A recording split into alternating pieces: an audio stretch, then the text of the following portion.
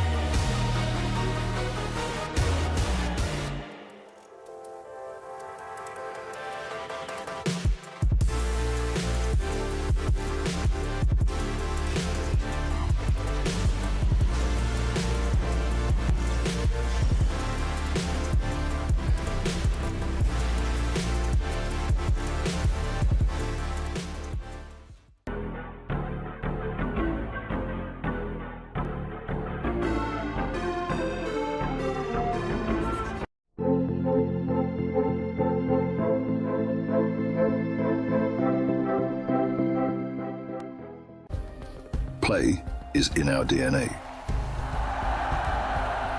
Whenever we let it out, it becomes our superpower. Now imagine an entire city being built to supercharge it. Kadir City, powered by play.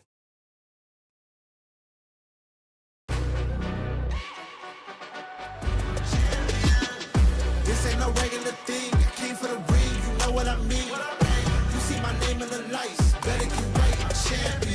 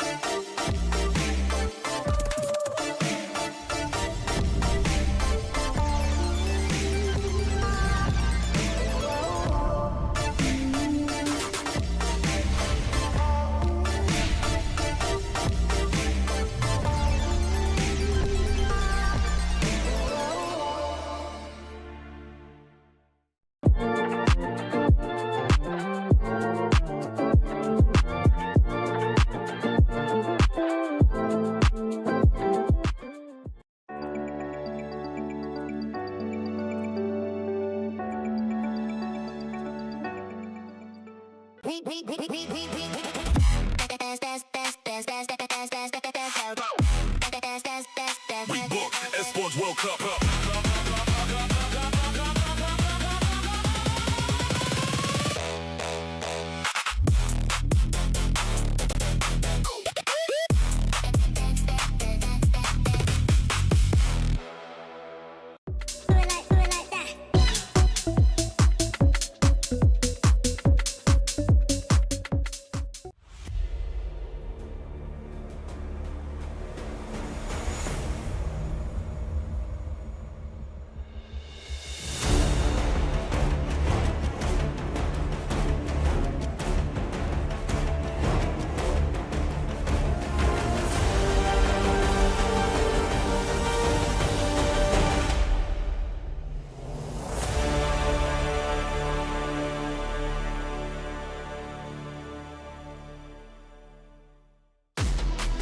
Welcome back, ladies and gentlemen. We're in for day number 5 of the Esports World Cup group stages here for Dota 2 on the B stream, and it is MLP Dota and the lovely John X5. Jonathan, day 5. How do you say 5 in French, John?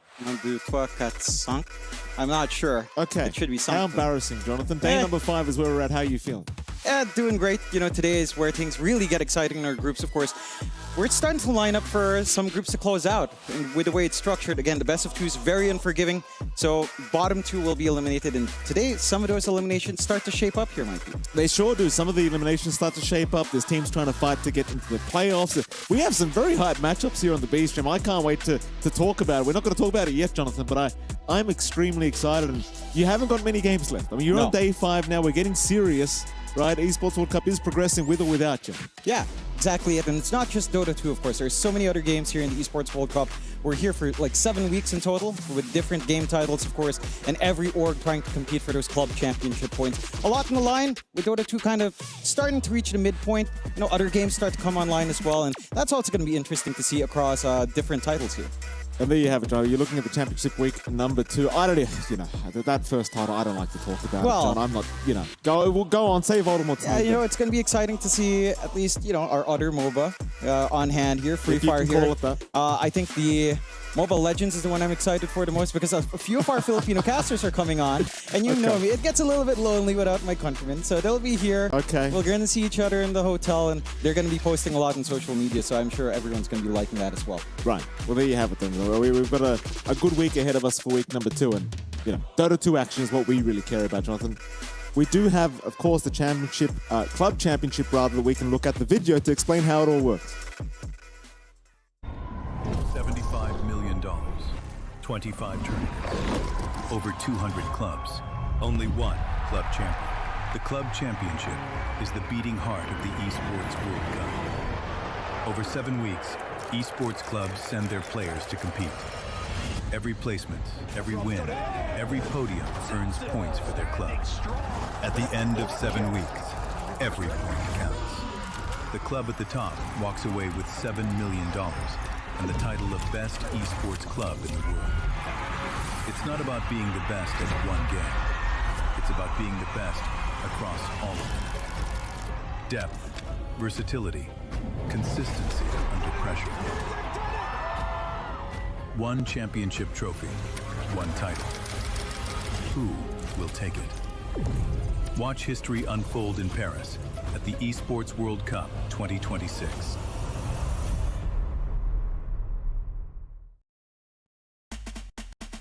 And there you have it, John X5. That's how the Club Championship does work here at the Esports World Cup. A lot of information provided there in that video, Jonathan. What do you think? I think it's exciting. Again, there's so many games going on. 7 weeks, 20 plus titles, like 1,000 players coming in for all of those different games. Of course, each game does have a very unique thing going on with our trophy system here in the Esports World Cup. You've seen it a little bit in the stage. We have a little bit of a video to explain what's going on with those keys and the trophies here. The Esports World Cup, the most elite competition in the world. Its trophy system is built to match. The Club Championship Trophy, awarded to the one club that rose above the rest and reigned supreme across all EWC games. Every participant earns a key engraved with their name. That's their right to compete. Reigning champions hold a key unlike any other. The game trophy is the ultimate prize for every game's champion, incomplete until a champion's key is inserted. The champion's key frame is locked into the totem, a stone marker of legacy, etched with every EWC champion. The losing keys are crushed. The champion claims 3, a personal reminder of who they defeated. The rest are preserved beneath the totem in resin. Every fallen contender captured forever. Will you be remembered or forgotten beneath the totem? At EWC, nothing is granted. Everything is earned.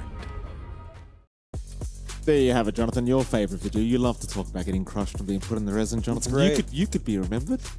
We could remember you. It's not the memory I'm looking for, Mike. You know exactly what it is I'm looking for. But that's not what our teams are looking for, of course, today. And it's like we talked about, we're wrapping up our groups here. Of course, we've got our format for Dota 2 to show right below us as well, and just a lot going on. The groups don't last that long here in Dota 2. It's best of 2s, of course, in group stage. Bottom 2 teams get eliminated. The first place team does go off into our playoffs, and the next 3 teams will go into the survival stage where we start to play those best of 3s. And again, lots of pressure in group stage. Best of 2s, you know, a lot of teams who perform better in best of 3s. You know, some of them go for a draw, then if it's like a best of 3 system, they know they're going to be getting that win, but not as clear cut here. You have to be consistent. You have to play the best you can over 2 games. And of course, we've got our prize pool split here as well for Dota 2. And what these teams are actually fighting over, a $2 million total prize pool here. The lion's share, of course, going to first place at $750,000 and going down from there. But you want to be in that first place position. You want to set yourself up in these playoffs, Mikey. You've got to place first in the groups. And for a few teams, that's kind of starting to lock in here today. Yeah, it certainly is. I mean, you say that. We haven't looked at the schedule quite yet, Jonathan. Of course, first series, not so much. But second series, we do have a very, very interesting scenarios. We can look at the group standings and see exactly what I'm talking about here, John. So you've got Team Falcons. They're sitting at, this is for Group A, of course. They're at the top right now. I think they're pretty relatively safe, but you never really know. Of course, BetBoom, they're still, BB team still fighting for their chance to get up to the top spot. And there is a chance they can make that happen, I do believe. Of course, they're up against Gamer Legion today, who was trying to fight to get to the top 4 position of this Group A. Yeah, it's a tricky spot here in Group A. Look, there's some situations where if BB team goes 2-0, they can go up. Of course, we have Group B as well here and our standings for that as well. Nigma Galaxy kind of defying expectations, placing first along with Aurora so far. We'll have to see how it closes out as the day ends with our series. But already a couple of eliminations lined up here in Group B. Much more clear-cut with L1 team and Level Up. In Group C, you've got P-Vision just not dropping a game just yet, being completely dominant, locked in to kind of make it through now to our playoff stage if things hold steady. And of course, Group D, Yandex have been holding up quite well as well. But OG, you know, back there number 3, 4-4, not the worst thing, along with 1 dub, just being there as well on the cusp of the playoffs. So a lot of these series start to really count for, again, that position, that straight ticket to playoffs, top 8 instantly from just being first in groups, not having to go through the gauntlet that is survival stage. And it's a very unforgiving format into the survival, into playoffs even, right? It's all single elimination. There's no second chances here, Mikey. You're out, you're out.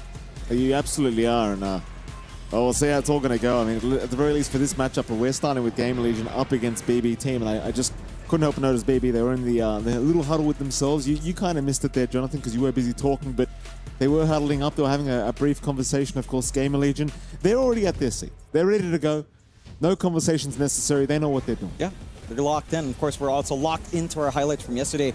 Quite an exciting day with a lot of good series. You and I did manage to catch like the Falcon series. We heard some words there from Amar. Something about rank 400s in a team for 2 years doesn't make sense to him. Nice gameplay. Nice gameplay as well. You know, he did show up.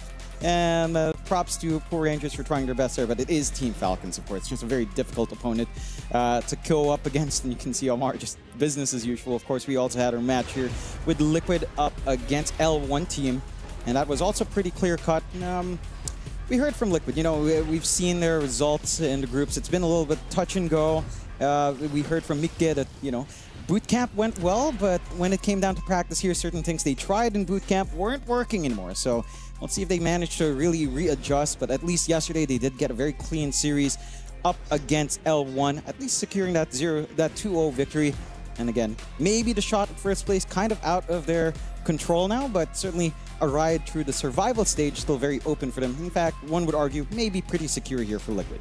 Yeah, it's pretty interesting as well. You say that Liquid couldn't, you know, the heroes that have been practicing just haven't been performing. And we've been looking at the stats of some of the heroes here at the EWC, and it's been surprising to say the least which heroes have been performing well, which ones have been kind of flopping here at the World Cup. And of course, we had our third series yesterday as well. Vici Gaming were up against the side of Nemesis, and I believe this, I don't mean to spoil, John, but I believe this was a pretty quick 2-0 for Vici. That it was. It's very interesting to see because I feel like coming into this one, there was a lot of hope here for the side of Nemesis. I think, you know, with Jabs on hand, it's another team for the Southeast Asians to kind of cheer on. But Vici Gaming, again, showing up, and this is something we've seen with, you know, a lot of the banner carriers for the Chinese teams. 1 or 2 of them tend to show up when it matters the most. And Vici Gaming is hanging in there. And that win did end up cementing the position of Nemesis in the end, which is rather unfortunate for Nemesis. But of course, we've got today's schedule as well. And like you mentioned, we've got some pretty exciting matchups here, Mikey. We've got BB Team up against Gamer Legion first, P-Time up against Nigma Galaxy afterwards. And you mentioned that P-Time versus Nigma, you know, maybe it's the higher stakes matchup. I do feel like the BB Team matchup is pretty high stakes as well. Again, because BB Team drew against Rune Eaters, who are bottom of the group right now, or within the bottom 2. They took a draw there. Falcons didn't, right? Yeah. Falcons did take a 2-0. So Falcons is 1 game up in terms of their scoreline right now. And that means there's a lot of pressure here on BB Team to actually clean this one up with a 2-0. If they do 2-0, they can hope Falcons gets a 1-1, and then there's a tie for first. And you know, that tie for first, really important here in the Esports World Cup. But Gamer Legion has proven again, they're not an easy team to beat. They bring out some new stuff. They can catch you by surprise. We'll have to see if BB Team can adjust to that. Because, you know, I mean, these North American players, everyone underestimates them. You shouldn't really, but they end up doing so. And well, they are fighting for their lives here in the groups as well, right? So I guess there is a lot on the line for this first series. BB Team, of course, playing for first place. Gamer Legion trying to remain in the top 4 of this group and get to the survival stage, if not the playoffs, if they can. Of course, we are looking at the walk-ins, of course, here from the boys, and well, BB Team, you know, not to say the obvious, Jonathan, I'm sure are the heavy favorites in this matchup based on the group standings, but like you said, not to be underestimated here is the side of Gamer Legion, as we are having a look at the lovely faces of BB Team. And we had the pleasure of casting these guys just a couple of days ago. They were looking pretty fantastic. And it is one of those things, as the tournament does go on, this is one of those teams that does tend to get a little bit stronger. That they do. And again, they've had a really consistent year here on the side of BB Team. They've always been this kind of team where you can always expect them to be within top 3. You can always expect them to at least win one tournament throughout the year. And it's just a matter of, can they push that to the next level? Can you consistently start winning tournaments? It hasn't quite consistently happened for BB Team, but they are among the favorites here, of course. For Gamer Legion, again, same storyline as we saw from them before. This is a North American squad that's been spiced up with the presence of Ghost for a while now. There's always been a lot of promise. They are currently the top dogs in NA. Considering that, well, NA only really has one org now, but they've been doing a great job with it, right? Like, they've had some deep runs, they've had a lot of struggles early on in the year. It's been a little bit touch and go, but like we say, every time we see these teams, or we see Gamer Legion in the tournament, they tend to steadily improve. And you know, this is going to have to be the culmination of all of those improvements throughout the year. They have been improving every tournament we have watched them. I must admit, it's been very impressive to see the growth here of Gamer Legion. And, well, you're at the World Cup now, so no messing around. They want to try and get as far as they possibly can. Every single cent matters here at the World Cup. But again, BB Team going to be a pretty challenging kind of team to go up against here in their first series, or rather, the first series is day 5, Jonathan, but first series of the day, it's going to be a tough one, I'm sure. I wonder what they bring out. Right? Do we go to the offlane Lycan that I keep raving on about here for Fade? Is there something else special? RCY, John, I know you're a big fan of RCY. Is there something, you talked to him, John? Have you figured out some information we weren't aware of? No, not quite. You know, the only time we got to talk was when he was up here for that interview when they won. We'll see if they bring out some special sauce here today. But so far, at least in our draft opening up here, nothing too different just yet. We see the Lone Druid, the Treant Protector being banned out, the side of BB Team taking care of the SF, the Darkseer, and the Largo, which RCY did bring out on mid. I'm not sure how I exactly feel about really? that. And it did win 2 times. The 2 times they brought it out, it did end up going, well, the one time they brought, it's a 50% win rate for them. So it did win 1 time. It did lose the other time, but hey, they have run that mid for RCY. Okay. They might be doing him a favor by banning it out, to be fair. That's pretty interesting. Very much so. That is pretty interesting. I mean, okay, so we're in day 5 of the groups. There's been some developments, of course, in the meta. We've seen some Drow games slip by. You know, high contest here. I believe 84% contest rate across picks and bans. But the win rate has been like 48%. Not banned out here either. So both sides, BB Team and Gamer Legion, can consider something like a Drow pickup at some point if they'd want. The side of, what else is there? There's been Puck that hasn't been the most successful. I think out of all the options that have been high contest, that is still left in the pool, Earth Spirit's up there in terms of success rate. It's been at a 56% win rate at 46 picks, so a pretty high win rate considering how many games we have in that sample size. Quite a successful hero. The Ember Spirit's been banned out quite a fair bit more often, and well, as I was rambling on, they do pick up the Drow and the Earth Spirit here. So again, the Drow not having the best of times. It's been highly banned. It's been picked up a couple of times, but 27 games and a 48% win rate doesn't, you know, it kind of shows you it's not this immovable object that a lot of people used to prioritize in draft. No, certainly not. Oh, geez, that Drow pick, I'll tell you, John, it brings some question marks in my mind. That win rate has not looked too impressive with this hero. Earth Spirit, on the other hand, I think we were looking at the win rate. It's fantastic right now, which is terrifying for me, Jonathan, as a person that really wants to enjoy the hero for a little bit. Yeah, I mean, look, it's likely mid. I don't think a lot of teams have been running it on support as much as you'd expect. At least on Gamer Legion, it does look to fit RCY more, and I do believe that's just a sentiment among the Filipino mids. I think Yopaj is kind of the same deal. He's always wanted to bring this back mid, and this tournament has kind of shown why that Earth Spirit mid shines. Now you can take your time to defend against it or ban to protect it. And I don't know if you're really worried about the standard Spirit matchups like Ember, Storm, Puck are still in the pool. So those could be mildly annoying for something like the Earth Spirit. We'll have to see what the ideas are for Gamer Legion in their last ban. But BB Team, of course, looking for their bans first. I'm a little bit surprised Axis left in the pool this long. And like you said, you know, stuff like Lycan for Fade, running down a Drow isn't too hard for a Lycan pickup. Howl against Drow is pretty useful as well. She does rely on Agi more than plus damage to really maximize her output. So a Lycan can kind of put a damper on that total output of the Drow Ranger. And of course, Lycan is relatively tanky anyhow. So that could be a decent ban here for the side of BB Team. Since you are revealing your safe lane already, I would be more concerned about the Axe, though, in as much as... I mean, they banned the Lycan, again, for good reason, but the Axe is still in the pool. Man, we've seen people just pick Axe into Drow, and you start with double ring of protection. It really doesn't feel like it's a threat onto the Axe at all. No, we saw that with ATF. Double ring of protection goes into the chainmail for the phase boot straight away, and works very nicely. Works very nicely indeed. Gamer Legion, final ban to be made. A lot of support bans being committed here by Gamer Legion thus far.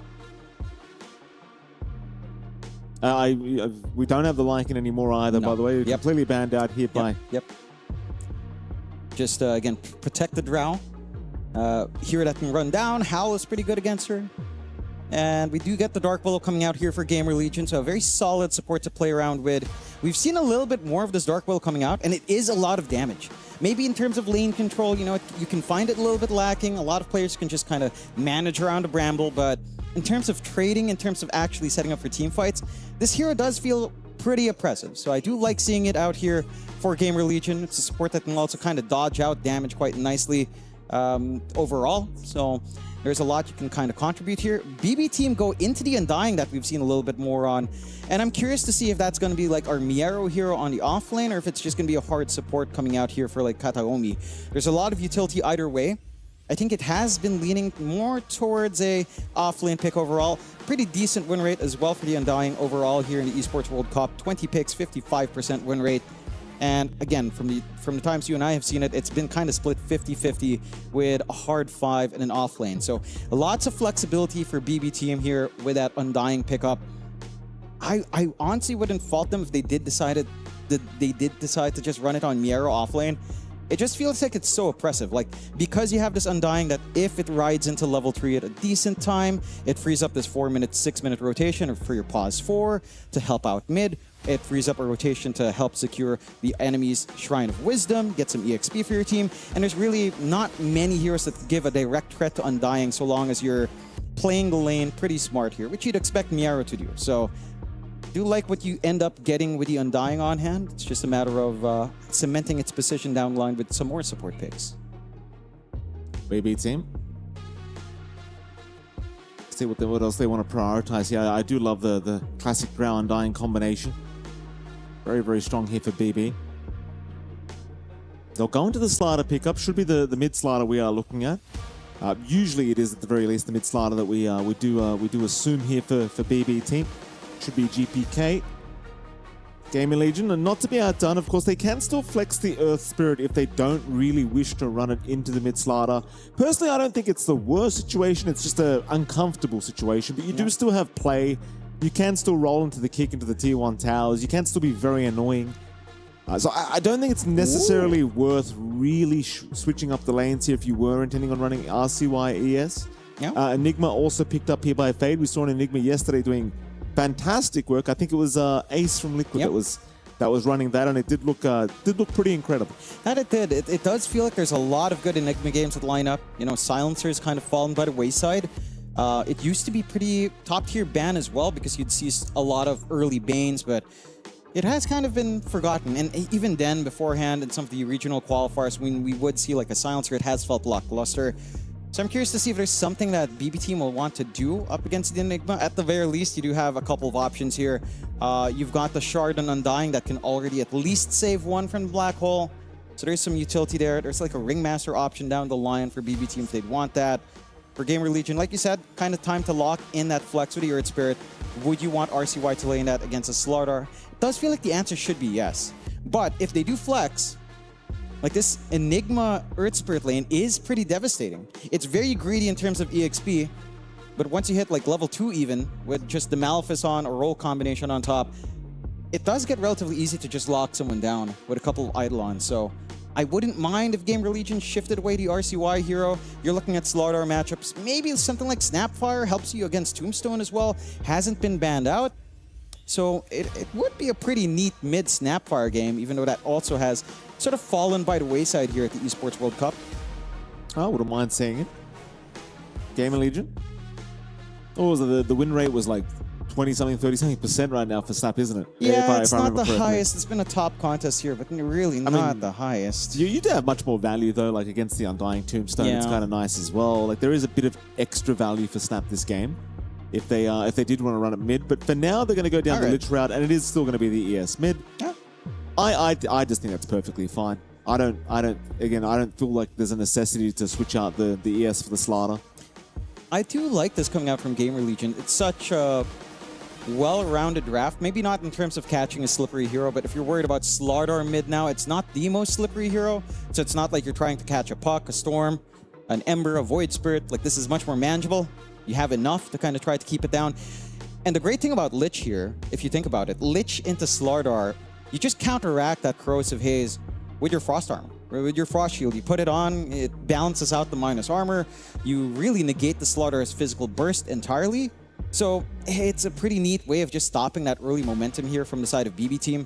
BB Team, though, will go into a classic Miero pickup of the Beastmaster offlane. Another hero that's had a pretty low win rate, if Yes. I remember correctly. Jonathan, would you mind giving us the exact percentages? Well, I'll let you look it up, but Miero 21%. 21% out of how many games? 14 games picked. Okay. 21%.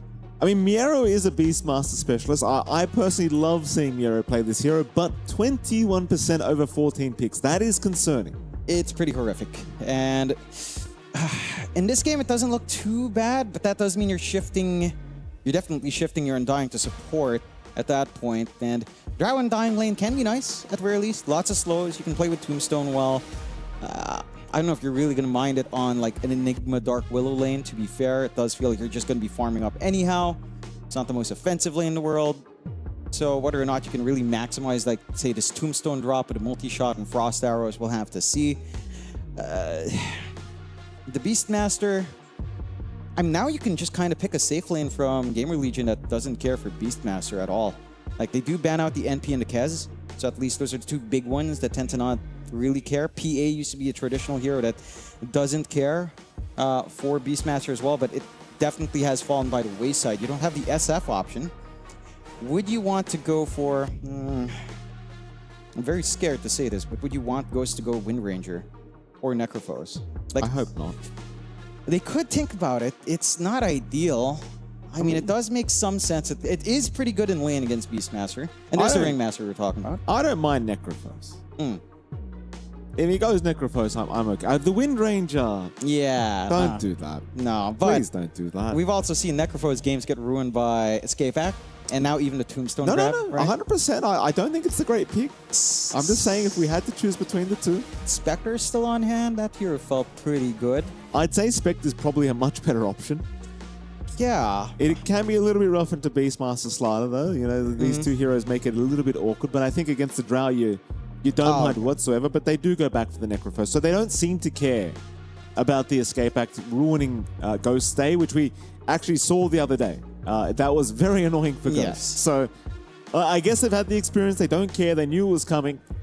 Necrophos is the pick. Mind you, Ghost did play a fantastic Necro regardless of these Escape Acts. I believe they still won the game that we were casting, so maybe not concerned about it whatsoever. We'll see how it does go. Game number 1 here. Of course, BB Team, they are fighting for a chance at first place in their Group A, which will allow them a direct position in the playoffs if they're able to secure that first place. Currently sitting in second.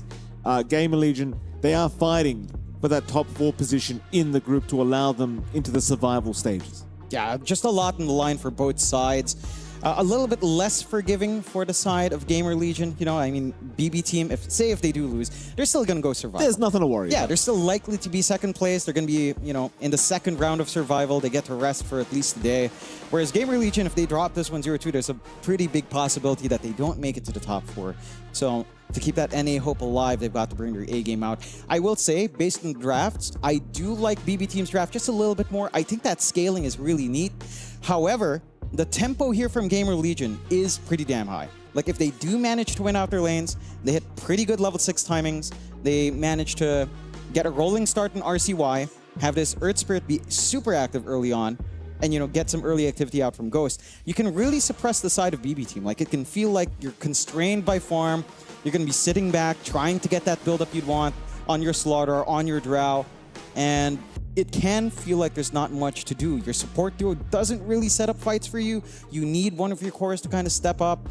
We've seen before, right? A long time ago, you know, Miero's been a lot more consistent now. But there was a time back in the day where Miero Beastmaster would just farm for like 20 minutes. Right? Like he'd hug the right side, he'd stack up the jungle, he'd give up in lane, and then you just have this vulnerability on off lane, a free running enemy safe lane that just does what it wants while your Beastmaster is recovering. And that is the concern. I can see that happening here if Gamer Legion plays their cards right. But this is a very different bet room, very different BB team. You know, we've seen them, again, steadily improve. This year has been highly consistent coming out from them. So I do not expect that kind of slip up here from any of the players on BB team. So it's going to be a challenge for Gamer Legion. But if they play it to their conditions, it can end up looking nice. As we are waiting to get into that game now, Mikey. We are certainly waiting to get into the game. It should be a very interesting one.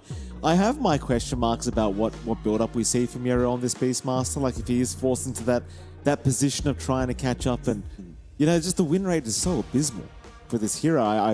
I trust in Miero to make Beastmaster look good. Yeah. But I question what he's going to do to make it look good. Because again, 21% over 14 games. Not a great start. No. At the least, like the Dominator build-up into Overlord shouldn't be too bad this game. There's not a lot of things that just snipe out your Domi. But isn't everyone just doing the same thing anyway? Exactly. Like we saw Centaurs doing that, with Lycans. Everyone's doing it. Yes. So what makes the Beastmaster so special? He can yell, I He can suppose. yell. He's a loud boy. He can yell. He's got attack speed to help siege. So it's really down to the sieging aspect. I would like to see the resurgence of Ags, but again, that's just not the way the game has worked so far. Into the game we go. Some good pokes coming out from Mr. Bignum. Getting the scouting out with the Eidolons here as well from Fade. And just not revealing if they have a ward, just showing the Eidolon off. Late smoke out from side of BB team. They're level 1, pretty potent. You're hanging on here to your level 1 on the Undying to see if you can get away with, say, Decay or Tombstone. Gamer Legion as well, though, on the swing. Instant break. Instant break indeed, Miero. Not going to allow any surprise smoke to come out here for Gamer Legion. BB team, they still got theirs active if they want to try and abuse it, but it doesn't seem like they're overly interested either. You do have a level 1 Undying, so you'd expect BB team would be the ones that want to fight if they were going to. But it seems like they've accepted the fact that they're just going to take some bounties. Probably going to be a nice even 2-for-2 trade. It does not seem like BB team are going to set up for a fight down bottom. It's a nice even start. Yeah. Nothing to write home about here. No. What do you think of this mid lane matchup? This Earth Spirit versus Slider, I was kind of going it a little bit during the draft phase, John. I don't think RCY has the most to worry about. You do have outplay potential as the Earth Spirit, but if you had to choose, GPK certainly would have the hero advantage. That he would. Just naturally a little bit more tanky. It's a river lane, of course, so your innate comes into action here. You have like free bashes without having to rely too much on mana. Once you've got the right-click passive up, of course, the crush is pretty potent here as well. It's really down to lane management, maybe rune management as well. It's a bigger deal if GPK and his supports can kind of swing around, stop the water rune top-ups. RCY just does not win the right-click trades. You can just see how tanky GPK is, barely taking any damage from that Earth Spirit as long as he's standing in a little puddle of water. You see down the line, Bignum trading away with Kataomi. And the Undying does tend to enjoy these early trades. 2 Mangoes up, a Windlace as well to just help chase down. So you have a lot of trading potential here. And that is keeping the attention away from Fade. And again, these early Eidolons can do quite a fair bit of work if you are left alone. So at the very least, the decay damage isn't going out onto the Enigma and the lane control, which is really what Bignum wants. Cut off Kataomi, just ensure the Eidolons are slowly being cleared out by decay spam, even though it's, again, you're not getting strength, you are clearing out this laning tool of Fade. And he does, you know, he's going to have to start dipping into the mana reserves relatively soon. Some of those mangoes have to start to melt. Bignum has to watch himself just a tad, though. I think I'll turn a little bit on here on Kataomi, but Kataomi's... Well, he's going to be somewhat careful here. I mean, Fade's getting to work as well now with the Eidolons up. They don't have the spells to really lock him down, though, but Kataomi, again, doing fantastic work to start off this lane. Already his Drow 13-2 in terms of CS. Having a completely free time against this Enigma, which is what you love to see is this Drow Ranger. Fade certainly not feeling too comfortable. And it is just such a devastating kind of lane here with the Drow Undying. Especially once Undying hits level 2 and you've got the Tombstone up, the chase potential can get very, very ugly for Gamer Legion. At the bottom lane, we haven't really talked about it so much. Miero, he's been farming on the Beastmaster. It's been a decent enough time. Of course, he does have to be somewhat cautious. You are against Lich Necrophos, which can do a lot of damage very, very quickly as well. So he is sitting back and playing it safe. At the very least, he's having a better time than, say, Fade is right now. That he is. You are having a decent time on Ghost, though. Not as great as Kiritich is. You're out of mana now in Kataomi. But Grenade's going to land as well. Kataomi, can he stay out of vision? Nice decay. That'll be enough for Bignum to say, no more. He'll leave the area. Kiritich was zoning him out a little bit anyway. Fade, though, he's going to move in with the Eidolons, but they'll drop a Tombstone here, trying to go for that healing Lotus. But the Tombstone's gone now, and Kiritich, has he gone a little bit too far? He's going to try and man fight, but I don't think he's got what it takes. No, he does. Oh. He does. He'll get the first blood before he does go down. Bignum will secure a trade, but certainly favorable for BB team. Pretty split target prioritization out there from Gamer Legion as well. Like, they're forced to go onto the Drow. I think if you're a little bit more level-headed, you actually try to kill the Undying before that last decay comes in. You stand the chance of just living through there on Fade. You get the clean kill into the Drow. Now it's just a little bit topsy-turvy. You don't mind this at all on the side of BB team. And you're happy enough to at least get that free EXP out on your Drow and not to the Enigma, who really wants fast levels. You want like level 4 up here, like a 1-3-1 value point kind of build, focusing on the Eidolons, having a lot more damage on hand. But because you're not live for that kill, you're a little bit further away from that timing here. Good days there for the side of BB team. Gamer Legion, not too upset. Like, you're looking at the lane status. Mid lane has ended up pretty even for RCY and GPK. So the Slardar Earth Spirit has managed to kind of equalize there. Ghost still managing to find his free farm and kind of putting Miero almost into the same spot that we were seeing there from good old Fade. It's not been the most pleasant of time for Miero. There's not really much poke you can hope here from Save as well.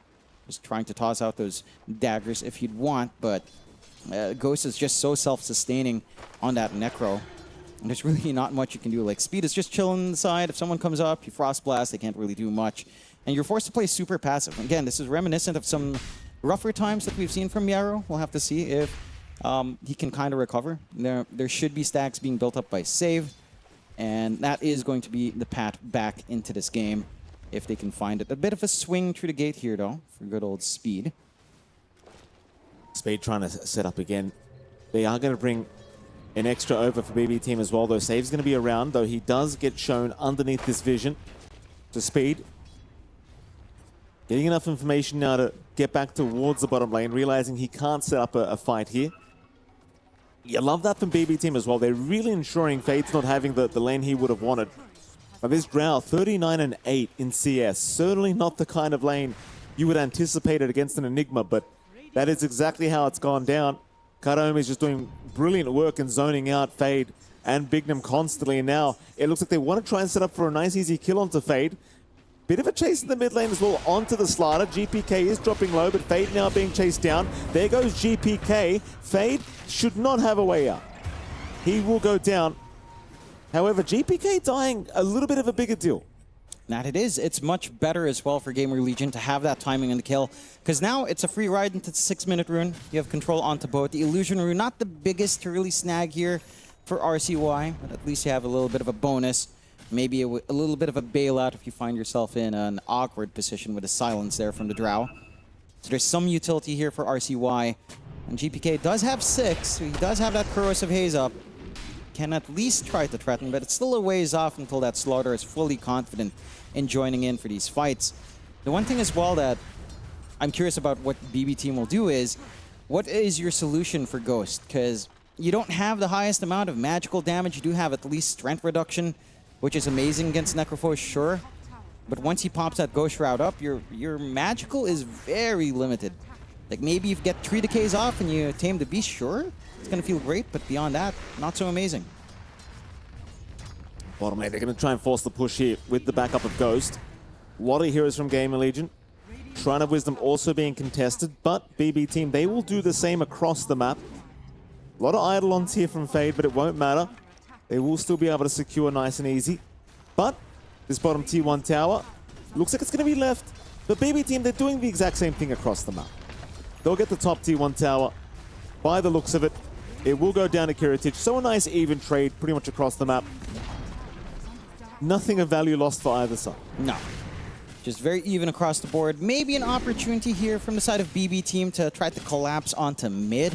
That's one big thing that their clump up is allowing. You're a little bit further out here on the side of Gamer Legion. They are going for a little bit of a swing. Sentry Ward will reveal at least some movement across the map, but Bignum's already snuck his way forward along with supports in the side already. Tombstone's going to be dropped mid lane. GPK has already retreated though. Akadomi dropping it just in case. But now Tombstone down. Maybe you could think about another fight. Another rotation across the map perhaps. As you can see, Fade desperately trying to hit the level 6 mark on this Enigma. Still level 5, having an atrocious laning stage. But that is mostly due to the fact that, again, BB team have just been doing such great work in zoning him out. Mostly Kataomi. And speaking of the Devil, he'll take his time to farm the mid lane against RCY. And I'll tell you, all things being said and done, still a slight net worth lead for Gamer Legion. Yeah. Can't say one team's in front of the other, really, but again, the main concern for me for Gamer Legion, this Enigma. What kind of impact do you have with a slow start like this? Yeah, I'd say the bigger thing for Gamer Legions, they have to get that ball rolling now. Because if you end up in a farm war, the scaling on BB team is just a little bit better. They see save. They're now going to find save. Oh, nice jump up to the high ground. But this hero just really does do everything. It does. Nice little bailout, breaks out the smoke. So you're not going to get that opportunity in Gamer Legion. But back to the point, like you do need to start playing fast, and they are trying on Gamer Legion, grouping up top. You want to start getting some Reaper sites going here on Ghost. You want to start to suppress Kiritich from farming up, because eventually, you know, there's this timing where Drow can hit Ags, the healing reduction starts to come into play. Maybe you even consider like a nullifier here on GPK. You can easily handle that Necrophos down the line. You've got saves for Black Hole, Escape Back is there, Tombstone Shard is there here as well for Kataomi. Like, there's a lot of answers for what Gamer Legion will try to do in this game as time goes on. Like, it's not too hard for BB team to find these answers. Some big stacks from Yarrow that he's been building up, as we've seen him do when he's behind. Should eventually lead to that timing here for the Dominator. And there's no real scouting out for this one. At the very least, they do block one camp, but not the Ancients that are already ramping up. Regen Rune for RCY is nice, but again, the connections haven't been there for Gamer Legion. And this is their opportunity, right? Like, Miero is not going to be showing up anytime soon. You really want to get some good connections, but the vision game from BB team, it's all over the map. They've got some good wards right by the tier 1 on the left side, in that top side lane. They've got a lot of wards in their own triangle to protect. It is pretty hard to connect for Gamer Legion overall, with a lot of defensive wards across the board, just giving entrances some information. You can't just catch anyone off guard. You have the Black Hole ready as well, been hanging out with that on Fade. And yeah, it's still even net worth, but if this maintains into, like, say, 12, 15 minutes with no action coming out from Gamer Legion, this does start to feel pretty good for BB team. Again, eventually, you'll find the answers for all of these tools on Gamer Legion's end. Kataomi, bit of a chase down. Fade wants a bit of revenge here against this Undying. Kataomi still pretty tanky, gonna drop the Tombstone, but eventually they will trap him up in the brambles and take him out. And that Tombstone going to be fed to Bignum. Happy days for him. Yeah. You are back up in Kataomi with your Ceaseless Dirge. Maybe a fight in mid. GPK is going to try. Will of Wonder is going to land. Terrorize. It's way off the mark here from Bignum. And RCY going to go down here to GPK. It's like Bignum's going to go for a cheeky chase onto save, but it's very, very messy thus far. Kataomi also being chased down by Speed. And it looks like Kataomi at least will drop. Bignum actually surviving in the meantime. So they do get something for their trouble, but they have given up RCY for this. It's a pretty big sacrifice out from Gamer Legion. And again, just very nice sidesteps coming out there from GPK to miss out on the Terrorize, to still get that damage off. You have to be so cautious. Right by that mid-tier 1. Black Hole threat is still there if they'd want to play with Fade. But respawns are fairly short, and again, the Escape Act not yet leveled up on save at least. So you have some ways of still catching out without risking too much. Inside of BB team, gonna be quite happy. Trading support again twice in a row for that kill onto the Earth Spirit that still hasn't had the best early activity that you'd want here. You're still getting a lot of free space out for Kiritic. Already up with that full Yasha, going for the Dragonlance, Manta, Hurricane, Pike build up. A lot of protection for the Drow in this kind of game as well. And again, Gamer Legion, it's just been a little bit too slow. Mind you, there's still a window, of course. Radiant's timing still lining up here for Ghosts. Maybe at that point you start to really force that issue home. But as you stay passive, again, BB team will not mind. We'll smoke up. GPK is set to go again. Does have his fresh blink up. So it doesn't take too much here to find an opportunistic kill. Well, they are slowly moving their way down bottom. Here for the side of BB team, maybe looking to set up for a T1 and hunt down Ghost. Two heroes will join Miero. Saving GPK on the hunt. Scanned out though. So they know the smoke is coming. Ghost will rush towards the Twin Gate. He's so close to the Radiance build up, he'd really rather not die right now. GPK, he jumps in blind. He'll miss out on the stun. Ghost looking to find out where this slider went. There's no RCY. He's going to join in. GPK, the Reaper Scythe. It will just burst him down. The escape act was not close enough. Miero also going to be chased. He'll go for a TP play out. Can he make it? He can't. Speed's got the gaze. RCY picking up another kill, and that is just massive for Gamer Legion now. The timing's perfect as well, right around a 14-minute Shrine of Wisdom. Kataomi running in, just desperate to try to snag this one away. It is only Bignum, though, somehow. The rest of the team didn't really follow. They're coming. No, they're not. They've backed off again. They'll leave Bignum to die, perhaps, as Bignum. Terrorize, going to be thrown out. It does land, and it looks like he's actually going to barely make it. Unless some Empowerment Arts land. Ooh. There's one. Can we get another, sir? How good is your aim? They have a ward right by the gate. We'll see what Safe can do. He needs 5 seconds for it, and he's got Tame the Beasts up. He just needs to land the Empowerment Arts first for the slow. Bignum. Such a dumb thing. Oh, he's going to get hit. Oh, he's hit. Oh, yeah. See you later. Thank you. What a hero. What a hero. That's the event right there. That's what Ringmaster's doing in this event, I guess. Nice little pickup. I'm a little bit surprised again. Gamer Legion didn't fully commit to fight over that area after just winning that engagement, but maybe worried. Respawns are still relatively low at this time, so they don't want to risk it. They do have the blink up and fade. He's been very patient with not using the black hole yet. So some opportunities here later on. Kataomi will be spotted. RCY there to back up Fade. They'll get him. Nice and easy. Fade again, happy to get his revenge on this Undying. What kind of build-up are we seeing on Fade, by the way? I didn't even ask that question. Went blink drums, and it was drum boots into brown boots, drums into brown boots into blink. Okay. So he is looking for team fight. I think it's one of those games where it just feels so free to black hole. Kiritic, Curse Crown. Bignum's going to set up. There are players coming in from the eastern side, but they're running to save. So they're going to have to deal with save a little bit earlier than they would like to. Actually, in fact, Speed rather is going Fade down. GPK and Fade. He's also been caught out by the Will of Wonder. Roar committed. It's not too flash hot, but RCY, he's still slowly being chipped away at. They'll take down GPK. It'll end up being a 1-for-1, and I suppose you could call that favorable for Gamer Legion. It's not a bad result. Do force out the Roar. You get to hang on to Black Hole. You did have to pop Magnetize here in RCY. Just very even damage spread across the board so far. I think the one big thing you are getting on Gamer Legion, like compared to Kiritic joining in these fights, Ghost is still farming up a Storm. So he's going to be able to get his wraps at a really decent timing with his Shard. And that's when Necrophos really starts to show up in these engagements. Just super tanky, super speedy with the travels plus the wraps on hand. The move speed you get from there.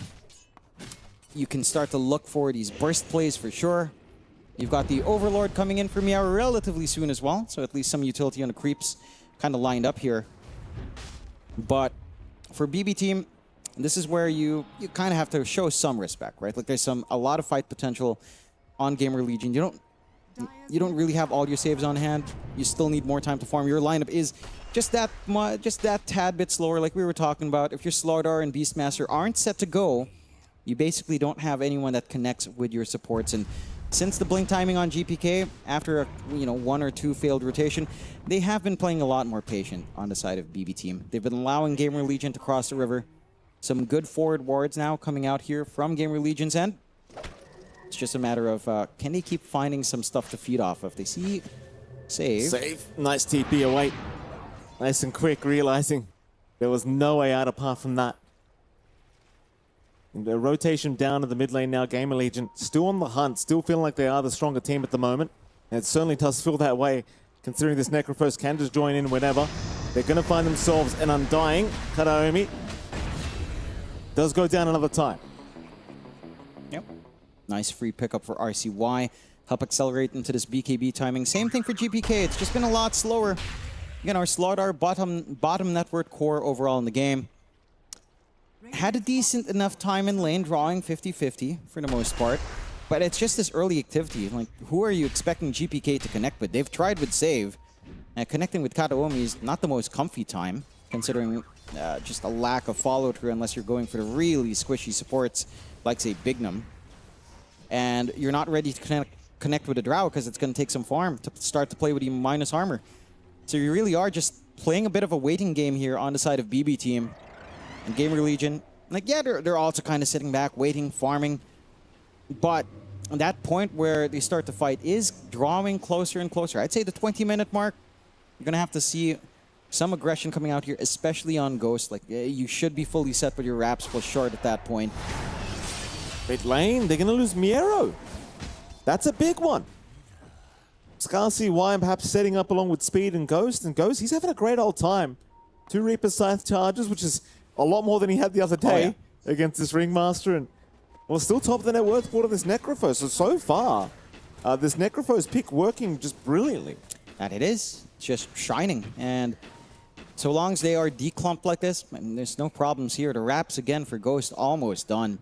So this speedy Necrophos is just going to be right in the middle. Going to be nearly impossible to kill. Fade. Going to be spotted by GPK. Fade has Black Hole if he wants to try and commit. He might even. Black Hole. They ran in. Committed. They ran right into it. Here comes Ghost to help out. GPK cannot survive the onslaught now. Save also in a bit of danger. But no, Ghost. Ghost is caught in the Wheel of Wonder. Uh-oh. And GPK, he loves what he sees. I mean, you only have so much time in the Ghost Shroud there. So much damage coming in. Just all the space in the world to actually right-click on Kiritech. Oh, there was no one else. Ghost came in by travels. It's not like anyone else has that kind of mobility here. Risks it all. I mean, they do find a core kill, but you drop too. We talked about how sensitive momentum is here for the side of Gamer Legion. Don't want to keep dropping like that. Well, they're going to probably find Kataomi at least. This must be the one kill they can continue to rely on, as Kataomi going to instantly respawn once again. Still, I mean, that last kill onto Ghost is going to feel amazing for BB team. It's something they haven't really been able to get done this whole game, but finally they will. BKB on the way now for RCY, so Power Spike for the Earth Spirit.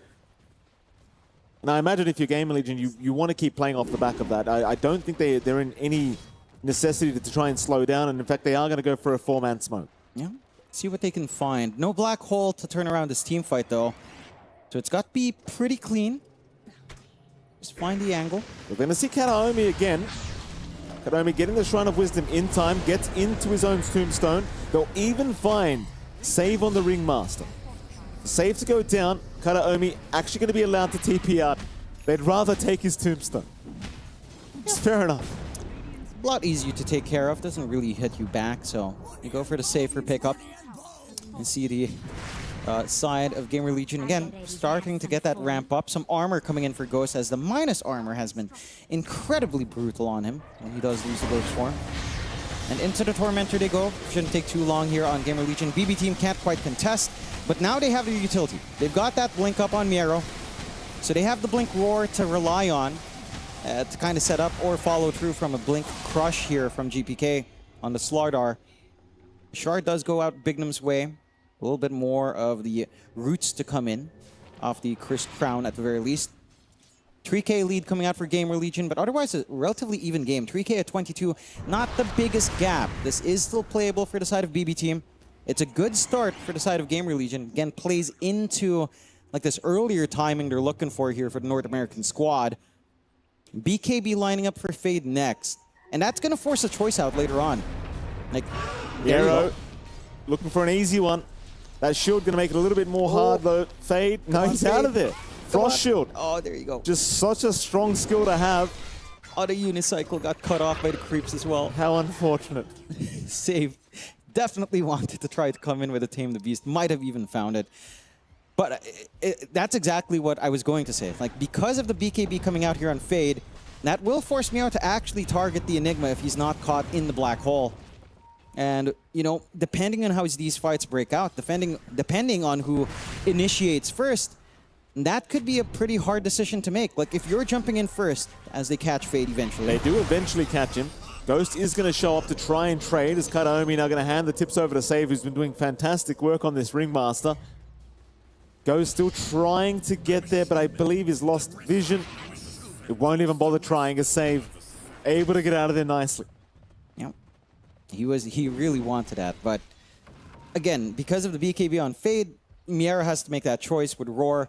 If he roars first and Fade isn't anywhere to be found, manages to get the blink black hole in with the BKB, there's no stopping him. So you have to weigh your options on the side of BB team. That's where it's going to be really interesting to see how these fights break out. Ideally, you do not want to initiate with a Roar or the black hole in these scenarios. And I will say it's easier for Gamer Legion to not commit the black hole than it is for BB team to hold out on the Roar. It does feel like you're going to rely on the Roar much more to actually find these pickoffs on the side of BB team. So it will lead to some interesting consequences later on. Do you see the shift, though, into the Shivas as well for Fade? I'm not sure if he's just going to leave his Mithril Hammer and BK and his Ogre Axe just alone for Shivas. That would be pretty interesting. Let's see Lotus Orb up now on Ghost.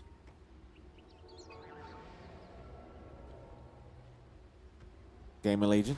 Sticking as a unit, not looking to push too far at the moment. Maybe working for the Shivers first. Of course, you do have a BKB up on Kiritich, so he might want to go, but it looks like he'll prioritize at least the Hurricane Pike first, just get that extra bit of utility. Now I see why also going for a Shivers Guard himself. It's a bit of a lull period here between these two sides. Bottom lane, Miero was pushing in. Looks like Bignum's going to have a hunt around to see if he can find this Beastmaster. Does end up blinking right into him. Raw will not come out in time either. Miero, he'll get stunned up by the Cursed Crown, but Bignum, he is a little bit cautious here as Miero is actually pretty tanky. They don't know where the rest are, but now with Ghost around, they're not worried any longer. Nice and easy.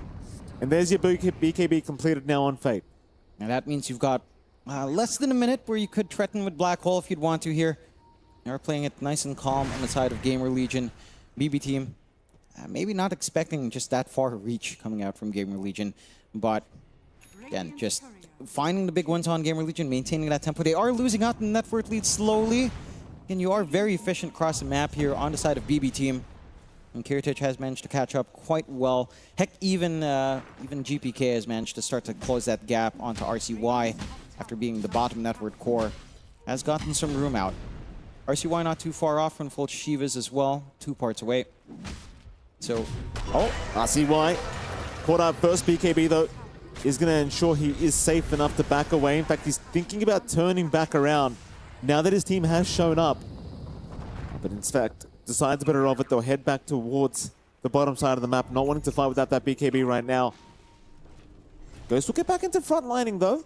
They still have the roar up if they want to try and initiate onto another target for Gamer Legion, but Gamer Legion, they're going to retreat. BB team, they're going to smoke up as 5. They've got the Hurricane Pike now available on Kiritich, so they want to make these plays happen with the power spike of the BKB on top. Unfortunately, finding nothing yet, but they're right behind RCY, but RCY, he gets the cue to leave. We'll see GPK on the slider, and that'll be enough. It does not seem like BB team get anything out of this 5-man smoke. No, just again, that sneaky ward that let them find Miero, giving them the information on the smoke. Breaks right inside the vision range, and you just miss out on a bit of a chance here on the side of BB team. Gamer Legion, again, they're starting to hit some big spikes. Fade still steadily working onto the Shivas.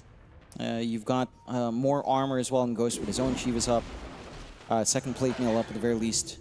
And RCY as well, trying to get some more protection. So all the ways of blocking out this physical damage starting to really ramp up here. I love this on speed, trying to go for the Ags. Once you have that AoE Sinister Gaze, man, the control that provides, it's just like you have two black holes at that point. It's kind of crazy how much you can get done with the Lich once that's up. You might want your Blink and Interlance as well. Maybe not even necessary. And does at least have the Blink. So yeah, you're kind of set. Just need some time. GPK going to be forced to BKB. Will delete the Ghost of Creep that was TPing in. Meanwhile, Miero, Roar is found out onto RCY. They'll throw the Chain Frost here from speed. It's not doing too much damage though, RCY. He'll pop his BKB and get the Magnetize off with the Tombstone. Actually committed onto Miero to ensure he takes no more damage. And nobody will die. There's Ghost. Caught. GPK. He'll land the stun. Ghost, can he survive the Lotus Orb? It's going to allow him to purge off the silence. And he will be able to Death Pulse out of there. The BB team. Multiple opportunities it felt like there, but the Gamer Legion denying them away. Now Ghost, you can see how quickly he can die if they land those initial stuns. Thankfully for Ghost, the Lotus Orb allowing him to purge off that Gust silence, but my goodness, is it scary. And it is. Just need to stagger a little bit more onto the Necro. Not the highest HP in the world for this hero. Like, the armor is good, but there's just not enough raw HP to feel confident going in there. Roshan being started by the side of BB team. Not the quickest when you don't fully commit, but this is a soft commit. Mind you, there's Black Hole into the pit they can play with. Lots of angles for Gamer Legion to try to bait out here. See how they position. Terrorize is going to land. Roshan, about 1/3 of its HP left right now. Tombstone has, of course, been preemptively dropped. RCY is trying to get some vision with the Shivers Guard. They'll stun up Ghost here in the middle of all this. Ghost hypnotized by the Wheel of Wonder. Black Hole, it's caught Kiritich, but the Roar is out. Miero's going to cancel it. Roshan, it's still just standing there fighting Fade right now. They're going to pin and Fade. Fade's going to die. Roshan's still alive. They're trying to burst it down. Kiritich, can he get it done in time? He can. He picks up the Aegis. RCY's in though, trying to kill the Drow, but Kiritich with the Hurricane Pike going to get out of there. Too much damage. Ghost is all by himself, and now they escape back. Gonna ruin the Reaper's Scythe of Ghost. This BB team, they got everything. 3 kills and Aegis, and nobody will die. Oh, that was just so clean from the side of BB team. And Gamer Legion, maybe a little bit too excited, right? Like, they get the Terrorize off. The timing was just slightly off as well. It needed to be perfection. The Black Hole not catching out, the Beastmaster in the side. You need to see Miero to feel confident here on Fade. And it just all ends up crumbling. Just hasty on Fade. They have vision with the Tombstone down. Really clean from Miero. And the follow-through just isn't quite there. Even speed, right? Like, trying to cut off the Beastmaster after the war. Just too late. Like, not quite staggering spells out the way they'd want. And for BB team, this is the swing of momentum all the way back. Like, this is where it gets scary.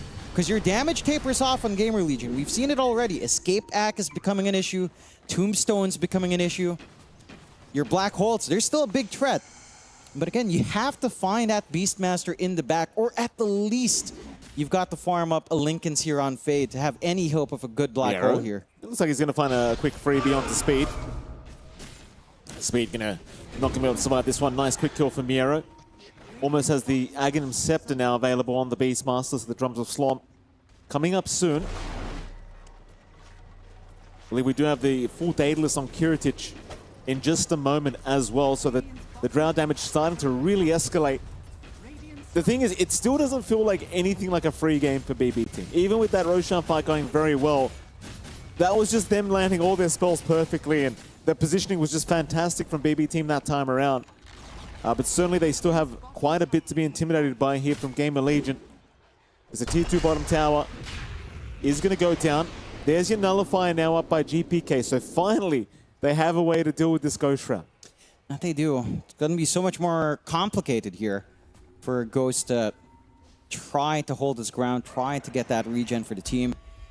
A 4K lead coming out for the side of BB team with the Tormentor taken as well.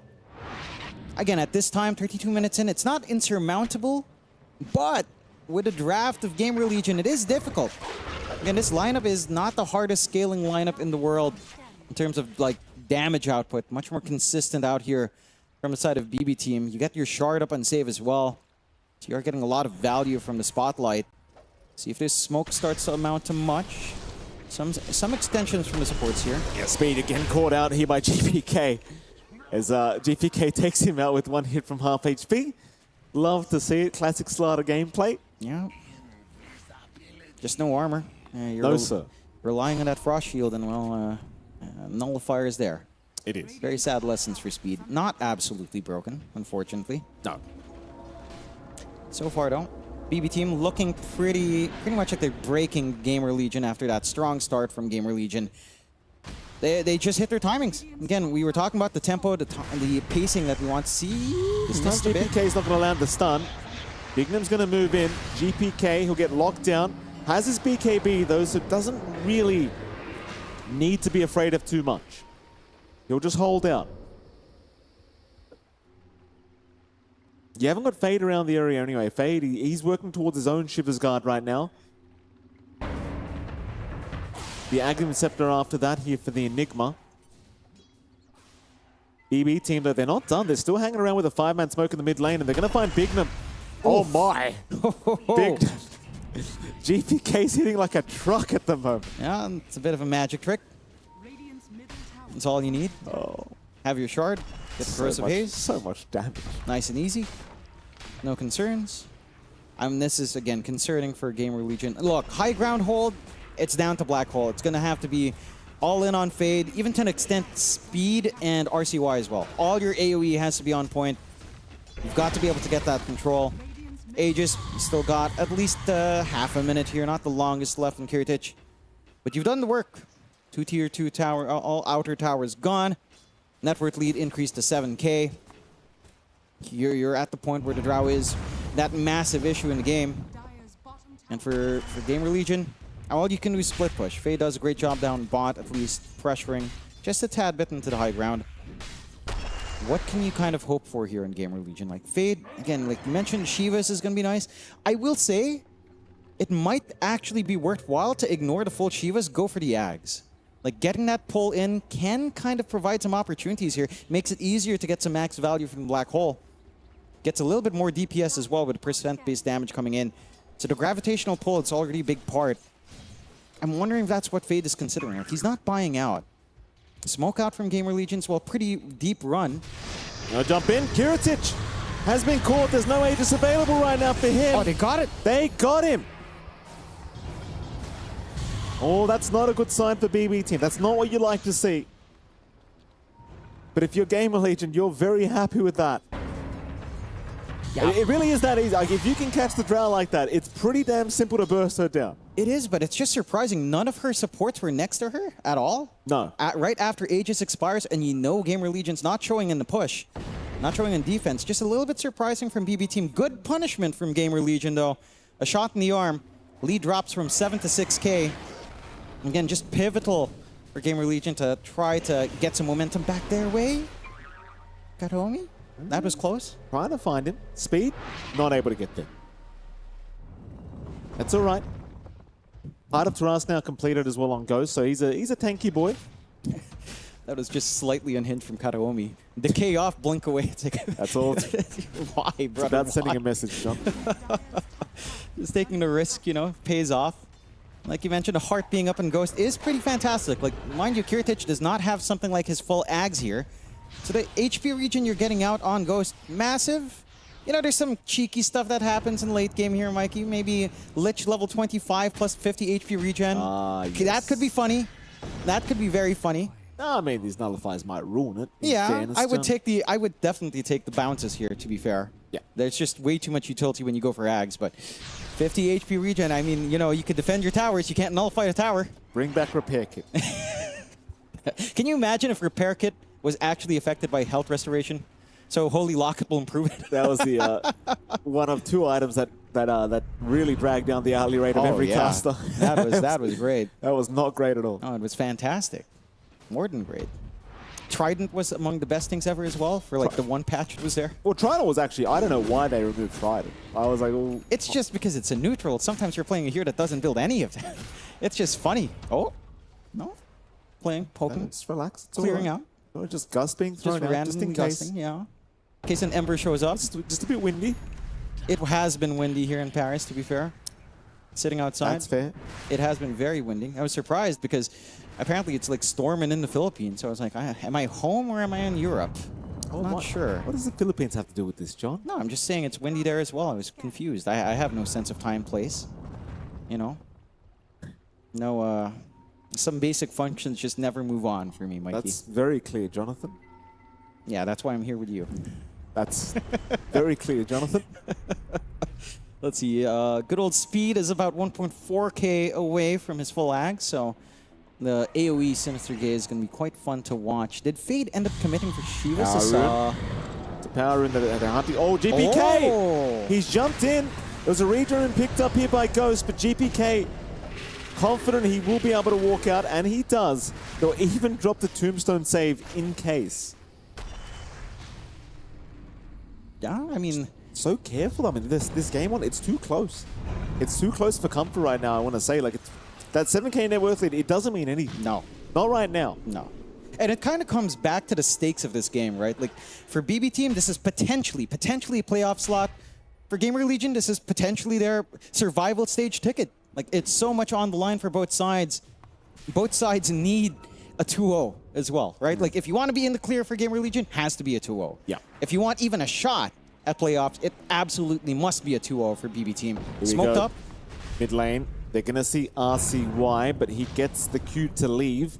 Back towards his own Radiant jungle. Neutral items going to be farmed up. See the bobble here for Fade. I think both teams will probably just take their time to... In fact, maybe they won't. Gamer Legion, they're holding onto this high ground, hoping that BB Team do try to sneak up. Almost anticipating this smoke rotation. Of course, Roshan is also available, so the winner of this fight goes for Roshan. They're going to start Kiritich. He will reveal it. Gamer Legion well aware that Roshan is happening. They don't want to be baited too early, though. Smoke up. Gamer Legion looking to see if they can force a fight before this next Roshan attempt.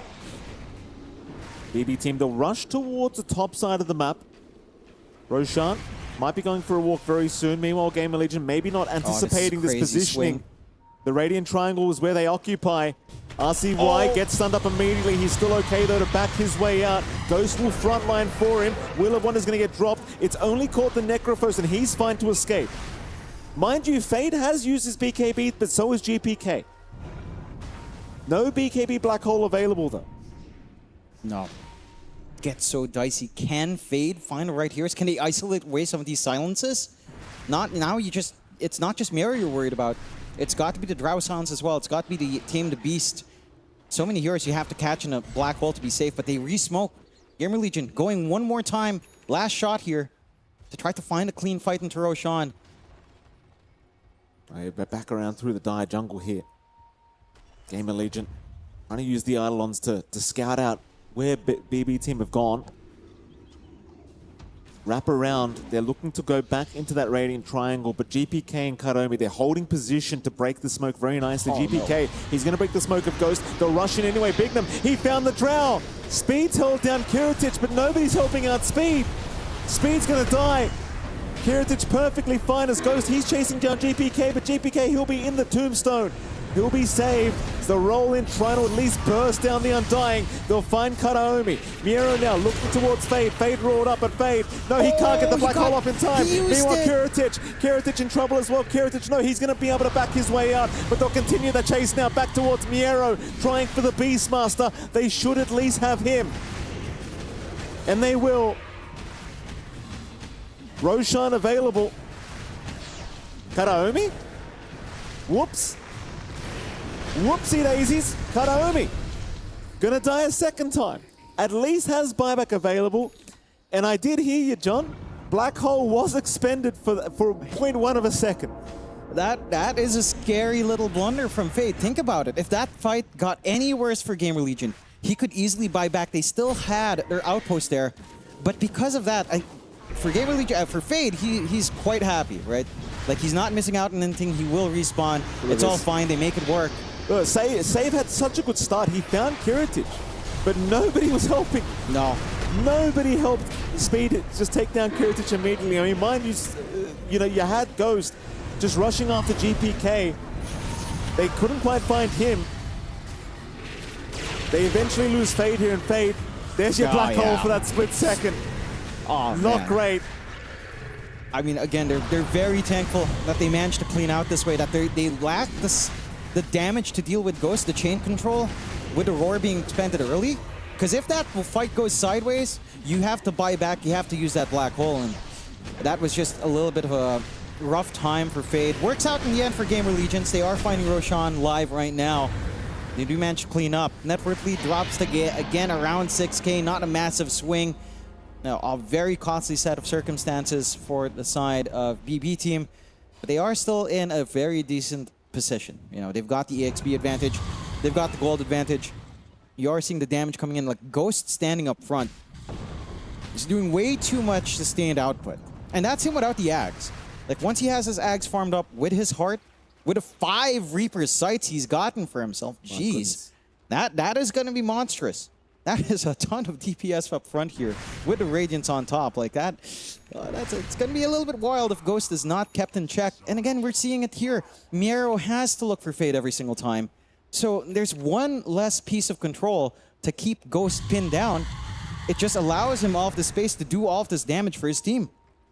Yeah, crazy times here in this game one. 2 Aghanim Scepters already being built up here on RCY and Fade now. But certainly the Necrophos Axe. And that is painful. Oh, man. That's going to hurt.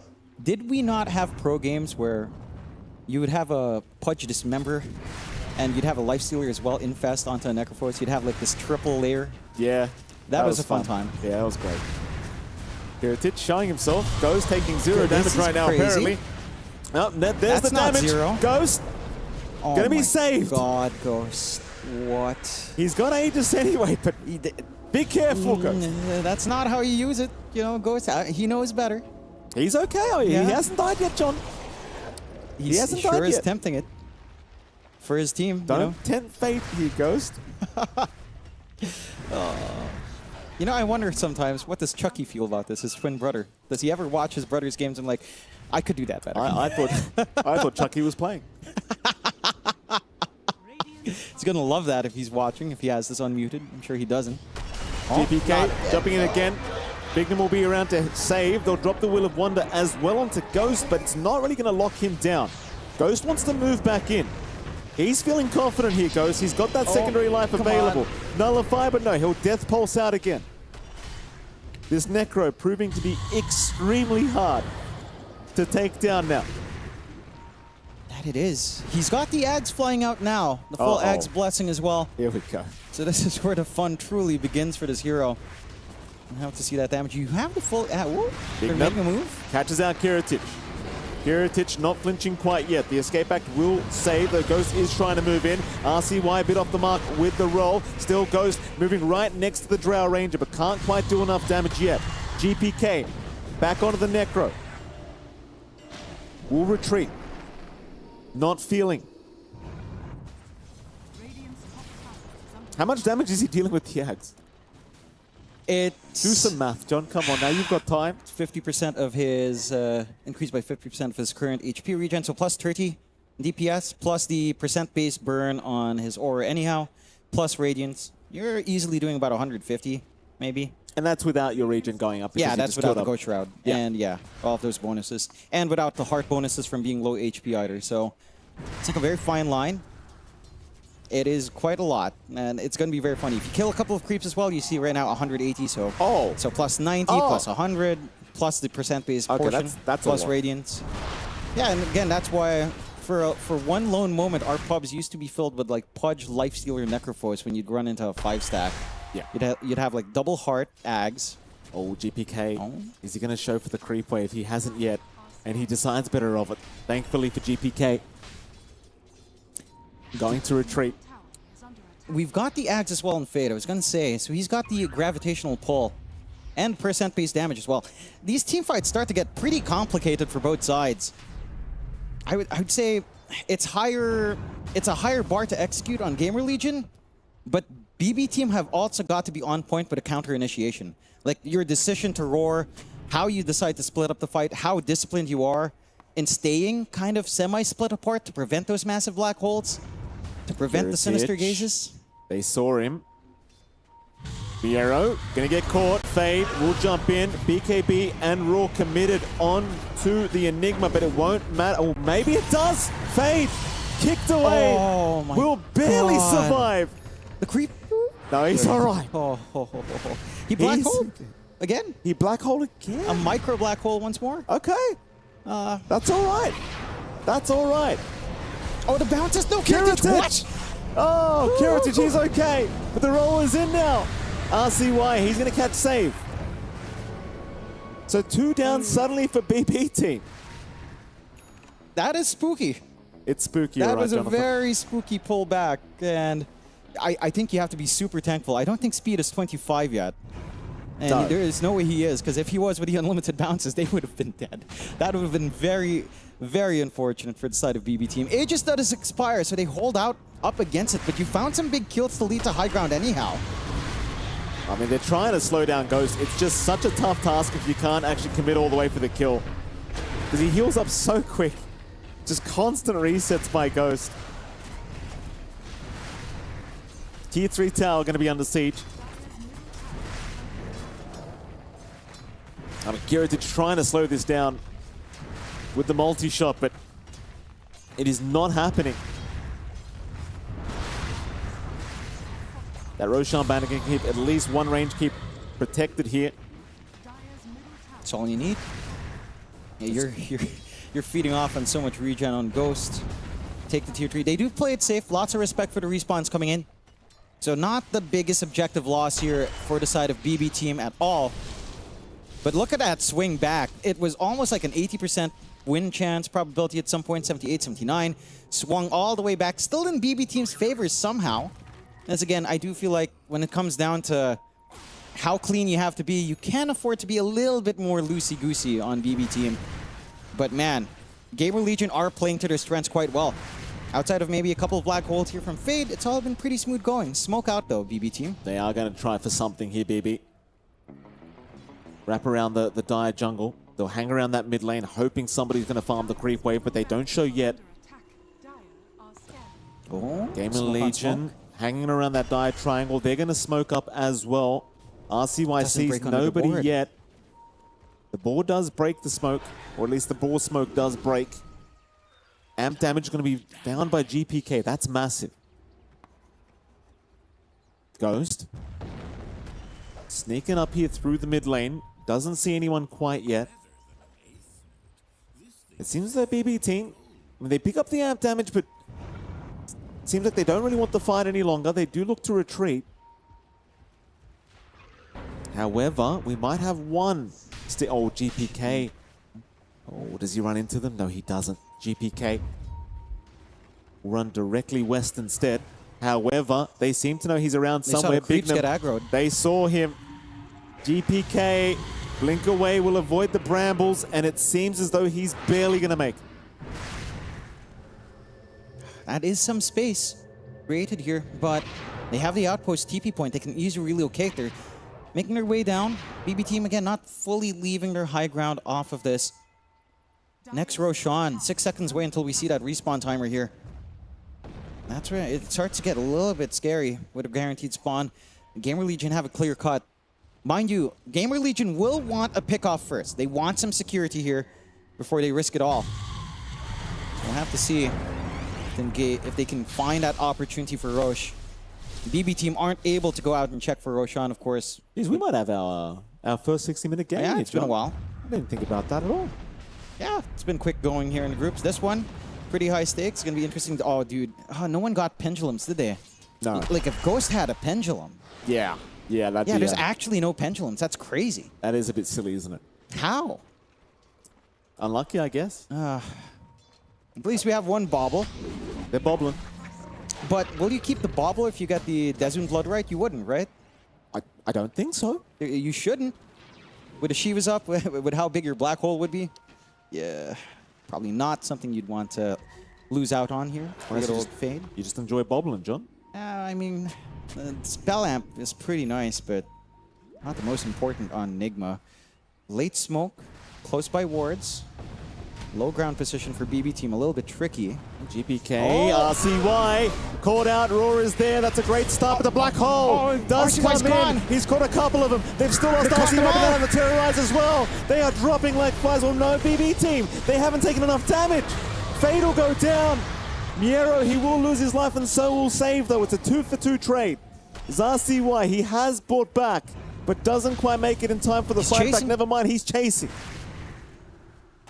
He won't catch anyone though, so the buyback not really going as intended, but they can go for Roshan. It's a pretty clear-cut play for Roche now. Still a lot of time before it switches into the nighttime Roche down bot. Buybacks are available. You don't have Black Hole.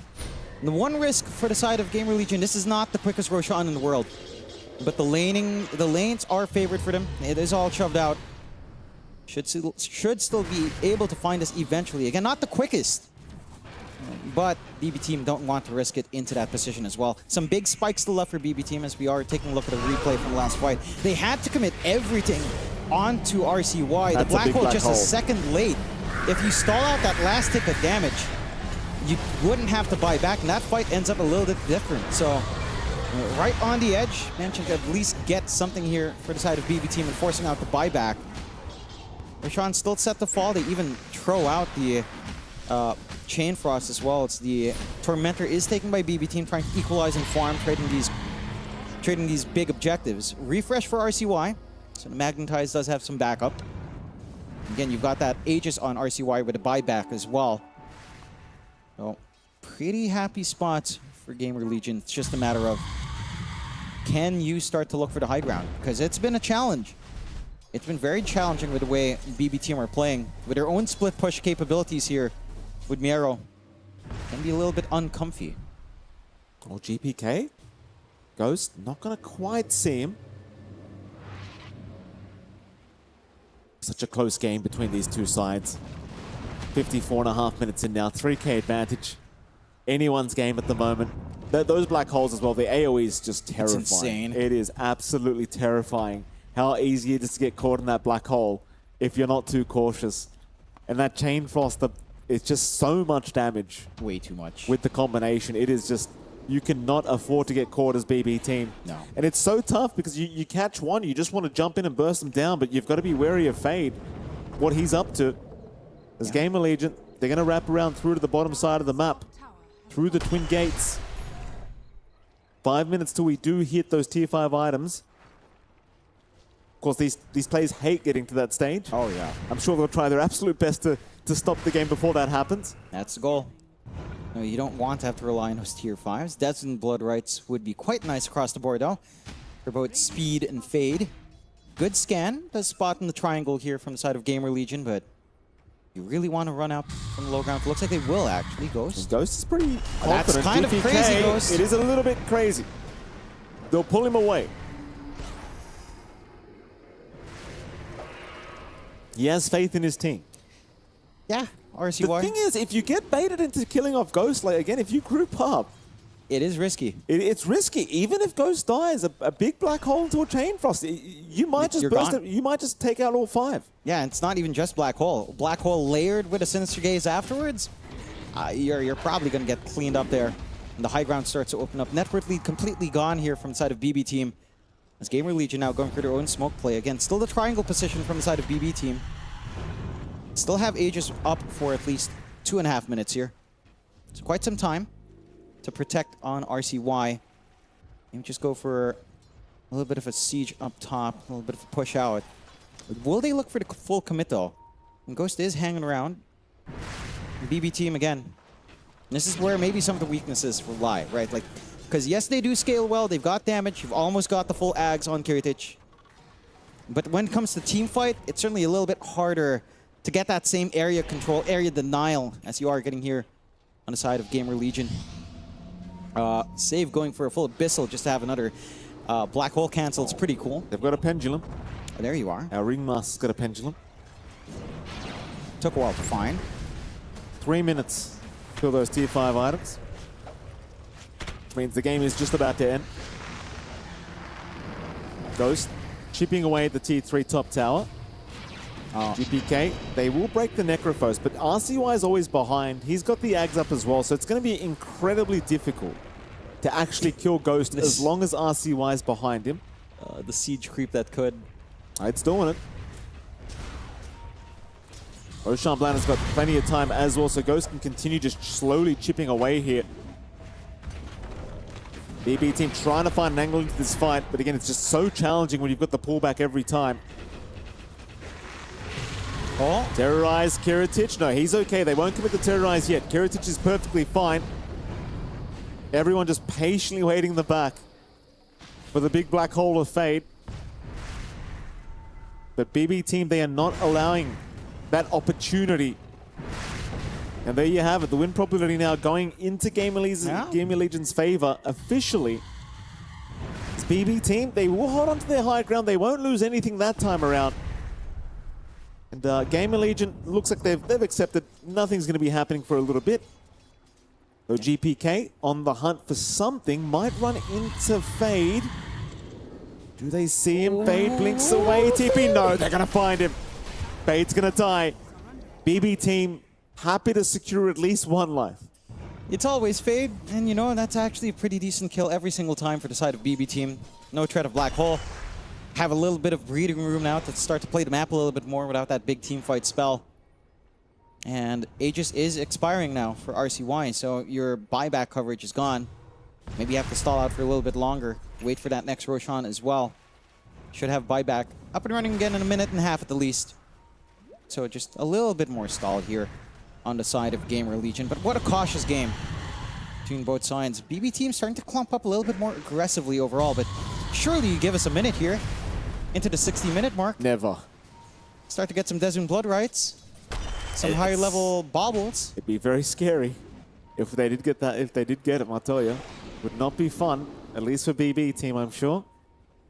And the Aether Lens build up here for speed. Just wants that added range. Why the hell not? At the very least, BB team, they control the map now. You know, they have gotten into a position where they'll be able to farm up those neutral items very quickly. Gamer Legion should be just fine to do so as well, though I highly doubt they aren't able to secure their own farm here for these neutrals. Yeah. Should still be able to find it. 10 seconds away. Being very cautious about dipping into the jungle right now, though, because of that lost time with Fade gone. And Speed will get the job done for his team. He's doing God's work. He is. He knows these are absolutely broken, of course. Yeah. Absolutely broken indeed. They'll move in. See what neutrals we get. Desert Blood Rights is certainly the one that I think Gamer Legion really wants to play with. See if Fade at least gets lucky. I think Fade's the one that really wants it. Oh yeah. What would you want in everyone else? The Fallen Sky is going to be pretty useful, just to have some added mobility on anyone. Heck, I wouldn't mind that for Ghost. Yeah. Because he didn't get a Pendulum anyhow. Yeah. Blood Right, less important for him. You've got Stygian for GPK, which is fine. Maybe the Fallen Sky, honestly. Again, just more mobility, more ways of going in and out of these fights is always helpful. Desmond Blood Right for Miero, not really the best. Spider Legs seem pretty nice here, at the least. And Blood Right for, I believe that was Ghost as well. Still lacking some, actually, for Ghost and Fade. So what will we get?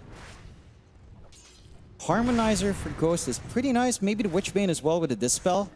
Those are both pretty decent with some Spell Amp. And you do get the Blood Right. Oh boy. You're a happy man now. Uh-oh. Good old Fade. Well, do you take the Spell Amp enchantment? What do you think? What do you want? Yeah. Maybe to move speed, but you need the travels anyhow. So yeah, debuff Spell Amp. I mean, the debuff is, yeah, it's... On Malefice, it's pretty nice. It's annoying. It is. It's very annoying. All right. This is where it gets scary. Even Speed as well. Oh, Speed got it. Speed got his Desmond. Oh, he did get his Desert Blood right. And of course, my favorite, Book of the Dead is here as well. Thank you, Bignum. Yeah, Stygian in the end for GPK, more damage. A Minotaur Horn to save. Save gets his Desmond. So all our AoE fellas have gotten what they'd want. Even the Feverish coming out there. Kataomi is still waiting to see if he wants the bauble. Honestly, I'm not sure if it's that great. Yeah, he goes for Minotaur Horn here. So, all right, tier 5s are all up. Everyone's set to go. Roshan in half a minute. And that's where we start to see this commitment with our tier 5s, of course. Exciting. How big will that black hole be? How big will the gaze be? How big will be the Wheel of Wonder as well in the whips? We haven't got any divines or anything being built up either, I don't think. Not for the drow, nothing like that. It's a weird game where divines don't solve your issues on both sides. Yeah, it just doesn't matter. It really doesn't. Because you have the damage on BB team. It's not a lack of damage. Yeah. It's all down to, can you actually get the jump? I would say if you are looking for something that would act like a divine in terms of problem solving, it's actually Aeon Disc. Like any team, maybe on BB team a little bit more important, but it's still really tricky because you're going to be stuck in the black hole anyhow. Smoke on smoke. Roshan's up. This is it. Key fight for both sides to look to try to get the advantage in closing out here. GPK. Who breaks the smoke first? GPK not going to be spotted. Neither will Gamer Legion. They'll wrap around through the die jungle here, Gamer Legion. Right behind the side of BB team. This could be very surprising for BB. Save. Not sorted. Oh, Kiritich. Oh, they're going into Roshan? They're going into Roshan. This could be so dangerous. Bignum, he's going to find Save first. Save will be saved by the got the Rosh. The Roshan, the Aegis Kiritich. He does pick it up. Time to escape, boys.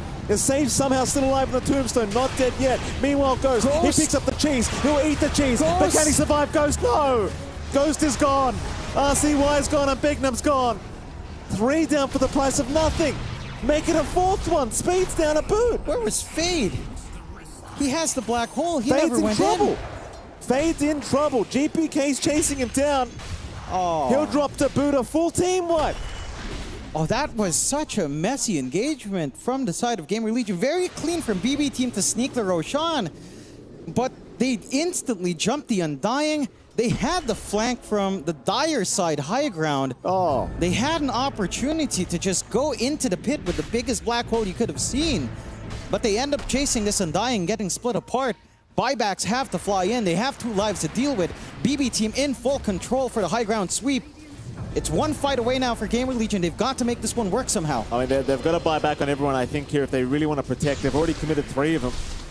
They aren't committing the Ghost nor Fade yet. At least you've still got Black Hole up. You know, so if you are going to fight, you've got that available to you. Midrax will go down. BB team not intending on retreating. They want to see more buybacks here. Ghost has got 23 seconds left. He doesn't really seem to want to commit, so they're going to give up 2 Raxes by the looks of it. Not too much the other 3 can do to slow this down, and suddenly BB team, well and truly, in the lead of this game 1. Do they go for the Megas? This is the risky part. Do you try for the 3rd? I mean, you have Aegis. Yeah, buybacks are still really stable here as well on the side of BB team. There's no reason not to. It is relatively safe. Well, Ghost is going to try and slow this down. Kiritich, though, getting right to work. Fade's going to be respawning in just a second. Buyback saved. Kiritich, careful not to lose that first life. RCY roll in, not going to find much. Miero immediately committing out the roll. RCY might be dying back with the black hole. It caught 4 of them. The black hole from Fade. It might be the way to turn this into the secondary black hole. Has caught another couple. Karaomi will refresh. Miero is still trying to fight this one out. Fade. They got Kiritich. Fade's going to die. Kiritich, he will go down at birth. The buybacks, though, are incoming. Miero is still going for more as GPK now jumping back in onto Ghost, but Ghost will death pulse out of there. Back towards the Necro. They really want Ghost down, but he's all right. The zombie army. He's going to move back in, looking for the tier 3 tower, but he's too late for the heroes. There goes your tier 3 tower. Do they stick around for the racks? They've bought back on so many here, BB team. This is dangerous, but there's no black holes to play with. No. Ghost, he's going to jump inside that from Bignum, but GPK is going to burst him down. It's a dieback already. It's a dieback. Ghost now in trouble. Ghost is gone. He's going to buy back. Fade moving in onto Miero. Miero's actually dropping quite low, but the escape back going to give him a chance to escape, I think. It's Ghost thinking about moving in. Another gaze from Speed. Speed with the Chain Frost. Will take down Miero. Miero's going to buy back. That was Speed's gone. Dieback on Speed. It's a 2v5 scenario. BB team should have this one. Karaomi alive. Kiritich. Kiritic surely does not Can go it be down. enough? Ghost is going to try. They'll tame the beast. Ghost no. trapped up. Ghost can't do it. He might find GPK with his death pulse at least, but the escape back will save. It's just fate versus the world, and there's no black hole. Oh no. They're going to have to be up against Megas. There's no way to save this He game, can't save surely. it. He can't. There is no way. BB team should have done it, and they call it GG. BB team Oh my holding on to God. their composure. Gamer Legion. It really felt like it was their game to lose, and unfortunately they have succeeded in doing so. That they did. Look, they really made the BB team work hard for that win, because it was a very back and forth sort of game. There was so much going on there from Gamer Legion. It was just that Roche fight, right? Like that decision to smoke up both times from the teams, and it was BB team that got the angle into Roshan first. They get into the pit. Really good position from Kataomi to break that smoke, and there was so much pressure that Gamer Legion jumped on the first thing they saw. Imagine a circumstance where the smoke breaks, you have the presence of mind to just jump into Roshan first. You get the black hole. There were 3 people inside that pit. Fade was lined up for the biggest black hole of his life, but Kataomi again, the smoke breaks, the pressure crumbles, and Gamer Legion just couldn't keep up with that pressure. Now, what a game we just witnessed as well. I mean, 65 minutes in, black holes, sinister gazes, a BB team again. Props to the boys. That was a very stressful game for us to try and play out, try to make a comeback in, but they make it happen. And you saw the smiles on the faces after that game. They looked quite relieved. Yes. I cannot say the same about Gamer Legion. They looked a little bit on the depressed side, and I'll be frank, John, I don't blame them. Yeah, look, they had so much control in that game. Again, it was just that decision-making into Roshan that just kind of ruined it for them. I think, again, it just felt like nerves. They were high on adrenaline or something, or all the pressure is there, and they're just like, we need to go, we need to find this kill, we need to get the numbers advantage, and then they were just so split apart. And again, big props to BB team and kind of finding the angle back into the game, having the presence of mind to execute the way they did, certainly shows you the difference in caliber, right? Because I feel like when it comes down to execution, to laning, to all these ideas, it's actually pretty well matched. But when it comes down to these make or break moments, that experience of BB team certainly showed up in this game when it mattered the most. Some really good moments coming out from Gamer Legion overall, and I don't think they can be too unhappy about how all of that went, because you and I were saying it, right? Like, for a time there, they were playing a little bit slow, they weren't really maximizing Ghost, they were looking for like a longer game. It still worked out in their favor. They still were finding opportunities. It's just, again, the one moment you need to make that perfect play, it's just, if you don't find it, then it just swings back the other way. And BB team, they're a team that maximizes those kinds of opportunities. No, absolutely. And you're seeing this huge black hole from Fade onto Ford just on the tail end of it all, but the Tombstone save was out onto save, and just so many different things happening, all the buybacks being committed. They were able to get to the fight in time. Just too much shenanigans, too much chaos in this game number 1. What an entertaining game we just witnessed here between these two sides. Oh, geez, I'll tell you, BB team, their hearts must be racing right now after that game number 1.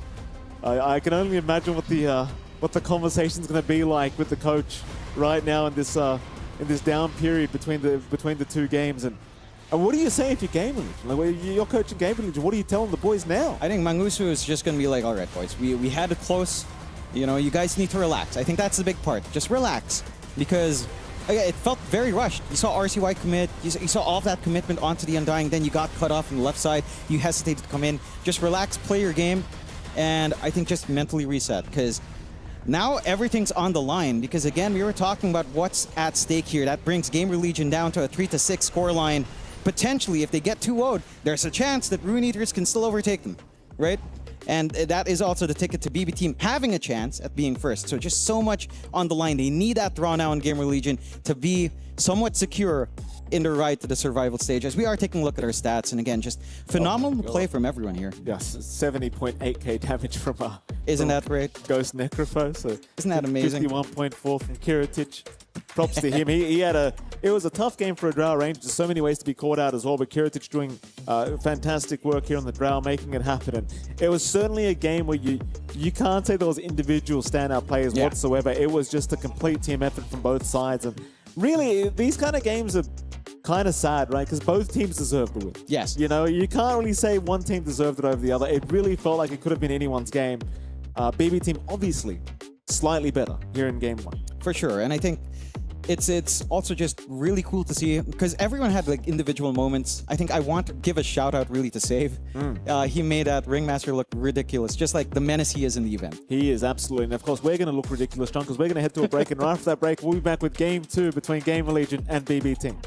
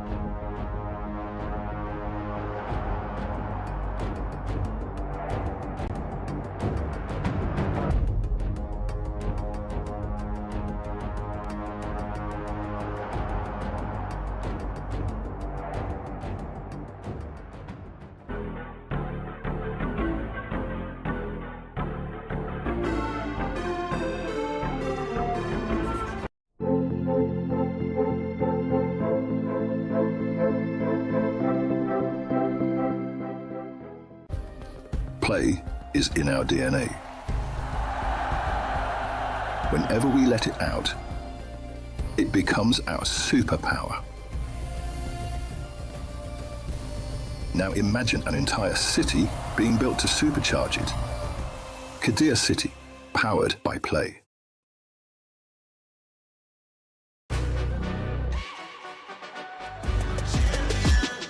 This ain't no regular thing. I came for the ring, you know what I mean. You see my name in the lights, better get right, I'm champion.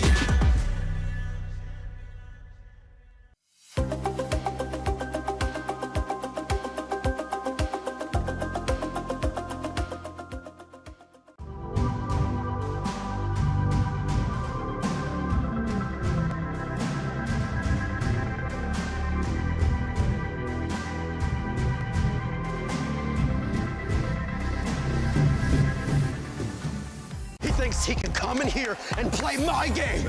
He knows nothing. Let's go! Tyler Wine, you're done. Raw energy, half for half and blow the house down. Yeah, I think like the more stages late at the tournament, the more pressure is there. And we always throw some game at like best of 3 series, you know, some second game, some 70-minute game, we throw it, and then we enter the third game at the series, like for the grand finals, for example, and we just lose it for 20 minutes, you know. It was our problem in the past. Now, I don't know. We'll see. Welcome back, ladies and gentlemen. We are going into our game number 2 here between Gamer Legion and, of course, the side of BB Team, and you are looking at the happy faces of BB Team right now as the coach says his goodbyes. And rather not the coach, but somebody's saying goodbye, Jonathan. Somebody is saying goodbye, and not for longer. Of course, BB Team looking like they're in a pretty good position here to force themselves in a top position. However, John, you were just talking to me about some updates for Gamer Legion. Break it down for me. Okay, so again, for Gamer Legion, they're kind of, before the series started, they were tied up with Rune Eaters at 3-5 on the scoreline overall. They had one 2-0 series, so maybe pushed them up a little bit, but now they've taken that one loss up against BB Team in Game 1. Rune Eaters have taken a game off of Poor Rangers already. So theoretically, that puts Rune Eaters up at 4-5 and Gamer Legion down at 3-6. Not the position you want to be in for Gamer Legion. That puts them in the bottom 2.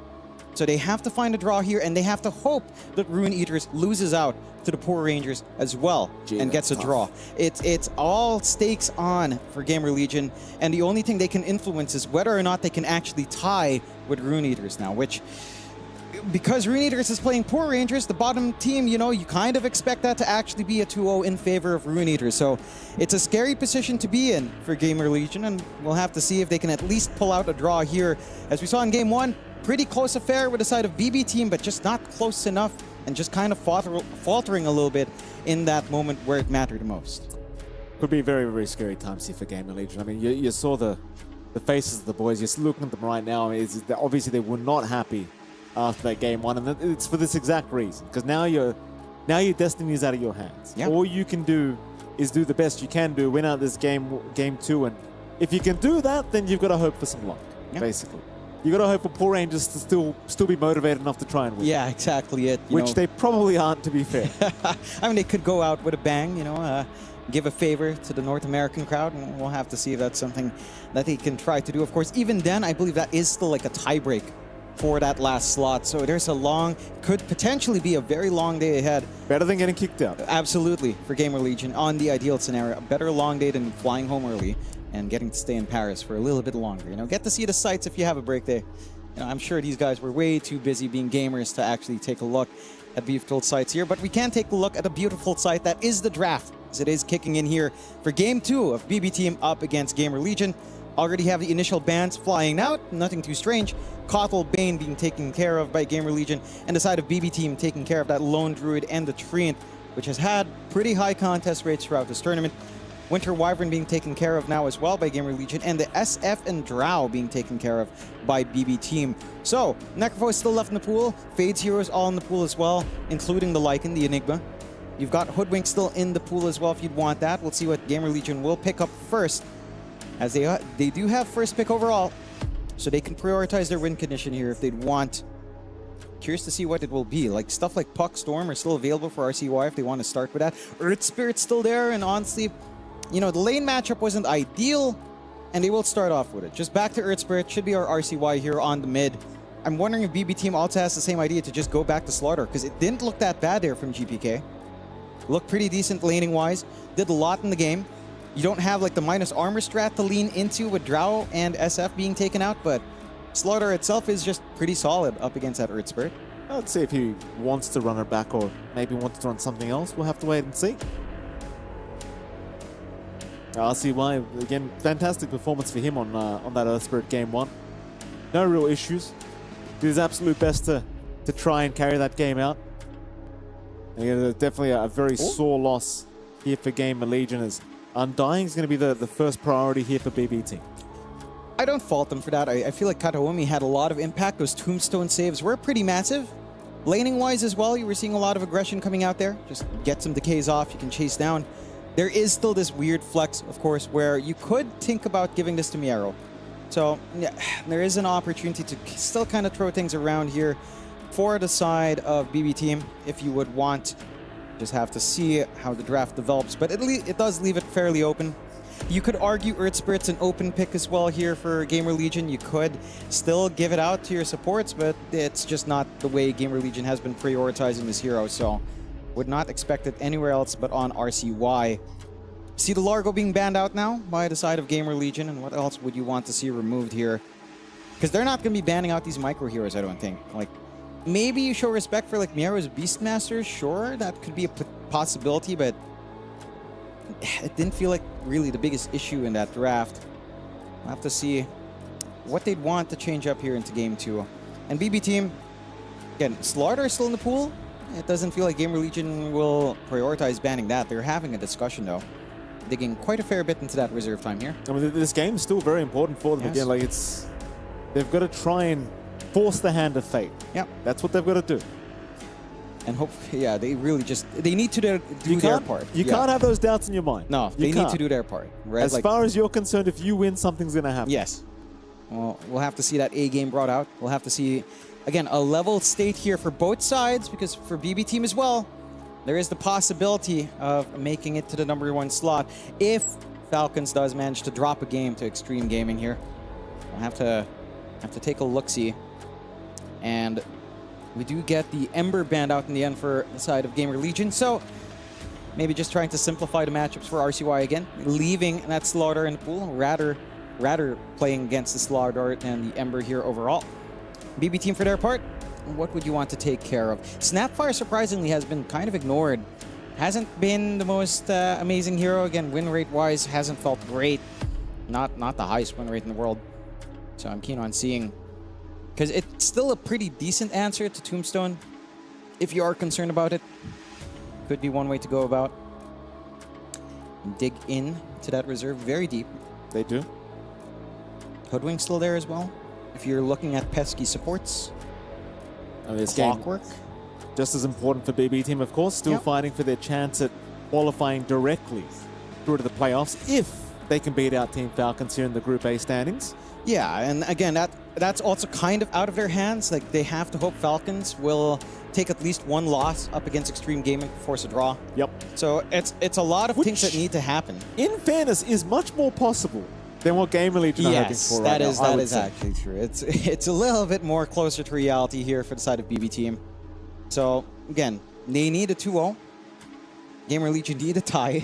It's like do or die for both sides in their hopes. Again, for BB Team though, I'm not shot through into playoffs. At the least, if they don't find it, they are going to be second seed overall, which means again you're in the later stage of survival. Well, there's your Slaughter pick up again. But they do indeed go back for it here for GPK. Can't quite blame them. You already said it. He had a decent laning stage. Had a great game on the Slaughter as well. You love to get to that stage where you can just start one-hitting supports. Yeah. You know, it's a lot of fun here for GPK. And it is. And they will just go ahead and run it back. Gamer Legion, on the other hand, what did they change up? I do wonder to myself. Yeah. Because it really didn't feel like there was too much wrong. No. You know, it was just one of those games. Again. And they go for the Dark Willow. So far, the draft's exactly the same. Yeah, I mean, no pressure to really change there. It makes enough sense to me to see these kinds of picks coming through. Because it really was just down to execution towards the end. Maybe a couple of things you could simplify, like if you could give Ghost a bigger win condition, perhaps that game's different, but even then, you know, he's doing a fine job in the Necro. What support do you want to tie in with your Dark Willow now? Do you want to change anything up? Because again, the Lich of Speed was pretty decent. It wasn't bad. It did have that counter action versus the Slardar in some sense with a Frost Armor. So it could still work. We'll have to see. Again, digging into reserve as to whether or not they'd want to go back to the same draft here. Lots of thoughts here from the side of Gamer Legion and BB Team, considering what's on the line. Back into the reserve time. I do like this draft music as well. I didn't even notice the ticking in the background, John. Yeah. Always feels like a game show. I mean, we are on a game show. They just do it again. It's Okay. back to Lich. Everything was fine last game. That's Yes. the thing. It was anyone's game. You don't really need to change anything. No. Will we get Ringmaster out now for BB Team? Why not? I mean, yeah. Just run it back. Why not? I wonder if they leave the Enigma, though. I think that's the one change BB Team will make. They'll likely ban Enigma. Because that was one big aspect holding them back in those team fights. The Black Holes were massive. Either Enigma ban or a Necrophos ban later on. So I at least see that changing. There you go. The Kez does actually slide through.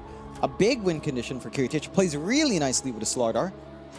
I do like seeing that. If I remember correctly as well, the stats on Kez right now. Kez was one of the winning heroes. If I remember correctly, John, I know you're going to double check for me right now. Yeah. Pretty sure Kez was 72% win rate, 11 games. He's Very having a winning. great time. He is. Very winning hero. Disgusting. It is. Disgusting to see such the Birdman kind of just winning games, but they do change it up. They go for the Hoodwink now instead on the side of BB Team as well. So there is a bit of a switcheroo here towards the end. We were talking about the Hoodwink being a pretty decent pickup, just a very stable sort of hero to have. It doesn't really leave you for want. It's pretty good control coming out here.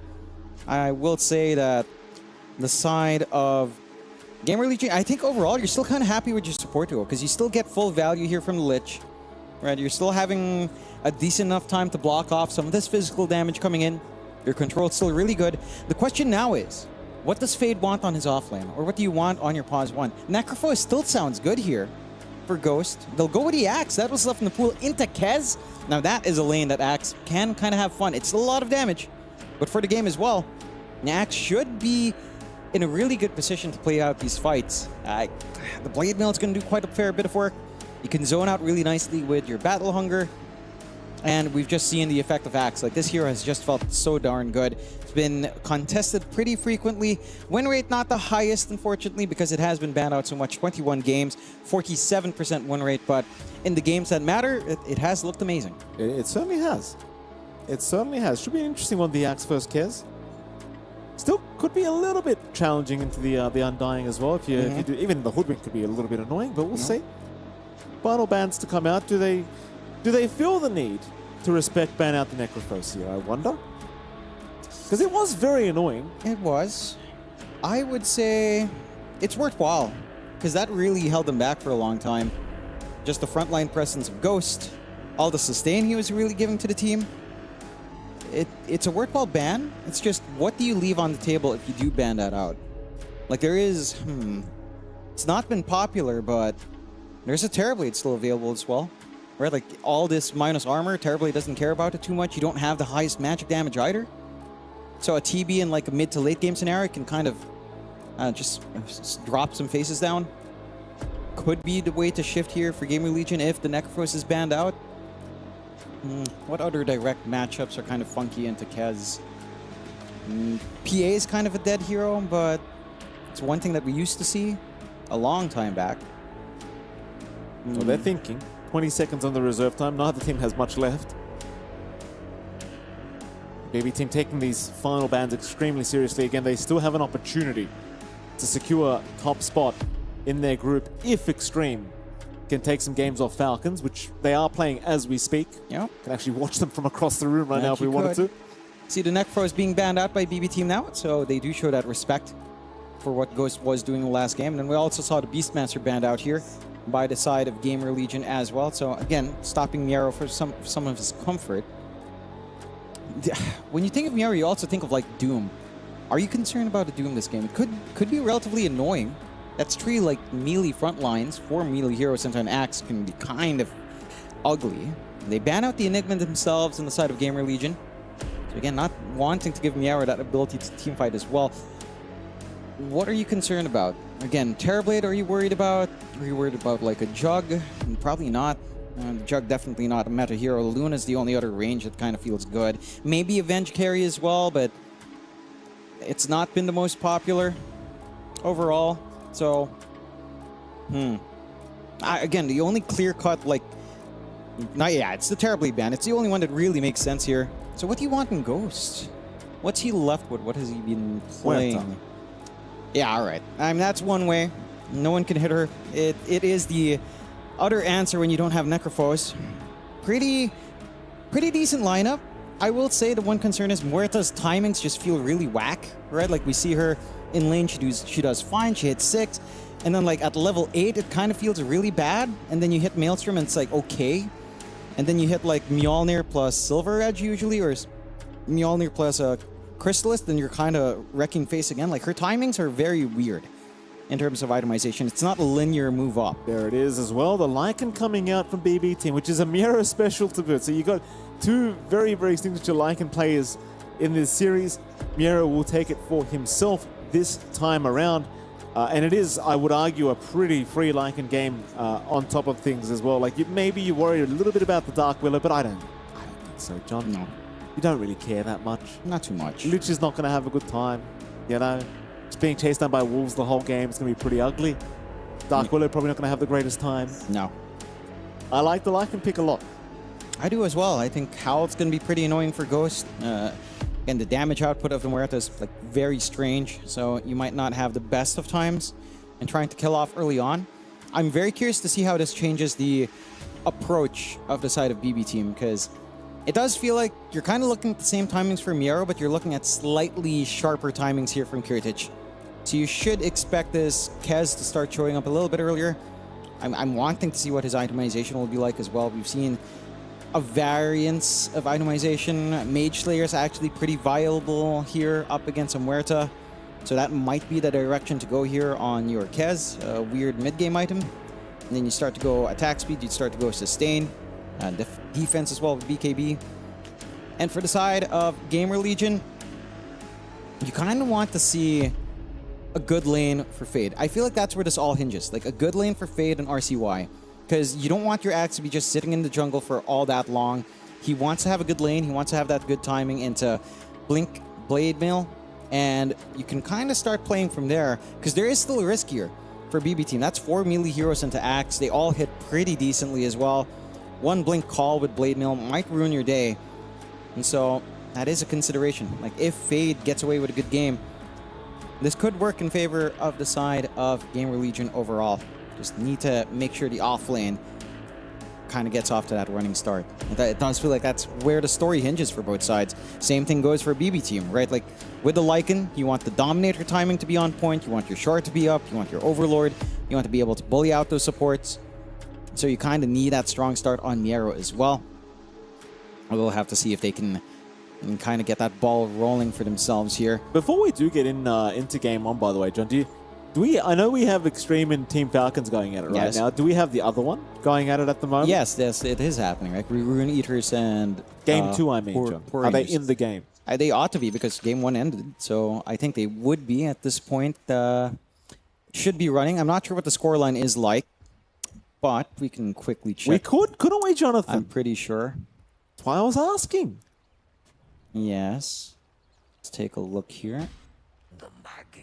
As we do go into game 1 of our own as well. Not much happening yet. It's all right, I'm watching, John. Don't you worry. They are 10.5 minutes in, and it's looking slightly better for Poor Rangers. Okay. I just want to know, because I just want to see if we can keep updates up. Because there are people that are going to care about what's happening with the other series too, because it does matter for these groups. Yep. So 10.5 minutes in, slightly better for Poor Rangers already, which bodes well for the side of Gamer Legion just a tad bit. See if they've maintained that later on, as we will get updates. And the side of Gamer Legion, a little bit of a late smoke. Doesn't look like either side is committing for a deep run either. Fade gonna reveal himself here, goes for the Battle Hunger onto save, but it does not seem like they truly want to commit against this support. Undying, of course, of Karaomi. Karaomi gonna confidently stick around with his 12 stolen strength. More than happy to just block the way here for the side of Gamer Legion. We do have that mid matchup once again, by the way, John. Earth Spirit against Slider is what we're looking at. Last time around, RCY still had a great old time. He wasn't really that affected by this matchup. I don't think he should be either. Sure, the harassment potential was huge from GPK, but he's already got plenty of regen available here on the Earth Spirit. And again, there is outplay potential, such as that, trying to kick him into the Tier 1 tower. That time around, he doesn't get the Tier 1 tower hits, but you know, as it does go on, that's what you'll be trying for. Yeah, you're looking for the threat, for that potential. GPK, again, just very durable when it comes down to trading, though. Should be feeling fine. Just a little bit more wasteful in the early levels as you are reliant on mana. But once you have that bash, then it does start to simplify. We'll see if anything changes. We didn't really see support rotations come in as top. Save. Yeah, save. Going after Ghost. Ghost almost going down. Still trying to fight back. But the Wolves are keeping up the vision. It won't matter, though. Ghost, he will make it. The wolf barely. Still the wolf is still going, though. No, Ghost, run. Not like this. He'll make it. All right. Oh. Oh, you'd hate to die like that. He only has one tango left as well, so not the most regen in the world. Still a minute and a half until the Lotus is up. Honestly, that feels decent for the side of BB Team. Yes, you sacrifice your support, but you're keeping that Mort in a very awkward position. Down bot as well. Lots of good poking out from Bignum. Kirtich having a pretty smooth ride in the first level. Axe really only hits into gear here, maybe by level 2, level 3, which can kind of run up to the lane, threaten with a spin, and maybe have a little bit more armor on hand as well to cop through it. Still poking Bignum and Kataomi. You are running out of mana on Kataomi. He does have his mangoes on hand at least. Should be able to still spam out. Tombstone down. And they're going to go for a quick chase onto Fade. Bramble's going to lock down Kataomi for a second, but Fade still in massive danger here to Kiritich. Will be able to get away. Just barely. I love the pressure coming out from both sides. His speed is gone. Poked out. Just so much reach coming out from that Hoodwink as well. And I think that's the one cool part of this lane, right? Like we saw it earlier on, but you can just kind of play separately with Lycan Hero and just run around with Hoodwink and the Wolves and make things happen without really committing too much. So BB Team, again, starting to find some leverage. Kataomi's still pretty low down bot, but still has the one mango for a decay if need be. It's the annoying thing about playing Undying. You've got to play on the edge like this a lot of the time. So, happy days for both sides. Heritage a little bit behind the axe when it comes to the CS department, and it is a little bit annoying for Kataomi now because you've got no kind of mana or HP to play with, so you kind of just want to die if you can. If not, just run back and look for the reset, but he's stuck waiting in the lane for now. Looking back into mid, RCY and GPK having a great old time again. GPK 2 CS ahead. Not really much to write home about here between these two sides. It is anticipated he'd have a slightly better time, but RCY still keeping parity quite well when it comes to the CS score. Yeah, not too far behind. Water Rune control should be fairly split across both sides. Fade?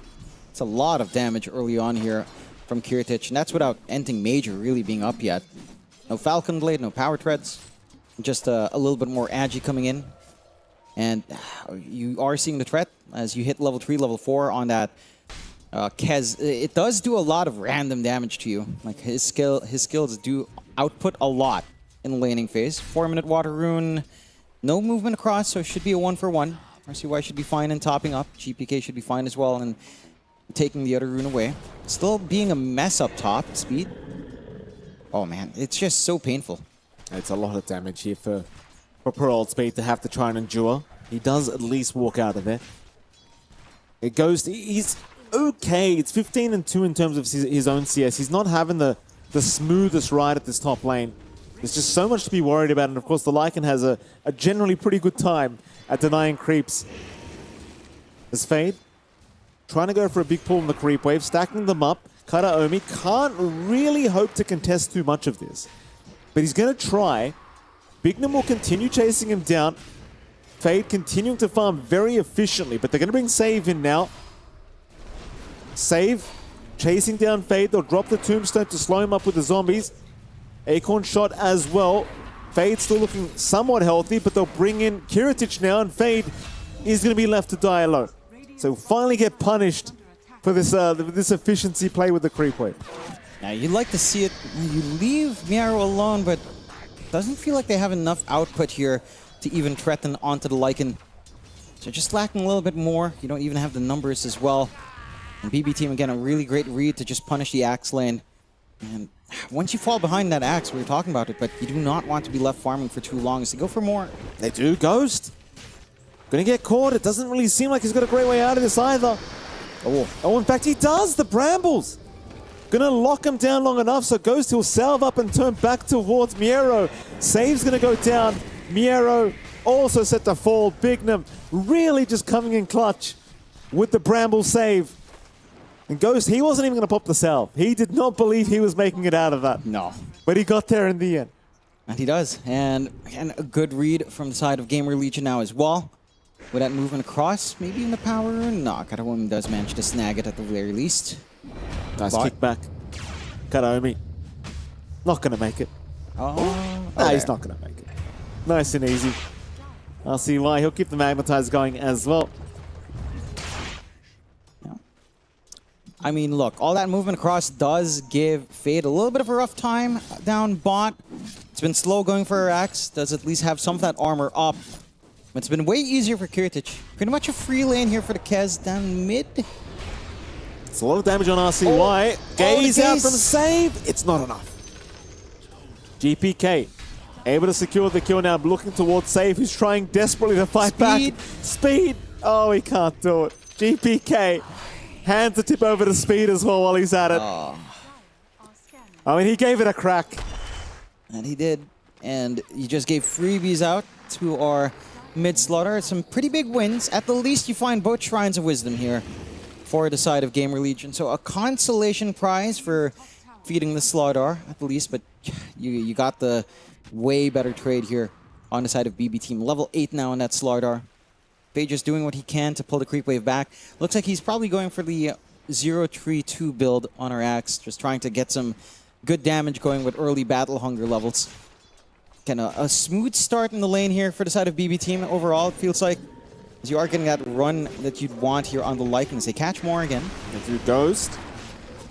Gonna miss the dead shot, unfortunately, here, and Ghost just gonna be chased down. Can't do too much about it. Save to secure the kill. Bignum will just be forced to walk away. Meanwhile, GPK still handing tips over to Speed. Speed goes for a gaze on GPK, but it means nothing. Now, GPK having a much better start than game one as well, I might add, as Kataomi. Going to be chased, but they won't even land the Browns. No. It's a little bit tricky to try to cut off. Amp damage rune going the way of GPK. He's going to be quite happy trying to play with his smoke now. So much damage on hand. And level 8 already. Just a lot you have to watch out for. These supports will just melt. GPK catches them off guard here.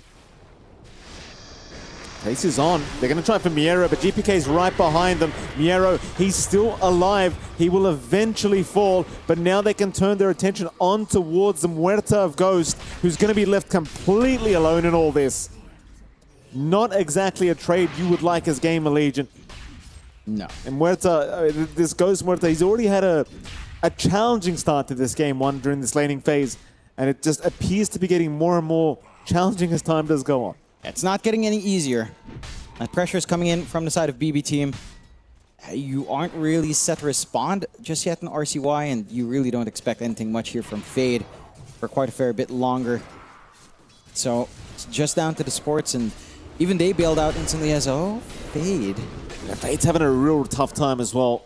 Only 3.1k net worth on the Axe. He has not been having the kind of game you would like to see from the offlane, and it really feels like BB team, they are not messing around in this game too. They just want a quick one. Yeah, and they're really maximizing that tempo as well. Like now the timing for Miero onto the full Overlord, not too far. Dominator's already running. Again, you've got this really great early activity coming in from GPK. And there's no threat in Gamer Legion. Outside of these support rotations coming in, like, the cores themselves don't really have much to play for. You're kind of positioned on RCY to try to make something happen into the 10-minute rune mark, but even then it's a little bit awkward here. Speed. Chase down, Kiritich breaking the gap. RCY way off the mark with the roll. So Speed's going to go down pretty early on. This does not look like the fight Gamer Legion really want, but they're going to try for Kiritich. Kiritich, though, being safe for now as he does get the Raptor Dance off. RCY going down to Porte. Just barely with the Raptor Dance. Fade not looking like he's going to make it out either. Fade will drop. GPK to clean him up. That'll be a 3-for-0 trade. BB team, again, just unrelenting in this game number 2. Yeah. Again, they're just not giving any openings out to Gamer Legion. And this draft from behind is just pretty difficult to play. You have no tempo in your Earth Spirit. Your Axe still needs a lot of recovery farm to really have impact here. Your map space is shrinking with pressure onto the tier 1 mid. You already have that blink on GPK to initiate. He's 2 levels ahead of RCY, so they're chasing Ghost again. They are. Bushwhack's gonna land. Ghost does at least get the Pierce the Veil off and is forced to immediately just TP out of there. Understanding there's no chance of survival if he sticks around. Thankfully for him, GPK was not around with a stun. This BB team. Dota just head across the map now. Miero looks like he'll get started on the top tier 1 tower with his Helm of the Dominator creep.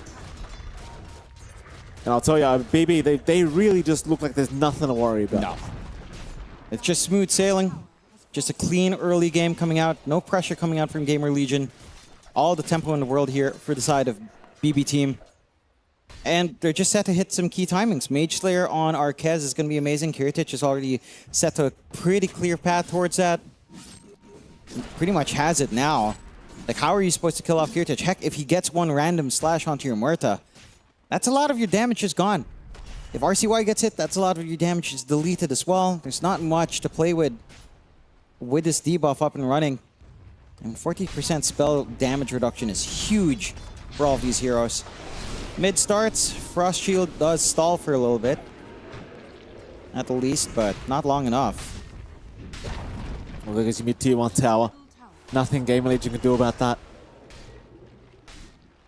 Just trying to avoid any kind of engagement right now against BB team. Yeah, just missing a bit too much here on their side of things. Kataomi's going to scout out some stacks that were made in that die triangle. Fade desperately needs the catch-up farm. He's still just trying to get towards his own Blade Mail. He's not even close to having the Blade Mail blink. There's Ghost caught out again. GPK forcing another Pierce the Veil into the TP. And he will make it, but it's just desperate, desperate times here for this Muerta. I'm there at the 3K deficit at 13 minutes in. This is just clinical from the side of BB team. Gamer Legion will try with a smoke out. RCY and Bignum. I don't know what you can hope to find here. It just doesn't feel like you've got the damage. Spirit Vessel is up at least on RCY. Kataomi's clearing out some of these stacks as well, just with a Tombstone. Heck, they might not even keep the triangle stacks. They're just all in committing. Oh, Fade. Oh, they catch him. They spotted out Fade. He'll get a call off. I don't think it's going to help him too much. Meanwhile, RCY's trying to do it with Kataomi, but Kataomi's just tanking through it. Surely, finally will go down, and he will. They'll actually get Fade out of there as well. Kiritich now to move in, tries to go after Speed. Speed and RCY both going down. The save, he'll chase for more, looking for Fade. Fade does get caught by GPK. They'll have Ghost around with Bignum to try and turn, but a big bushwhack from Save. Landing on 3 targets, not allowing anything as Acorn shots being thrown out. Fade still alive. Bignum will go down now. Save is chasing Fade. This damn squirrel won't leave him alone. Now Kataomi to follow. Sharpshooter. Oh, not close enough. Fade. He's made it. Kiritich. Kiritich will go down. Overextending a little bit. GPK, he'll barely make it. Looks for the blink TP out and does get it.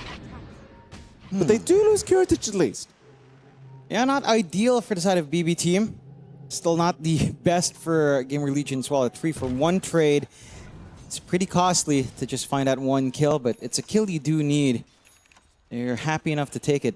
On only a 56% chance to win here for the side of BB team. So it's not doom or gloom for Gamer Legion just yet, but a 3K lead at this point with a full Overlord up. It's a huge timing here. We got RCY. Sharpshooter. He'll be able to roll out. The chase will continue. But it looks like they'll let it go. Got that the damn Ancient Prowler. Very, very intimidating to say the least. It's BB team. Go ahead and group up again by the Diet Triangle. So they might even think about pressuring this eastern side of the map where Ghost was trying to farm it. Ghost does look to retreat. Does at least have the Maelstrom up now. But it's just, again, it's been a very slow process here for Ghost.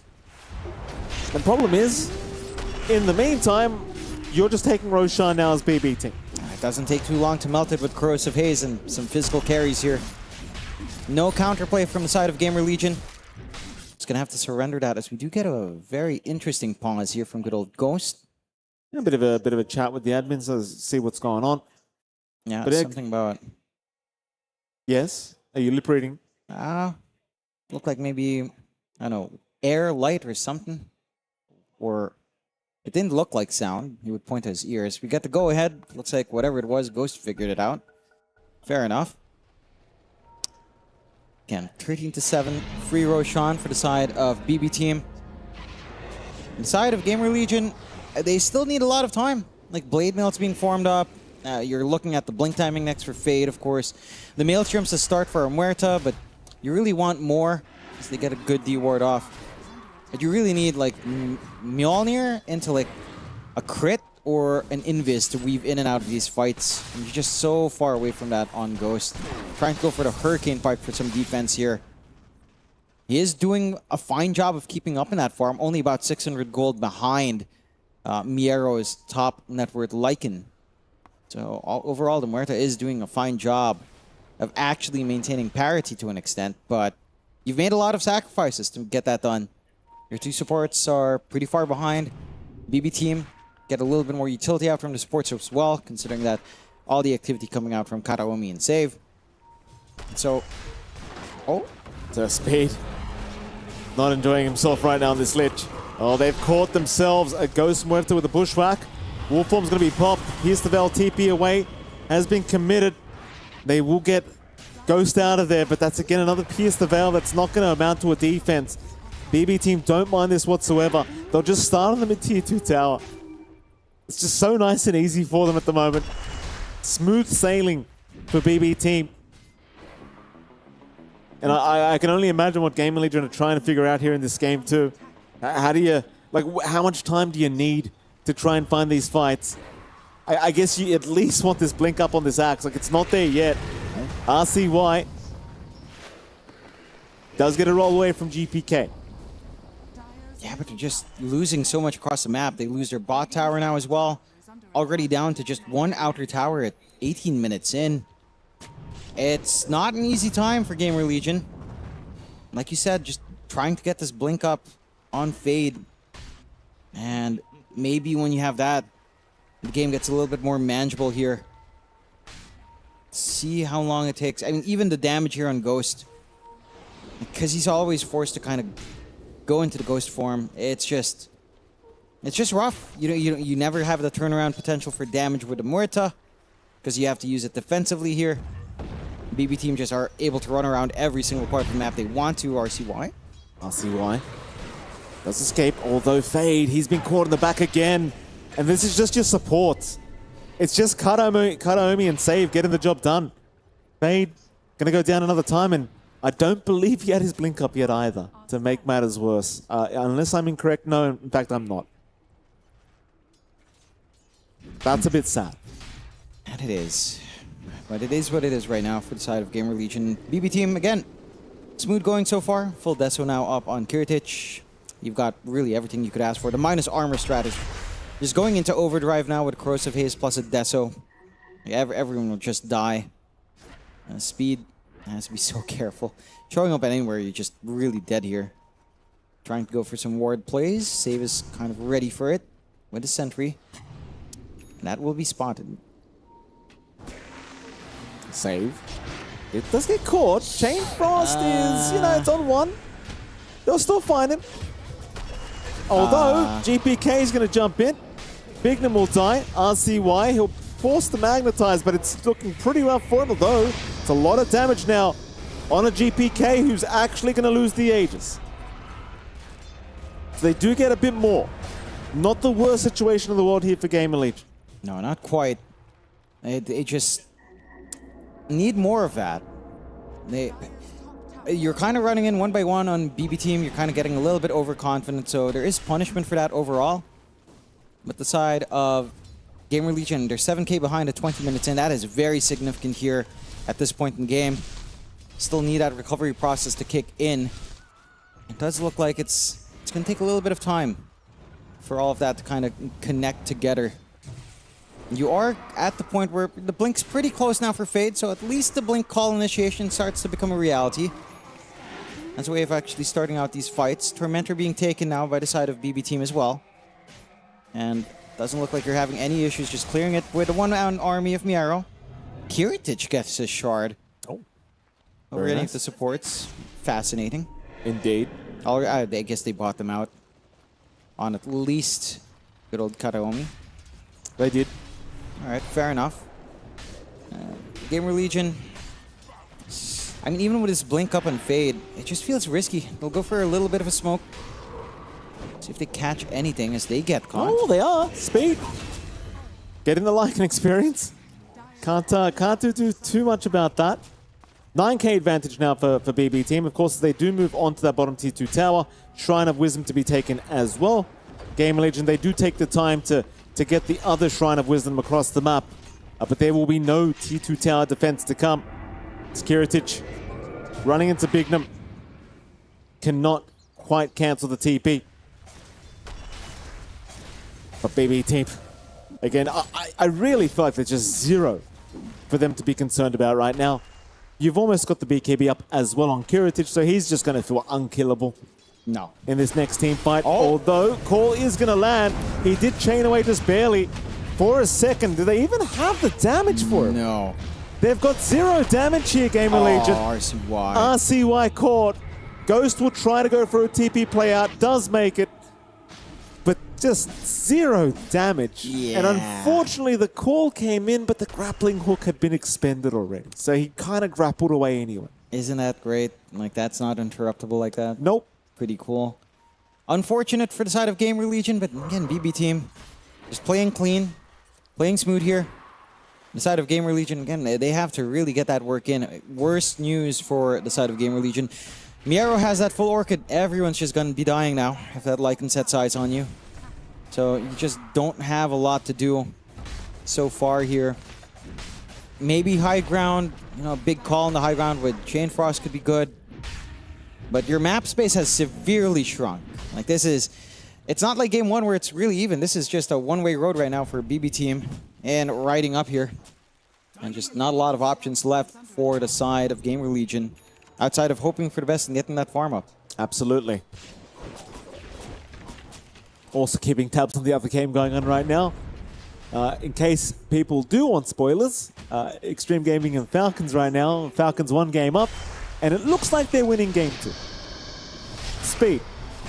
Caught out again by GPK. It's such a yucky game for a Lich. Yeah. There's so much to be worried about. Not much you can really do as well. Just kind of have to get used to dying for a long time. Do you want news on the other stream as well, by the way? The situation with Rune Eaters? Well, would you like to know? I mean, you may as well update me, John. It's 2-0 now. Okay. So unfortunately, Game League just 0 chance anyway. I do believe so. Okay. That's rather, I mean, you know, the game's not going too well anyway, John. Yeah. Yeah. It's looking that way at the very least, so pretty rough. We'll have to see if they can maybe try to salvage something here, but Gamer Legion, they've smoked up. Wrap around through the top side of that map.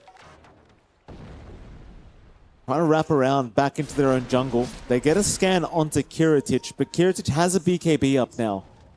It's not going to be that simple to take him down, and they're going to jump the Undying first instead. Kiritich looking to start the fight, but eventually does decide maybe better of it. No, in fact, GPK, he's in with the stun. Ghost is gone. Oh! There goes Fade. There goes Bignum. It's a magic trick. Yeah, it's something, John. It's something. Everyone disappears from Gamer Legion. And I think their hopes are disappearing quite quickly too. As you can see, 87% win probability now for BB Team. I dare say it might be higher than that, with the way this game's going right now. It really does feel like you are just completely out of options now for Gamer Legion. Maybe if we could drag this game out another 40 minutes, you know, you could see something happening. Yeah. But considering the score lines right now in the groups, it just may not mean anything anyway. Just so unfortunate they didn't get that call into Kiritich first. Then the magic trick comes in, 1-2 hits. Just a couple hits here and there. And just like that. One little Echo Slash as well. And you're just all deleted. 16k lead for the side of BB Team and Gamer Legion, the last hope of North America. Not having a good time so far here. Had a decent enough time in game one, but it's like what you said, after that kind of defeat, it can be a little bit hard to like mentally recover. It does feel like that right now on Gamer Legion's end. And BB Team not having any struggles. Just another game for them. Echo Saber coming out for GPK. We've got the double BKBs up and running for some time now. It hasn't really even felt necessary.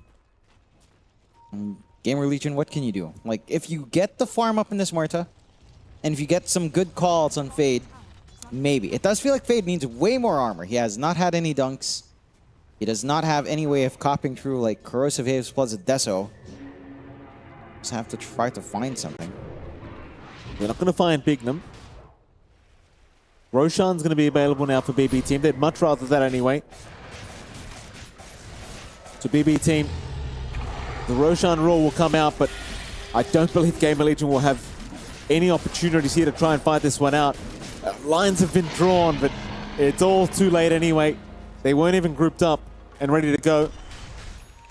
The speed, trying to ensure they can at least push out this bottom wave a little bit, but Kataomi's going to run right into him. Chain Frost is quite nice though. Unfortunately, it is not enough. Whoa! Very nice. Speed will go down, Kataomi to claim his kill. And it's a decent attempt from good old Speed. He is wasting time. Buys out the room for RCY to at least TP away. So sacrifices must be made for this game to continue. A Ghost. A Miero. I mean, Ghost's going to try. It's a lot of damage on Miero, but it's just not enough. And now they might turn. Ghost is sticking around. Call is there though. Miero gets too greedy. Gets a little bit too greedy. Does end up paying for it with his life. That's something. That is something. It's a pretty big something coming out there for Gamer Legion. You need more of that, mind you. That this really doesn't swing the bar back by too much, but it is a start. It is a shot in the arm. You just need that at this rate, maybe 6 more times if it's a solo pickoff, perhaps, to equalize the game. It's a long way till that point. Speed trying to go for his Blink Ags as GPK finds another, although the call. Not quite enough. No. Still finds Bignum though. Still rather happy here, GPK. Again, a brilliant performance for him on this slaughter thus far. Save. Rushing in after Fade. Fade gonna be able to blink out just barely towards the Twin Gate. In fact, he doesn't go for the Twin Gate usage. He'll keep running. Meanwhile, the RCY also taken down by Kiritich. They even found another Ghost.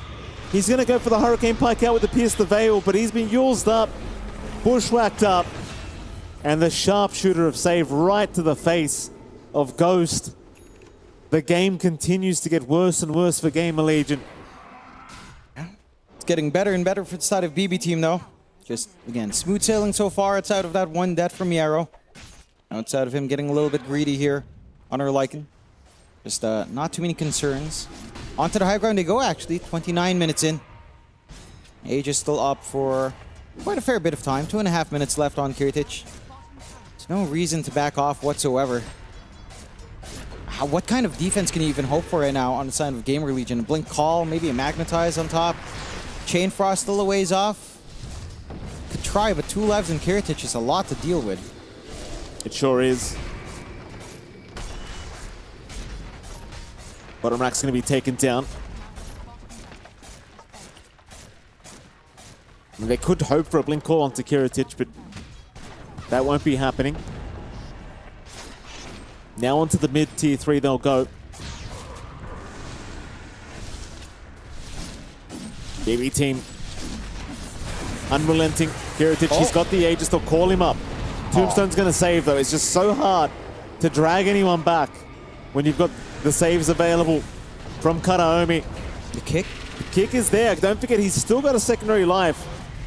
Wolf form's going to be popped. Kiritich, he will lose the initial Aegis.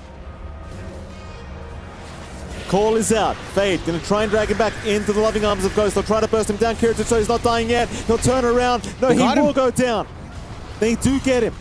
And they'll successfully protect that mid-racks. Bignum will drop in the end. From the grave, Kiritich will secure something. But Gamer Legion, even though they are 1 racks down, you can somewhat consider that a successful defense. I mean, it is, considering how rough this game is, but look at BB Team. No reason to back off. They know there's no Chain Frost, there's no Magnetize. Oh, I see why. Not reacting quick enough. He just walks up into it. He doesn't know they're coming, walked right into it. Attention was split. No buyback for RCY.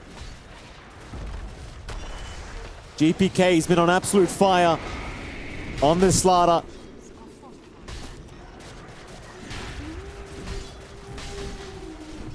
Gamer Legion, all they can do is watch in sadness as Fade, again, trying for the call, but the Tombstone staves are just a little bit too good here from Karaomi. Bignum throws the brambles out, doesn't really find too much, and GPK! Show them some mercy, sir! No. Little bit of mercy, GPK! Going in for more now. I mean, that's just wild. Gets the BKB timing on the call as well. So there's no threat of damage coming out there from Muerta. 29 to 11, 24k lead now for the side of BB Team. And Gamer Legion, there's just not much to do.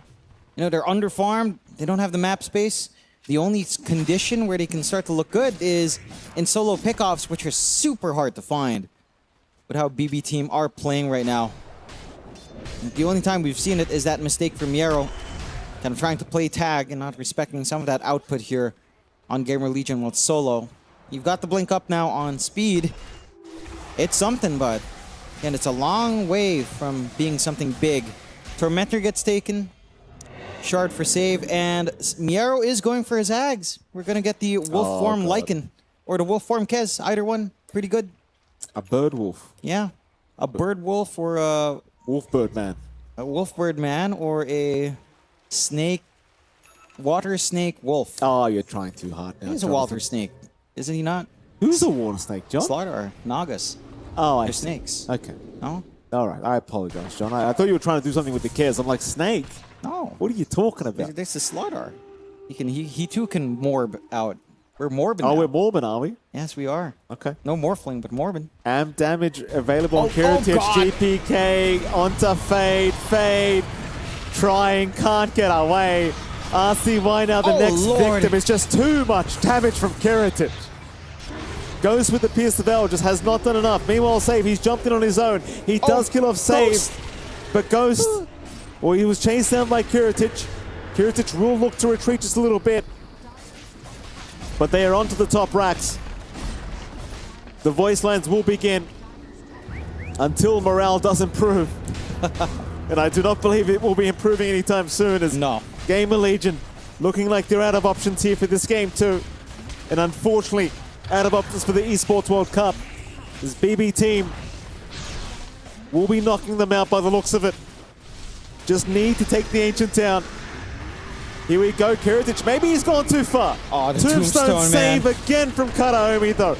Not going to allow it. Now Kiritich will go down. But the Ancient is exposed. Ghost will find a double. There's GPK with picking off speed onto Miero. The Ancient's gone. They don't even need to hit it. No. They've got to like him. That'll get the job done as the GG call eventually does get made. And there you have it. BB team proving to just be too good today. And unfortunately for Gamer Legion, that is going to be it for their Esports World Cup run. Yeah, it's just such a shame for Gamer Legion. Again, it felt like game one, that momentum was there, and the way it was lost, just it looked like they couldn't recover into that game two. For BB Team, they hold steady. Again, they have a pretty decent shot, depending on how that series of Extreme Gaming and Team Falcons goes, to actually fight for a tie on that #1 slot, straight to playoffs here into the top 8 for BB Team. Of course, now it's outside of their hands, but they've done their job as best as they can to get the scoreline they need. And they perform in a remarkably strong fashion. Again, that recovery in game one, this domination in game two, shows you why BB Team is, again, among the favorites here in the Esports World Cup. Absolutely, BB Team looking brilliant once again. Props to the boys, Jonathan. Game one was close. Game one was a real barn burner. Game two, definitely not really anywhere near as close as game one was.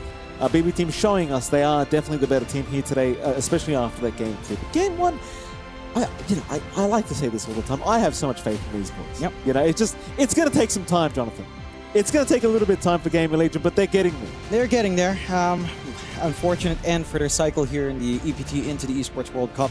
But I'm sure they've picked up a lot of things to learn along the way. Still though, BB Team, again, showing their prowess. I think running back for the most part in the draft shows confidence, and I think for a team like BB Team, they deserve that confidence, right? They've shown time and time again that they can perform when it's required, and just running the same drafts doesn't really stop them from getting anything done. So now, again, it's out of their hands. We'll have to see as the series is still running on Stream A. Yeah. But if that does go 1-1, pretty decent shot for Falcons and BB Team to have to actually play a tiebreaker, which is very exciting here for that playoff slot. Oh, absolutely. If you were looking to tune into that other game, it is again on the A stream right now, so you can go ahead and see what Extreme Gaming and Team Falcons are getting up to. BB Team, I'm sure they're watching right after that game to see where their standings will be after this 2-0 victory against Gamer Legion. And yeah, exciting times, Jonathan. We'll see if they can actually secure themselves a top spot position. Doesn't look like it right now from what I can see across the room, but you never know. It's not over yet. Yeah, and you can never call it until the end as well, as we saw in game one, as just one bad team fight can kind of turn things around.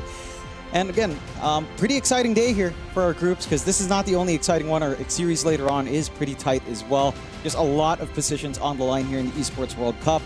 I'm just going to have to wait and see until, all of those things unfold. Oh, we've got a real exciting series coming up next, John. I don't even talk about it yet. Can we talk about it yet? No. It's a bit early to talk about it. It's a little bit early. We're going to hold out. We do still have some highlights to look at. I hope we have an interview coming as well from one of the players from BB Team before we can talk about that second series of the game.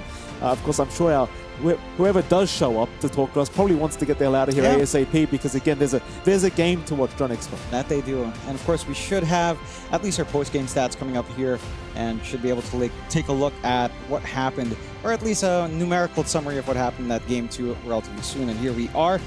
Again, 33-14, an outstanding game. GPK had a perfect time here on that Slaughter, 15-0-11. And just rough across the board for the side of Gamer Legion, just not finding the openings they'd want, not being able to do what they'd want here, and having a really rough time in just finding an opening overall.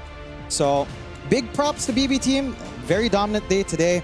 Really curious to see what their thoughts are in their future going forward, as their future is being decided right now in the other stream.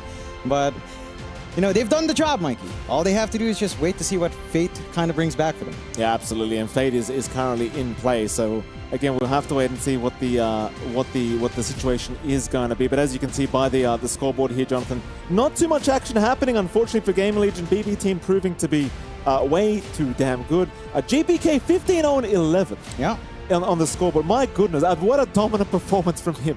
Oh, he was just doing some magic tricks earlier on. As we do take a look at our highlights here from game 2, I wonder how many we can find, because that was pretty brutal out from the side of BB Team, and even just from the early points, and you were seeing some really good positional plays. I think the one thing that really stands out from BB Team is, again, just how long this team has been together, how much they've been improving over and over, just working on consistency. As we've always said, the peaks of this team are really high. It's just a matter of keeping those peaks consistent. And so far, again, this year, it's been looking relatively consistent. I love what I'm saying. I love what I'm seeing from BB Team. I've always been a big fan of these boys. And you just, these magic tricks here from GPK, just too much damage flying out from BB Team as we are looking at the tail end of this game number 2. And I mean, they were just fountain diving at the end as well. Like the Ancient was just eventually exposed. They just say, screw it, let's just fountain dive, let the creeps do the work. We're not quite yet there, but we're almost there with those highlights. And well, again, this Slider, just too darn much for Game Legion to handle. And the funny thing was as well, the matchup, they ran it in game 1. Yes. You had the ES versus Slider. It didn't go quite as dominantly for the Slider as it did in game number 2. I'm curious as to what changed to make this secondary Slider performance so darn dominant. So darn dominant. I guess hopefully we get to ask. It's just a big difference, I want to say. That it was. Again, just a bigger improvement coming out there. Maybe it also stems out to just having side lanes that were just much more crushing. I think maybe one Water Rune denial can make all the difference in the Earth Spirit matchup. So that's something to consider as well with some Wolf Micro we were seeing there from Miero. Yeah, absolutely. And Jonathan, with that, of course, we do have the man, the myth, the legend. GPK is joining us for an interview. GPK, I mean, first of all, congratulations, sir. 2-0 victory. We kind of expected it. Tell me how you feel. No, just feel good. All I can say, yeah. You must feel good, GPK. You went 15-0 and something in game 2. What was the difference between game 1 and 2? Like you just completely dominated them in game 2. No, I just have bad first game. I just changed my third buy, and I know what I need to do in second game, so to play better. Okay, all right. Yeah. And in terms of the team aspects, like game 1, it last 65 minutes. It was a real entertaining matchup. Yeah. What were you guys saying in that game 1? Did you feel like you were going to make the big win? I think, yeah, we have Draw Ranger, so we just play. We have bad start, and we know we have Draw Ranger, so we just need to not feed a lot and just play for our timings. Oh, there you go. Go on, John. All right. What's the mindset like, GPK, coming into the closer of groups? You guys needed to get a 2-0 to have a shot at first place. Was there extra pressure today? I think no, we just chill. I think if we lost 2-0, so we anyway gonna have second place. So we just going to this series. We just need to play Dota. We just need to maybe test some heroes. Maybe just play good. We wanna play more games. Fair enough, and you would have played a little bit more if depending. So I'm curious now.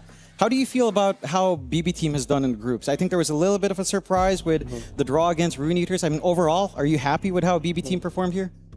I think, yeah, I'm happy. So we just play. We play better much. No, we play better. We have next series. We play more better. So we just wanna feel our game, more feel. All right. And one last thing for me. Is there anything that surprised you about group stage? You know, did you surprise yourself with your performance? Did someone else surprise you? I think actually no. I don't know. Yeah. Within expectations? Yeah. Fair enough. Oh, GPK, one more question. We do have Team Falcons vs Extreme Gaming going on right behind you. From what you can see, do you think Extreme can do it? I mean, you just from whatever you can see right now, does it look good for Extreme, GPK? I don't know. I think actually Falcons won. Because it's Amar Doom and Skitter with yeah. All right, well, thank you so much for the interview, GPK. Thank Congratulations on the 2-0 victory, and we'll see you again next time. Of course, we have to head to a break. Right after that break, we'll be back with our second series of the day.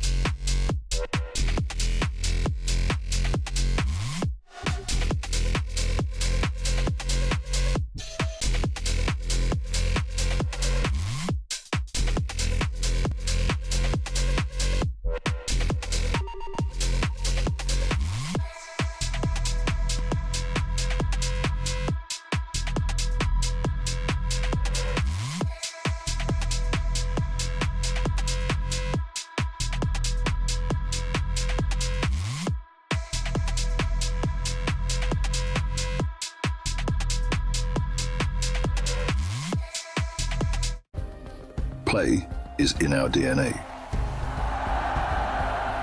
Whenever we let it out, it becomes our superpower. Now imagine an entire city being built to supercharge it. Kadir City, powered by play. We were there. For every click, every clutch, every respawn. We were there for the years of grind. And we're here. Now. The proud founding partner of EWC. Powering the biggest event in gaming. Shoulder to shoulder with the world's best. Making history. Greatness deserves a stage. Lenovo Legion. Reach your impossible.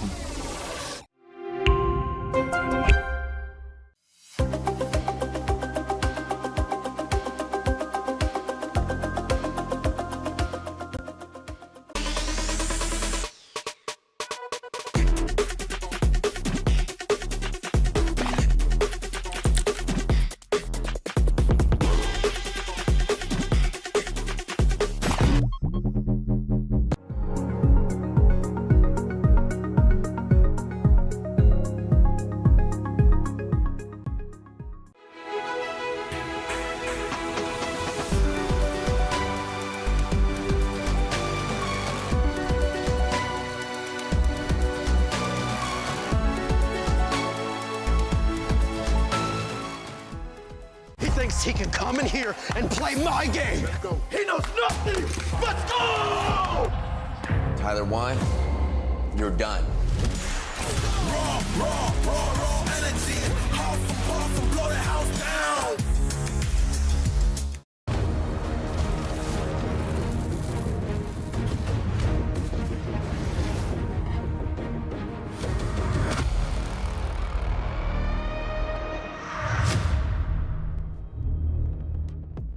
Welcome back, ladies and gentlemen. We're back here for the B stream for day number 5 of the Esports World Cup, and what a series we have coming up. I'd say the series of the day, John Xfire. Nigma Galaxy up against P-Time. The fight for top 8 position, the fight for securing playoffs for at least Nigma Galaxy is now online. Jonathan, how the hell are you doing? Pretty excited. This is going to be a very interesting matchup overall. Of course, these two teams have done pretty well here in our group stage, and I feel like NGX is the big surprise for a lot of people in this tournament. You know, Is it? I mean, we're never surprised with NGX, Not but you and there's I. a lot of doubters out there, always, right? There are people who, you know, want to see NGX not do well, but they're doing well. They're 7-1. Only other team that's the same scoreline as them is Aurora at 7-1 as well.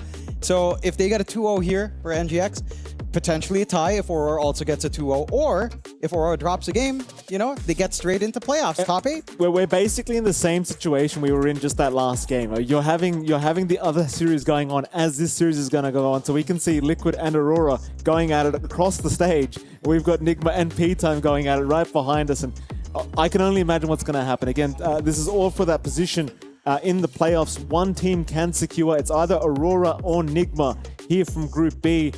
John, if you had to guess, if you had to predict, give me a guess right now. Is it going to be Aurora? Is it going to be Nigma? Who's proceeding straight through to the playoffs? Oh, it's such a hard guess to make, but I think this one is a little bit scary for Nigma because historically, P-Time has beat them 100% of every single time they played this year. 100%. Out of how many games? That's out of 6 games. 6 games? 6 games, it's been 6-0. So historically speaking, P-Time are undefeated against Nigma. That they so are. there you go. This 5-stack, P-Time, they have not lost. No. Not to against Nigma. No. It's scary, but if there's one thing I do know about Nigma, it's that you can trust in Kuro to learn from every single loss. 6 losses, that's enough. He should know what they need to get done. They've had a good run here. You know, they beat Liquid 2-0. That was a shortcoming of P-Time as well. They got 1-1, I believe, by Liquid. So, you know, I think they can do it.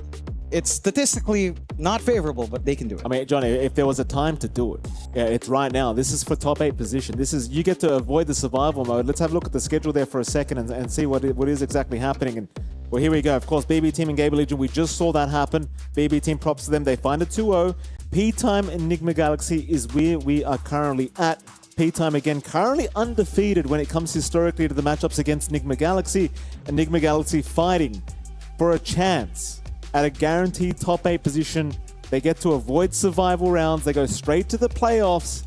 if they can secure a victory here, and if Aurora, they've got to drop some games. They're tied right now. Right? Yep. It's a fight. There could be a tiebreaker There later. could be. If both these teams find a 2-0 victory, if Aurora and Aurora and Nigma find a 2-0 each, tiebreakers between those two. Yeah, it's going to be exciting to see. Which, to correct myself, John, Yes. that would probably be the series of the day. Yes, that would be if we get to that point. So there's a lot on the line for both sides. We do see our hero shots of our wonderful players walking in. Of course, P-Time coming up. And it's always funny to me. I love these guys in P-Time. We've watched them for a long time. But it's also like a little bit heartbreaking to think about that this used to be Southeast Asian. But now they're adopted for us as well. So in a way, we've adopted them as Southeast Asian because the org used to be Southeast Asian. And that means there should be a little bit of a Southeast Asian hype behind it. Not only that, the Southeast Asian, South American Union. We get along. We've got the same culture, so I'm sure there's a lot of faces looking to cheer for that. Oh, look at this man. Look at the confidence from this man. That's the $1 million strut. Oh, look at that. Eye contact as well. Look at the aura from Davai Lama. My goodness. I say it, Jonathan, the jawline of the gods. Yep. Davai Lama. I mean, if you've got a jaw like that, there's no way anyone's breaking your confidence. I would never. No, and I can only wish. He looked like he was ready to beat someone up. Just I- anyone that looked at him wrong. Don't challenge him. Don't challenge him. I'd feel sorry for your fist. Don't He's in do the it. zone. The Vi is in the zone, Maybe body shots, John. Yeah. Not for the face. Not against the It's violin. looking out, maybe Sammy Boy somewhere but still, lots on the line, and this should be a very exciting one. Again, NGX, they've had a lot of series to think about what's been going wrong with them and P-Time. They've had a lot of series here to learn more about themselves as well, so they should be doing good. But have they learned enough against P-Time? And P-Time's one of those things, it's like these southern teams, John. It's not necessarily about winning. P-Time's not playing for anything. No. It's all about making sure the other team doesn't win.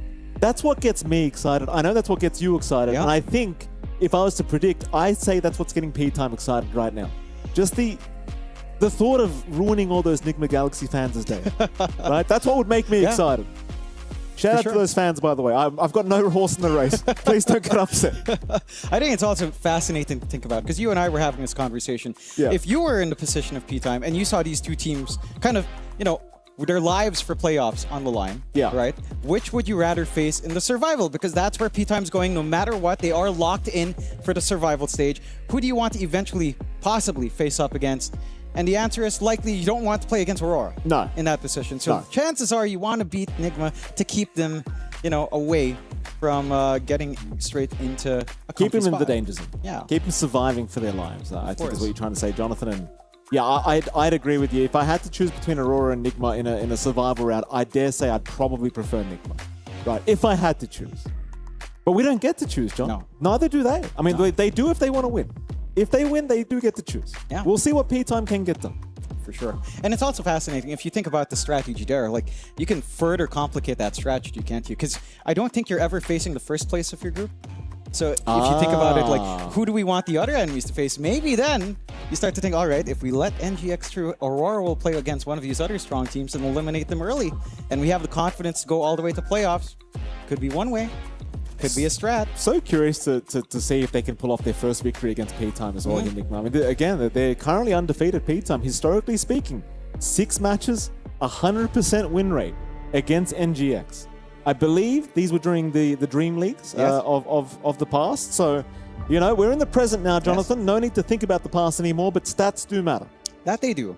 And again, if we're being honest, Kuro has really worked on improving side of NGX over and over and over, iterating, learning more. Back when he switched to coach, there were a lot of talks about him adjusting to that coaching. It feels like he's reached that point where he knows what he's doing. He can guide these players to the epitome of Dota, to bring Nigma back to that playoff stage, and they're back. We'll have to see they're again here. Today. They got this, they got TI, they're looking fantastic, they're smiling, they're confident. They look good. They look very good here, Nigma.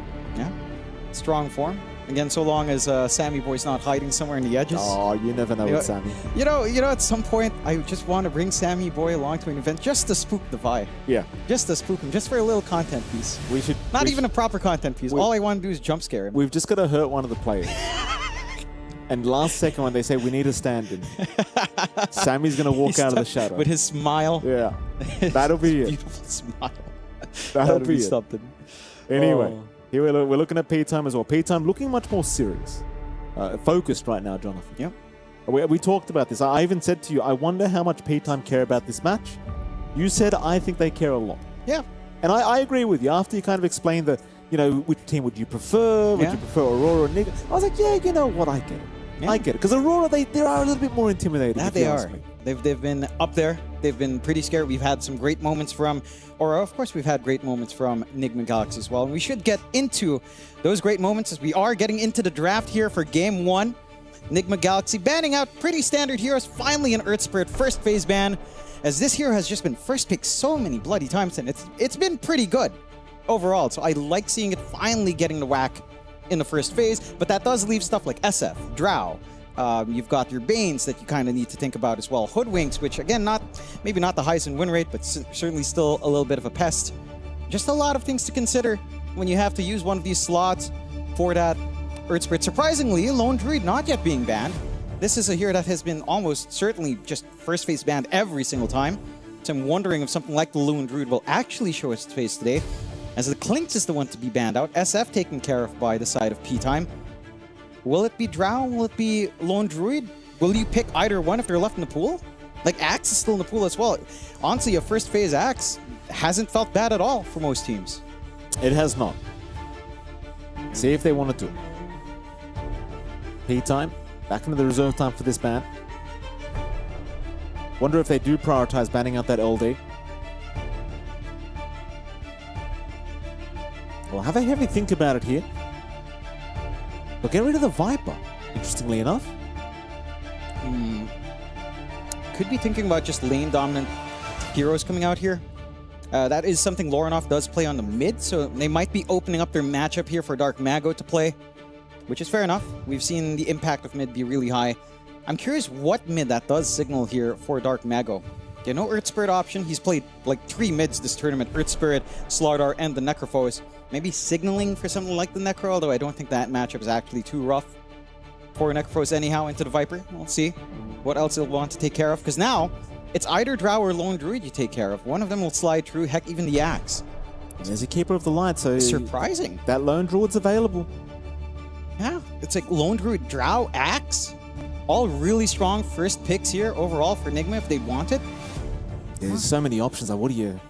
You're kind of spoiled for choice, aren't you, John? What if it was you, who would you prioritize out of all those 3 heroes? I think the Lone Druid's been the biggest threat. Like, again, we've seen what OG lose with it, but I don't know if that's statistically relevant. You know, we're always taking shots at the well, boys. It happens, right? But okay, the Hoodwink's the one to open up. I'm surprised. Like, even Drow first pick, we've seen some teams prioritize it when it's left alone. So now you get the pickings here on the side of P-Time. Lone Druid, Drow, all available. Axe available as well. What do you want? It's so open. It's so strange. Like, very specific bans, but again, there's a lot of history between both of these teams, so this might just be very targeted out, especially from the side of NGX. Of course, P-Time as well, maybe trying to make this as uncomfy as possible. Korea might just think that, but historically speaking, maybe the drafts may have cost them. I don't know, John. I didn't go through all the games that they did have, but they'll go for the Necrophos first pick. Yeah, again... So none of those popular picks getting picked up at all. Either side just keeping them hidden. So Necrophos, going to be prioritized by P-Time. Of course, Hoodwink for Enigma Galaxies. They do go back into the ban phase now. Would you consider something like a Lorenoff Husker in this game?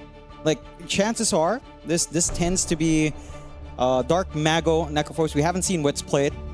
So Necrophos into Husker lane, level 1 to 2 maybe is kind of rough, but by level 3 that can stabilize.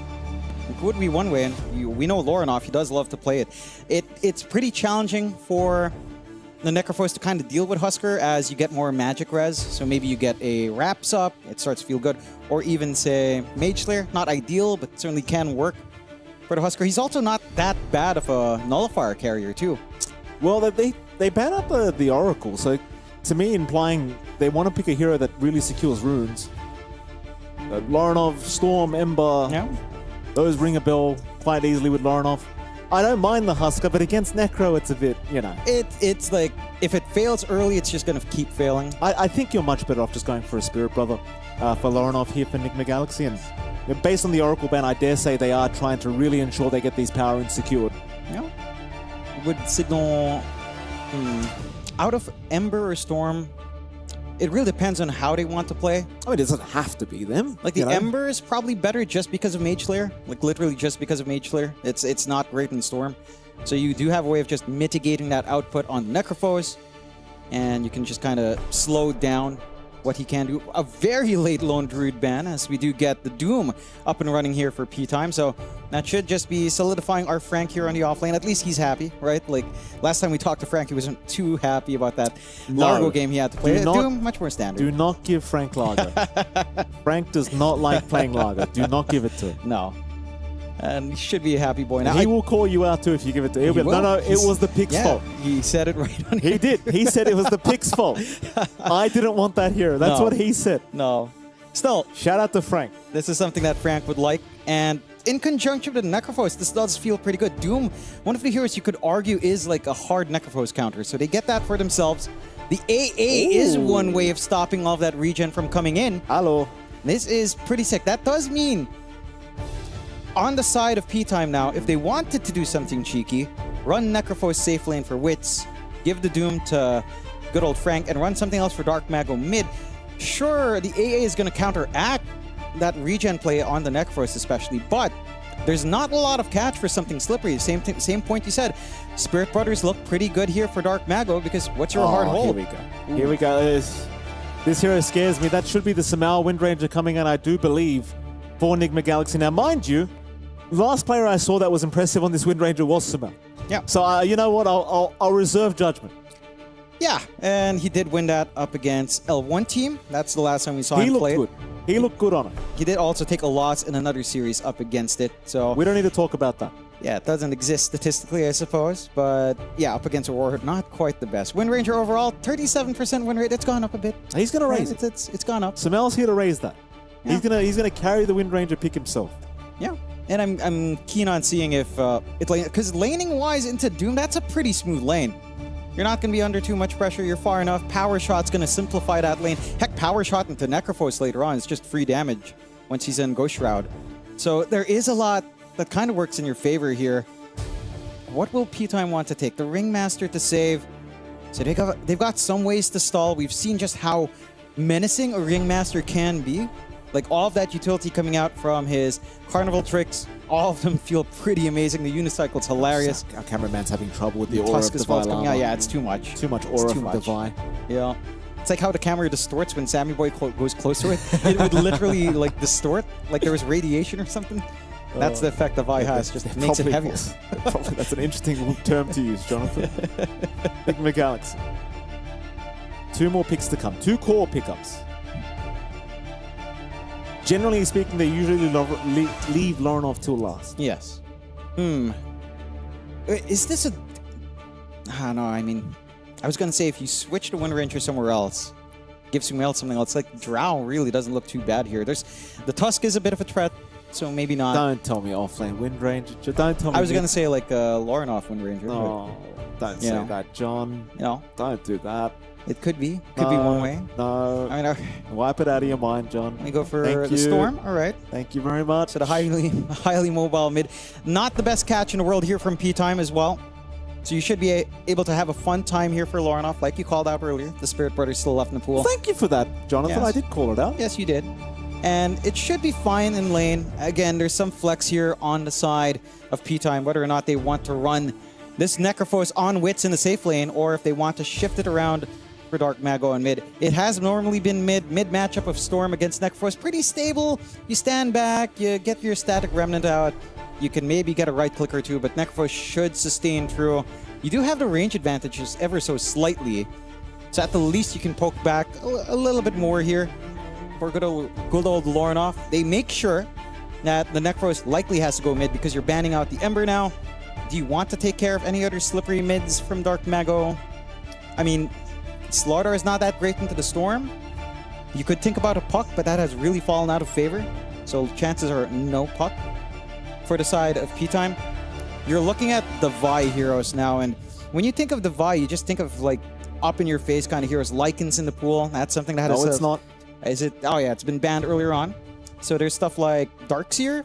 That's a pretty deep pocket kind of pick. Maybe not the best with the supports you have. It's not like you can maximize the Iron Shell. I think they're probably considering Centaur, Woodwing Centaur combo. Yeah, it's pretty stable. Underlord probably would have been the better one. Also, yeah, Underlord's pretty stable, banned out. I'd say Woodwing Centaur is probably the way to go. Yeah, it's the most stable one. It gives you a save as well. Disengage out from the lack of hard control that you're seeing here from the side of P-Time. So Stampede's going to be ultra value. Of course, ultra value with the Centaur Ags down the line as well. The workhorse to bail out. Going to be quite nice. What's the consideration here from NGX to ban up against Mr. Dark Mago?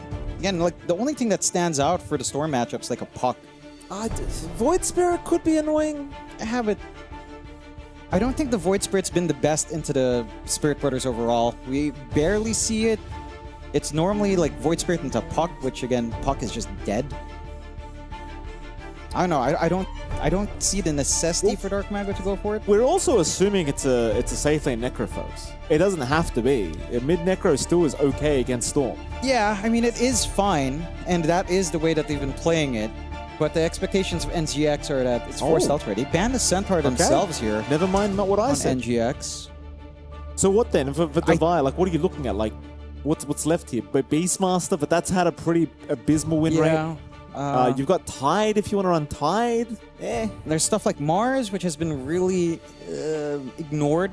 Probably not. Enigma is still there, right? Like that's been pretty popular. Okay, yeah, Enigma. That's one I forgot about. And it's really curious to see that Centaur ban. So that means you're expecting like Wits to play Doom 1 and a Necrophos mid, perhaps? Because you're looking at off lanes, right? If you ban the Centaur, there's no way you're shifting anywhere else. So there is some flex. Maybe you run Doom 1, maybe you run that Necrophos mid. You last pick our Frank hero. And again, Enigma is open for both sides. If you wanted to, NGX can just snag it right now. I do like how it plays with this like Black Hole into the Blast. You've got the follow-through control, of course, with like Bushwhack or Bushwhack to set up. It is kind of all in, but it does a lot of teamfight control. And even just the pressure in lane with the Eidolons, it does feel really good to get that push going here nicely. So I wouldn't mind it too much for Devi. It also locks it away from Frank. To be fair, as Frank is a pretty mean player. Now, they go for the Darkseer we were talking about just a bit. Yeah, not ideal with a support duo you have, but you set up for the Vac Wall. I mean, you set up for the Ice Blast with a Vac Wall. You can set up with a Bushwhack as well. Follow through Bushwhack. Really good control. Really strong in lane despite not having a support that really utilizes it. Aura build-up is nice. I don't mind it too much. It enables your team really nicely as well, right? Because you push out the waves so easily with the Darkseer, and then you can just go hunting. And you've got a draft for Enigma Galaxy that does want to be quite aggressive, I'd say, once you get out of the laning stage. This Tiny pickup, you know, always a question mark for me, this Tiny. It is going to be a safe lane Tiny from what I can tell here, Jonathan. Yep. What do you think? They do end up going for the mid Dark Mago Necrophos. Do you like the Tiny?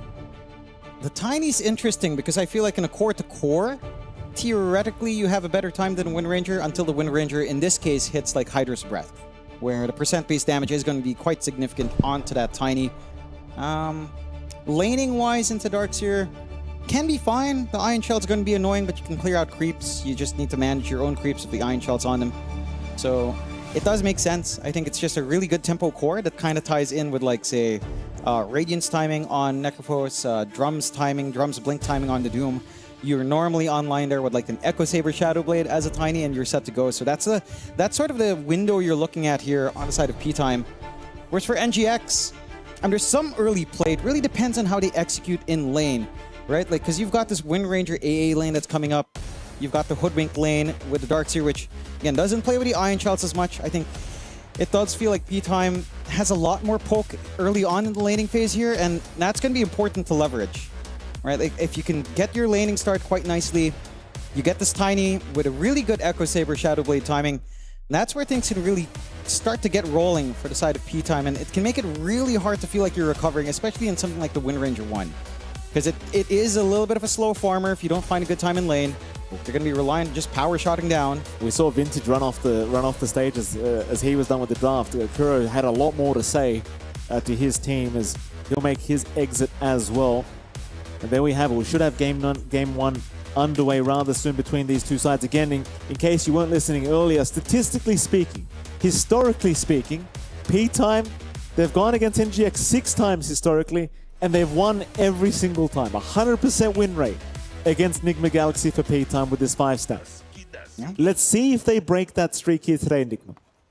Yeah, I mean, one would hope. Six is a lot. That's in not a 6 year. series, 6 single games. Not Yeah. one time that they lost. Yeah, it's 3 series, 6 games. It's not a great feeling for the old NGX, but I'm sure they're looking to rectify that here with so much on the line.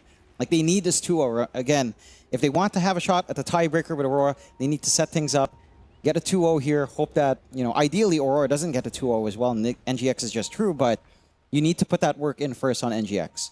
And so, see how much they can get done and how much P-Time can spoil the party, because we've seen what this team can do. They can play really far, really fast Dota as well, as long as the laning phase, kind of ends up being mildly favorable. It's a good launching point for them. They are clumping around for this fight over the runes. Crossing a river early, Schofield. Oh, Schofield will be spotted. Snowball is going to be committed. His team will try to make it up to help. Schofield is successfully retreating. Now Frank moving in. Omar the one taking too much damage. Omar trying to also retreat, but Frank's got him. First blood for the Doom secured. They will get the trade, but obviously for P-Time, they'll be very happy with that trade. Zelmisha. Now he'll be all right. They get the kill first. They get the extra bounty rune as well. So you're in a very happy state. Schofield in a bit of danger. Schofield, though, playing with fire, trying to go after GH now. GH, no, the snowball's on the low ground. Unfortunate, but they'll continue chasing a little bit more. GH, it's a lot of damage being dealt, but they're not going to dive in past the tier. They'll just send the message.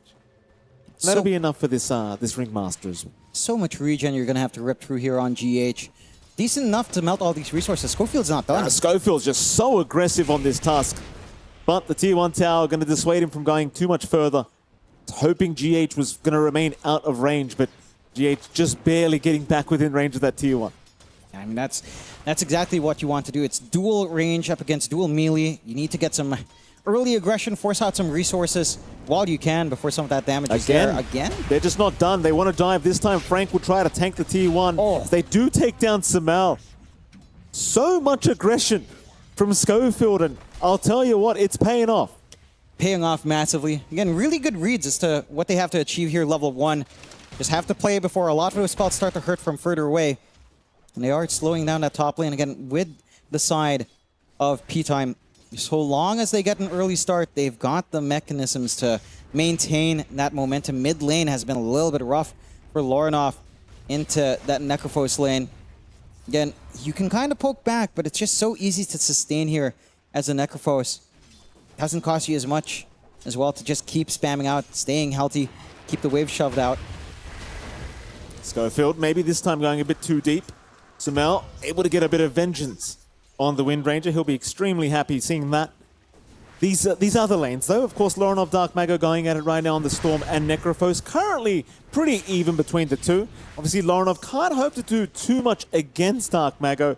All he wants to do is just secure his farm and, more importantly, secure the runes as best he can. Though I'm sure, of course, P-Time going to be trying to make that as hard as possible, as we can already see Schofield around to deny the water rune away, and Dark Mago will deny the other. Bottom. They do find El Misho, but they're going to lose Omar in response. A 1-for-1 trade here between Divine and Wits. Of course, Divine, though, with that Iron Shell, can start to be very annoying, but it is still level 1. Level 2, the part where it gets really fun. And it does. Gonna have to wait a little bit longer. I will say that timing from El Misho to just... He did a couple of things with that. He blocked... Schofield blocked the small camp, dies right before the 2-minute rune, gets that TP out, all in that really good sequence of events. Sure, he dies, but he was due for a reset anyhow, and it does bite him a lot of map space. Like, again, Lorinov is just suffering on mid by a pretty big margin, 18-4 up against 12-2 on the Storm. Dark Mago just certainly crushing this matchup. The bot lane has been a little bit slower here as well. You're farming up on Divine, but you're really not stopping the Tiny from just getting that ramp up you'd want to here as well. And there's just so much poke here from El Misho. It's like you land one dagger out, it's just a lot of damage slowly ticking away. The slow can kind of set up for Wits to walk up with the Avalanche as well. Bushrack going to be very nice, stopping Wits in his tracks. Again, now these level 2 iron shells, the pain does start to begin here for Wits. Not the funnest lane to have to go up against. Omar trying to be very annoying here towards El Misho. El Misho going to be okay. The thing is, well, it's one reason I really like this Darkseid pick, Devi. Like, he can just keep the lanes pushed out so nicely. And you know Nigma, even with this bad laning stage, they're going to want to try and get aggressive early on. As a big Tame the Beasts. Omar's going to drop. El Misho very happy with what he sees. And an update on those runes as well, John. They are continuing to just deny all the runes away from Lorinov, who cannot get even a water rune for himself. I mean, the side lanes are just so tied up for NGX. They just can't leave these cores alone. You've got all the room in the world here for P-Time to make this movement across the map. Like, you can't leave bot. The Vi's under constant threat of getting the combination onto him as well. That Avalanche Tame the Beast combination for setup, just remarkably quite a fair bit of magic damage early on. Just a little bit of a roughie in terms of trying to help out in the side lanes. Top, I mean, it is dual range up against dual melee, but the gap closing of Schofield and the tankiness here of Frank just makes it so that you're never really safe here for Sumail. He is finding some good farm though, at the least, and getting a decent chunk of denies as well to control that lane. So that is a bit of the benefit. You're still forced to go for these pulls here on P-Time just to actually secure some last hits, as Frank really hasn't had much. Despite all of that poking and prodding, hasn't really found that farm to do him in this lane so far. No. And Lorinov, he's having a rough time here. I mean, Storm, I want to say, is one of his best heroes. But definitely a rough experience, to say the least, here for the Grandmaster tier Storm Spirit of Lorinov at the moment.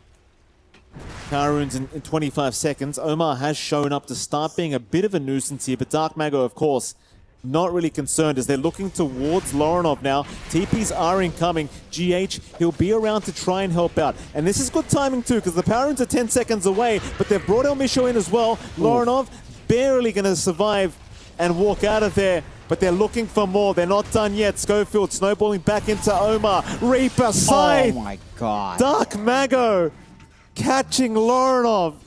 The salt into the wound for the mid-storm. And that's going to be another rune that is lost for poor old Lorinov. Hey, look, at least he gets the reset by dying, right? So he doesn't need a rune as badly. That's one way to put it, John. Yeah, that's the silver lining here. Dark Mago 6, while Lorinov still 4 into 5 is devastating. This is not a good game for our Storm so far. Schofield's and they're not been leaving. Such a nuisance. Look at Schofield. Oh, this guy he just hasn't had enough. No. Takes down Omar. Schofield, he's just been unbelievable thus far in this game. He's been, again, his movement has been perfect. His decision to die in that small cap, every single thing. Oh, the ward from El Misho. Damage is so giving much. the vision. GH just trying to escape. The empowerment arts, though, gonna connect. And unfortunately, there's going to be no punish towards El Misho. Meanwhile, you're looking at Schofield. He's still just soaking XP off Lorinov. Not even allowing the Storm to hit his level 6. No. It's just such a sad state of affairs right now for Lorinov. 5 to 7 indeed. El Misho, he's going to find Omar. Wits will show up. I know the stats say they're undefeated against Nigma Galaxy, but I didn't know they were this confident. Yeah, no, this is something else. NGX. I mean, we did a lot of talking draft. We figured there is a plan here, and there is a plan. It's just going to take so long for that plan to all come together. You're looking at like level 6 on your AA, a level 6 in your Storm, which isn't up yet. The Vi is the only hero that has had a decent enough time, along with Sumail.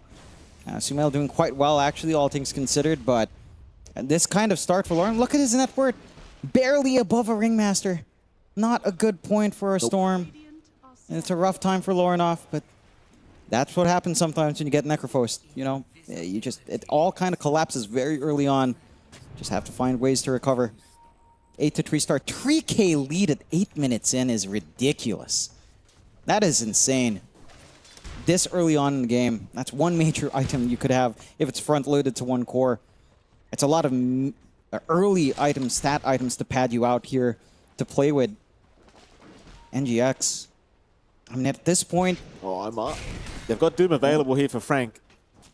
He won't want to go for the dive in. They do find Dark Mago's career. Nothing was bought out on it, though. Devi has the helm of the Dom, is going to lose the creep. Unfortunate for him, as it seems as though Wits looking to start pressuring that bottom tier 1 tower along with Dark Mago, who's just completely uncontested currently on this Necrophos. Echo Saber almost completed as well for Wits. The silver lining, Divine Llama had a decent time. Yep. Samel, he's having a pretty decent time. Currently third in net worth, only about 100 gold behind Wits and Dark Mago. So this is one of those games. I mean, we were questioning the Wind Ranger pick. I'd say Samel's been one of the better Wind Rangers we've seen throughout the Esports World Cup thus far. You know, if you're going to show us how good this hero is, now's the time. Dark Mago, he does get caught. Speaking of the devil, Samel's here. Wits, going to be chased down as well. They'll drop the wall, but it's off the mark. But you got a huge kill in Dark Mago. Samel picks up the kill, now top of the net worth board on the Wind Ranger. Even if you only achieve that for Nigma, you'd be pretty happy. You have to watch yourself inside of P-Time as well. Took a lot of chip damage on the way out. Samel still on the hunt. The Javelin timing, very strong on the Wind Ranger, of course. Having a little bit more coming out from that focus fire. Not too far off from full Maelstrom either. And the big important part while all of that happens is you're getting free space out for Lorinov. It's a little bit of catch-up for a Storm, although Lorinov at least gets that's his first power rune. So he's happy. 10 minutes in, gets a shield rune. Not the best rune, but it's a rune. Yeah. At least maybe allows him some sort of play and a little bit of a bailout if things go rough. A little bit of a pause here. Some pause time, one would say, coming out here. What are you even applying? P-Time. It's pause time. time. P-Time. Yeah. Okay. Good on you. There's a lot more that can come out, but we're early days. Hopefully early days. not, John. Hopefully not. Hopefully. We have the go-ahead and the P-Time's over. You know, pause time's done, back into the game. Nice D-ward coming out there for Lorinov to spot out. John, have some shame, would No, you? there's no shame here. Have some. We're at the World Cup, John. Have a bit of shame. Yes, we are. No. Well, It's there. Lorinov's trying to catch up here. He's 2.5k net worth right now in the Storm. Yeah. Again, in my opinion, this is his best hero. Yes.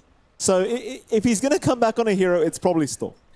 It would be. It's just, he still needs a lot of space. The team's trying to make that space. They're still looking to pressure bot. Omar just dancing around. He's having a gander.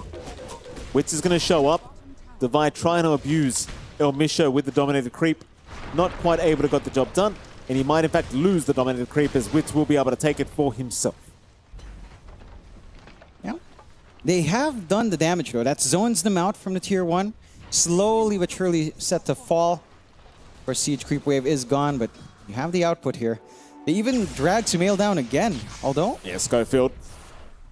I mean, he's not that easy of a target. He's been a real new... Did the Ice Blast not land? I think they might have missed that Ice Blast. And they did. They did. All right. It happens. It doesn't matter. They're going to find the kill anyway. Happens to the best of us, John X5. And it does. It happens to the best of us. And it does. GH just wanting to make sure, you know, he realized, oh crap, oh turd, I need to give Lorinov that kill. That's right. Accidentally takes it anyway, but he tried his best there, GH. Lorinov, I mean, at least he participates in a kill. Gets himself a little bit of galvanized to go along with that. And again, you're seeing some early activity from NGX. We're seeing Sumail constantly go through the gate. He's going to head back top now. And they do have that blast. It's just half a minute until you have it back up. Ato's build up here as well for GH to try to get the stun locks off with cold feet. So there's some potential. That lead now, 2k at 12 minutes, not so scary. At 8 minutes, very scary. So it's stabilizing. Amp damage for Frank. So he's going to have a lot of fun with the chase downs if you're not too careful. Some good stacks as well from P-Time. Not scouted out by the side of NGX. You don't even have time to make your own stacks here on NGX, but they'll go for the smoke. The blast is back up. They just need one good vac wall here. Oh, they love Frank. Nigma, they're having a gander. They'll wrap around through the Radiant Triangle. Not seeing anyone quite yet, but they do find some ancient stacks. Happy looking to take those away. Meanwhile, we do have El Misho thinking about moving in to that Radiant Triangle, but decides better of it. But Nigma, I mean, you at least clear out the camps. You'll be happy enough with that. So it seems like Schofield now going to have to find out the hard way that they have been robbed. Yep. Kind of a sad realization for the side of P-Time. And, you know, good on NGX. Why stack yourself? You can just steal the stacks. Very good timing in that smoke. Might have been nicer if they got a kill. And Device still being a pest, of course, with his dominated creep. Going for the stuns, but not really... Well, does at least scout out like 3 heroes there, so provide some safety for Sumail. Blink timing now up, though, on Wits. pretty big Tiny at the moment. I do love that he goes... We've seen a shift as well from a lot of carry Tinies, going away from Shadowblade into the Blink, just back to the old build-up. And it has felt pretty impactful, just being able to be on top of a hero, get some relocation plays if need be, get some burst damage down with the Avalanche Toss. Can be provide a lot of openings here on the side of P-Time, so a lot of utility up on the side of P-Time. But again, it doesn't seem like either side is under pressure to play quick. You have that solid foundation on P-Time. They'll go for the smoke. Maybe start to get some Reaper Sight kills down here for Dark Mago if they can. Wrap around with... Let's see Omar first here in the mid lane. They really want Lorinov instead, so we'll see if they can wrap around and maybe avoid Omar. But no, they're going to have to settle. Lorinov, he's left the building. He'll go for the power rune instead, picking up the illusion. In fact, Schofield does get caught a little bit. Lorinov still trying for the kill, does secure it, but now he needs a way out. And it looks like he will find it as Divine Llama now dropping the wall. Wits held in place. Oh, what a shackle! The blast! Samel and the Ice Blast on Wits. Escape back going to save a little bit. Frank now with the Doom trying to trade, but they have found Wits. At the very least, the Samel will go down. But the trade is good for Nigma Galaxy.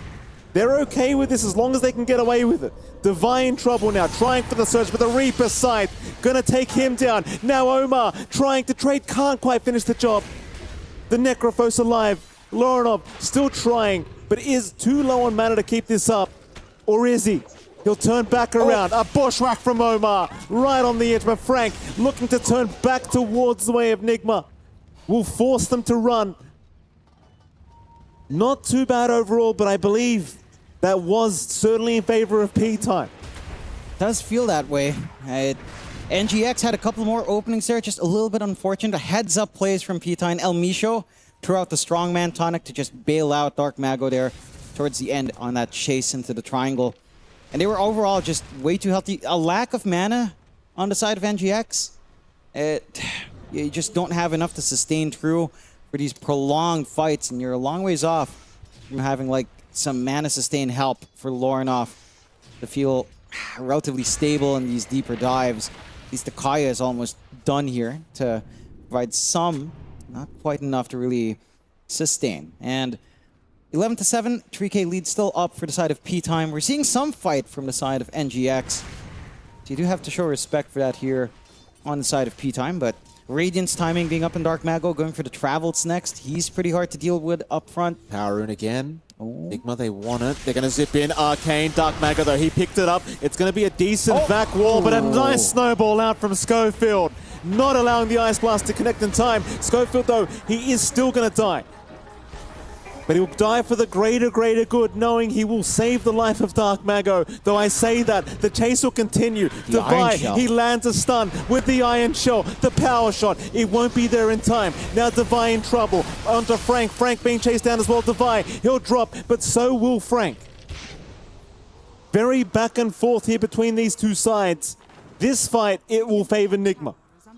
And it does. They managed to get the punishment they're looking for. And very sneaky microplay coming out there from Divine to force that kind of save come in from P-Time as well. And NGX doing a great job, again, managing with what they have. I mean, look, you're not fully recovered on Lorinov even. He's still only at, what, 6K net worth, 1K behind her. Doom still just got his full Kaya as that fight breaks out, going straight for a BKB. But this is the point where Storm starts to play. Just a Kaya Soul Ring alone. And you've got enough to have some impact here. This does get more challenging, though. You've got that blink up in Schofield, and he's had such a good game on that Tusk. The snowball saves have been amazing. The aggression in lane has been amazing. The blink just enables all of that and more. Now you have a steady blink punch combination to just put Lorinov up in the air, get some chain control onto the Storm, get an opening to actually get that kill. Okay, and just more things that NGX has to think about. Movement up top for the Tier 1. Shouldn't take too long to find it at this point, and NGX not too keen on defending. It's going to be another objective going the way of P-Time here. Just the Tier 1 bot now amongst the outer towers left before we start to head inland on either side. And 4K lead still maintains. Got the BKB being formed up by Frank. I wonder if he's actually going to commit for that Midas. Doesn't feel necessary. Oh, Frank's going to rush for GH. Nice easy kill here for Frank, I think. GH going to tank the gank for Lorinov. The Lorinov is going to zip right past them. He just wants the power rune, and he saw a regen. So he'll go for it immediately. No messing about. And he should be just fine to escape, although the chase is on. Lorinov, of course, has the regeneration rune active. It should be borderline impossible to catch him. Oh, yeah. As I say that, though, they are still chasing him. They're trying, but it's a storm with a regen. He's not getting caught. No. Gonna have to start holding off just to max out the mana. Still hang around the area, though, but probably not for too long. Just TPs away instead of going through the gate. So again, a little bit of a stall out. NGX, you can't fault them for this, as they do want that build-up. Playing from behind just a tad bit. Still a ways off from the full BKB for Lorinov. Sumail should have the Maelstrom up now. I'm wondering if he's trying to go for like the Dragonlance build-up, or if we're seeing something else here on the Wind Ranger. It has felt like the Hydra's Breath has been pretty good in the hero. Just wouldn't mind that later on. BKB as well for Frank, still being saved up for. Or the Midas if he wants to scale. If they're expecting a slower game, of course, you go for the longer route here. And again, just a moment of calm. I mean, I'd say this moment of calm is just so important for NGX to actually find. Yes, you're probably not going to close out the deficit, but again, as time goes on, you maintain that. Your farming pace is relatively similar. A 4K lead at 25 minutes, not as scary as it is at 18 or 16. And just mitigates or lessens that advantage as time goes on if you maintain parity here. The top lane. Nigma gonna group up. They'll see Frank. Zip in. Lorinov gonna start. Ice Blast will end up landing. Frank gets blown up. And that's really one of the strengths of this draft from Nigma Galaxy. Like, you catch anyone with that initial Vortex, as long as you land every spell, chances are they are just dead. It doesn't take too long.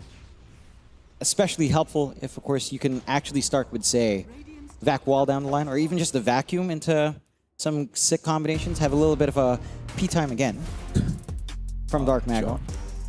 It's pause time. What's wrong with that? Nothing wrong with that. You're going to mislead people, Jonathan. Nobody's getting up to P. No, it's pause time. Okay. P time. The P stands for pause. Okay, John. P-A-U-S-E. Time. I'm glad you know how to spell it. Ah, I try. NGX, they're trying to. I mean, lovely pause. It's 13 to 10, 3K advantage. No, it's still anyone's game at this point. Very entertaining game, I might add as well.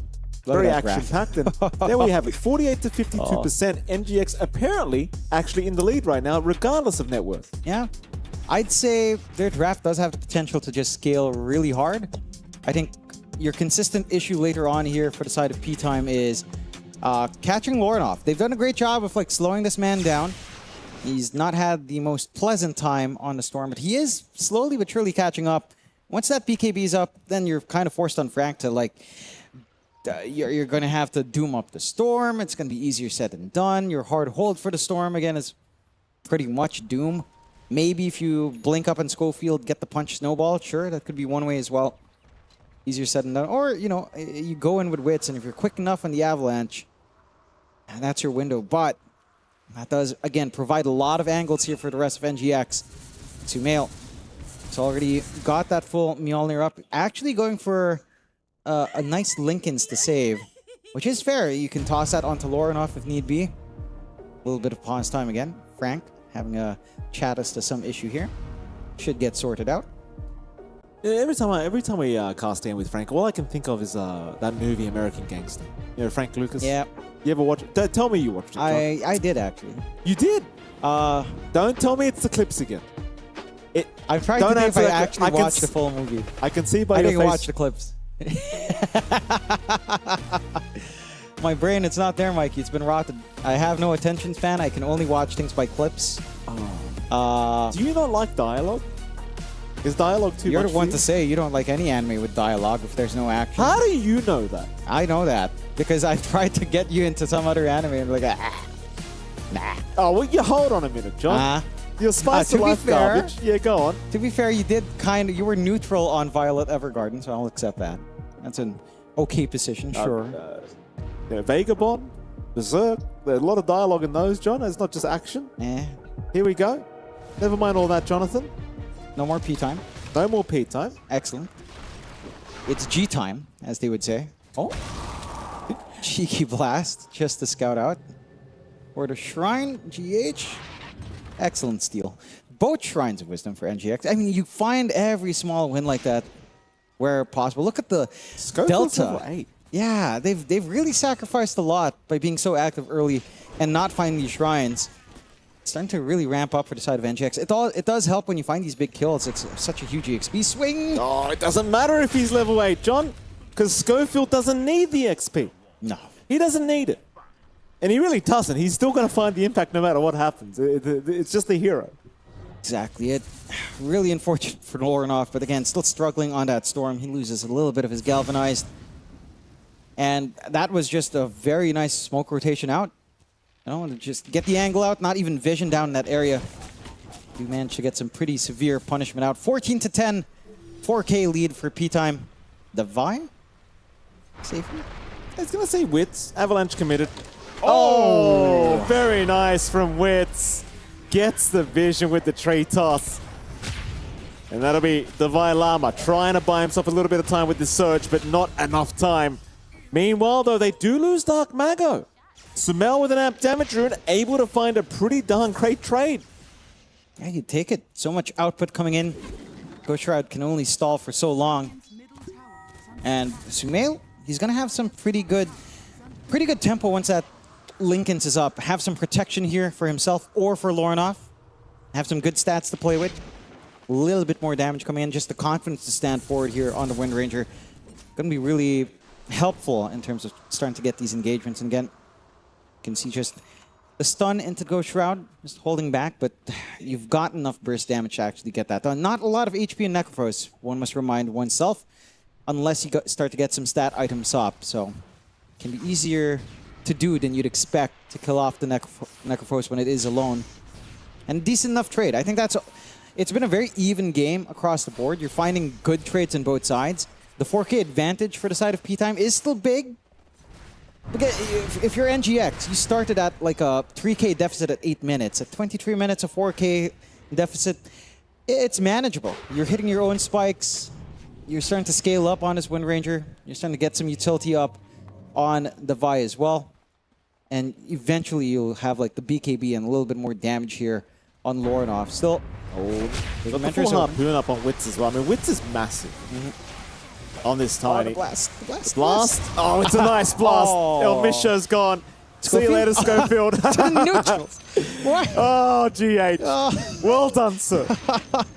Pat yourself on the back, GH. And he's so nonchalant about it, just staring ahead. Like, yeah. It's another day. Just another day for GH. Another day for GH, yeah.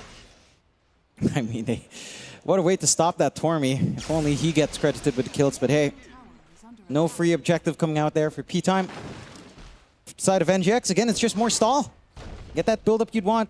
Yeah, the Tiny's getting a little bit big too. Like, Wits is going into BKB. Maybe even the MKB once that's up. I think the worrying thing is actually Dark Mago going for the Heart. Like, just straight up more stats. It's going to be harder to melt him down. You will have to land the blast onto him to make it feasible to kill off the Necrophos, but if he plays his cards right, he should be relatively in and out of these engagements. There's that BKB we've been looking for in Lornoff up and running as well. So much more protection for a Storm to actually initiate for the team. And again, it's just a little bit of an arms race. Just a lot of pressure building up. With these ski items up, you're set to go soon on the side of NGX. But so will P-Time. Their own BKBs aren't too far off. 2 parts for Wits. I believe Frank's was like 1 part away. 1 part away as well or 2 parts away for good old Frank. 1 part away for Sumail.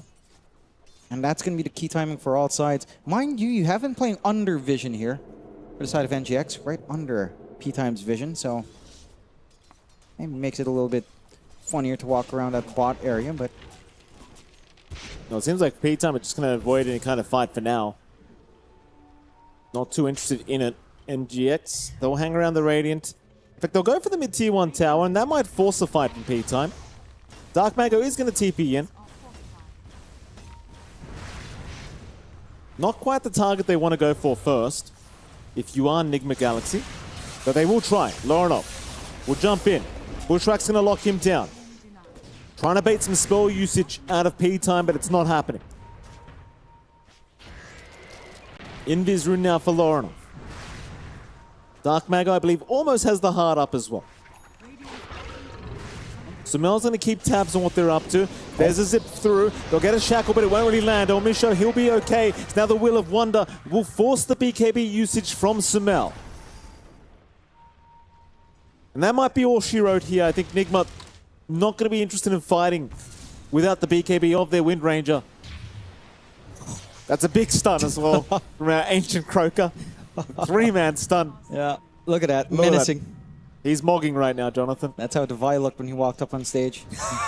So don't tell Frank. Yeah, don't tell Frank. He's one of his moods. Smoke out, P-time. I mean, look, you have all your spots up on NGX despite losing the BKB, though. Oh, This is risky. Smoke back as well. Focus Fire's back up. They'll try and go P-time.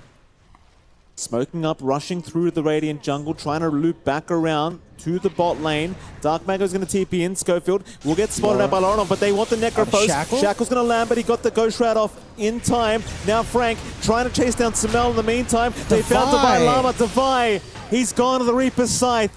Laronov now in trouble, needs to just BKB zip out of there and retreat. He will do so. So will Omar. As soon as they see Devi dying, they do not want the fight any longer. And that was a fight where you didn't need to commit Doom at all. No. Just not necessary. Only Reapers was the one big ability they committed. So awkward for NGX, just the way that smoke breaks. Right? You see the TP coming in, you know the Necrophos was right there. Devi was in a position where maybe if he was just a little bit further out, you get that vac wall, you get the Ice Blast on top. That is a pretty clean fight to go for. Not the way that cookie crumbled this time around. Some pretty good punishment once more from the side of P-time. Side of NGX now 9k behind after all of these shenanigans have been laid to rest. P-time just in control of this game. BKB for Frank done now. The heart going to be flying out soon here for good old Dark Mago. Gonna have the sustain later on once the courier's up. It's just gonna be more challenges. Like, can you always get this blast off? It feels like NGX has been so patient. Like, they want the vac wall when in these wider team fights. They need the vac wall with a blast. It's just, if Devi just dies like that, then what's the point? There's no light at the end of that tunnel. Oh, you got to give props to P-time. They've been playing this game, number one, very nicely. 7k advantage standing their way. They have not flinched against Nigma Galaxy. Yeah, this is why they're undefeated against this team. Yeah. They just know how to play against Nigma very, very effectively. And it's not getting any easier as time does go on. Wits is becoming a real problem with all this farm. Shard build up next. Has the BKB coming out. We'll go into the MKB after that so he doesn't have to think about how to kill Sumel on this Wind Ranger.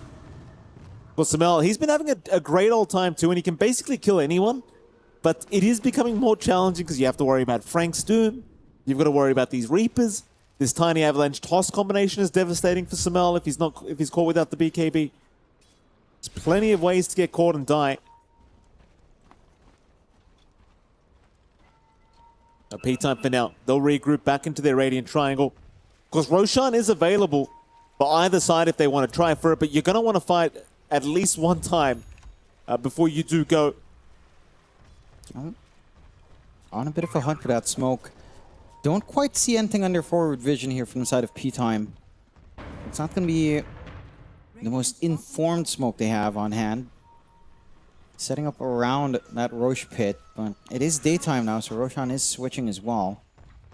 Well, hit down bottom, directly south. Sumel is farming that southern side of the jungle. This will be massive if they can catch him, and he's completely alone. They're running directly towards him. He's got to blink up if he can react quick enough. He'll blink towards the eastern side. He'll run to the Twin Gate. The Avalanche is not going to land the snowball, though. He's going to be there, but it's too late, I think. Can they keep going for this kill? The shards will lock him in. He's between a rock and a hard place. The Doom committed as well. Sumel can do nothing but die. He tried so hard and got so far. It's Laronov. The punch! The punch from Schofield gives him an uppercut to the jawline. Schofield, the bane of Nigma Galaxy's existence this game one. He has been doing so much from the laning phase till this point. And for the side of NGX, they tried to land the blast again. Let's go, GH. Nah, it's on cooldown. He hasn't even got it. Used it a while ago. Hit absolutely nothing, unfortunately, and now you'll get your free shard up for Frank. Gonna be feeling nice and steady with his output now. Get a little bit more out from his Devour. NGX for their part, it's starting to slip out. 18-11, a 14K lead for P-Time. For NGX, they've got to land their own teamfight combo. Look at this. I mean, it looked like it was about to be the Great Escape, but just Schofield, he's just not having it. He's just not allowing it. Poor old Samel just being put in prison by Schofield. And even poor old Lorinov thinking maybe I get a way out. And Schofield says, no, sir. What reality are you living in? No. Not without his permission.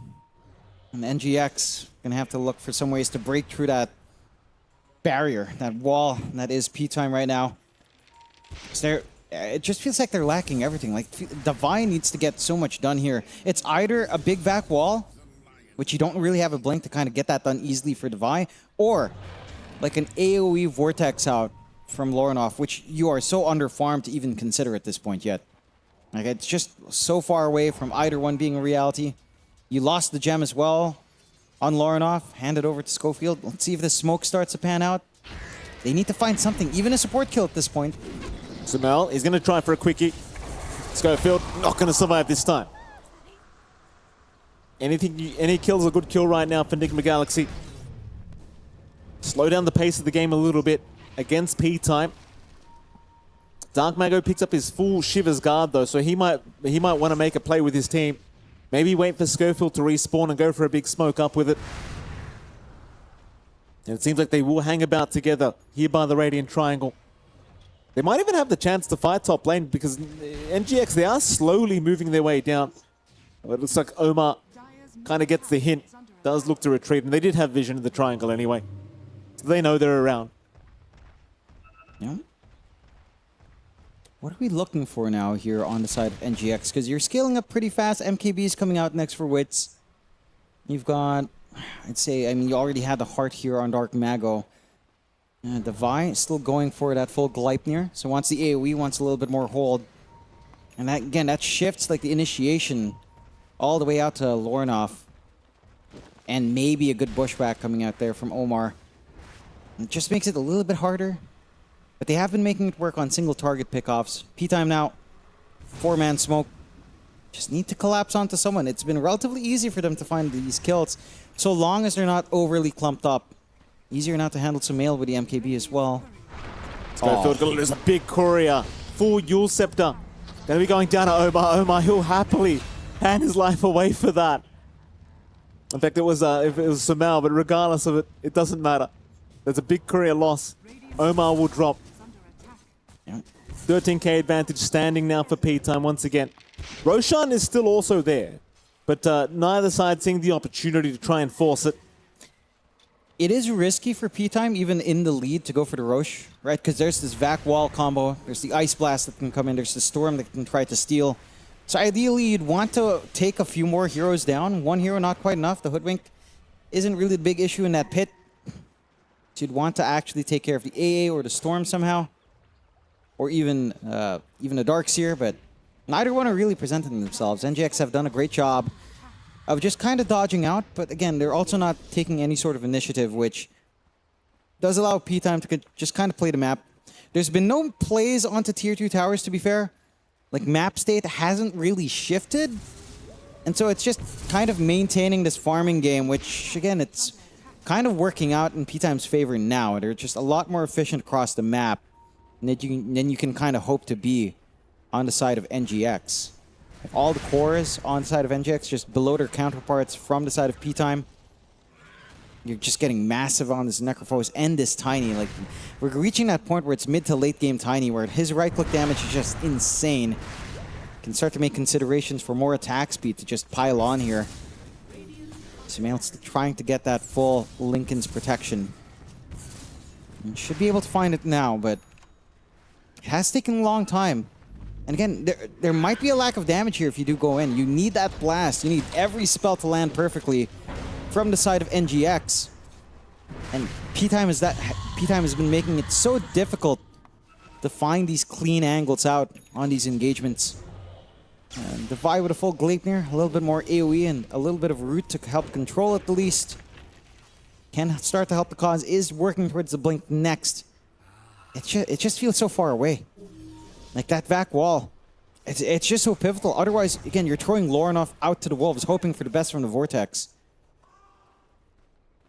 Well, what's the farm we've got here on this Tiny, I wonder? What's the build-up now for Wits? He's huge on this Tiny, 24.5k net worth. He went for the MKB earlier. He's got his BKB up and running. Swift Blink is going to be next. Sumal, we've seen this position before.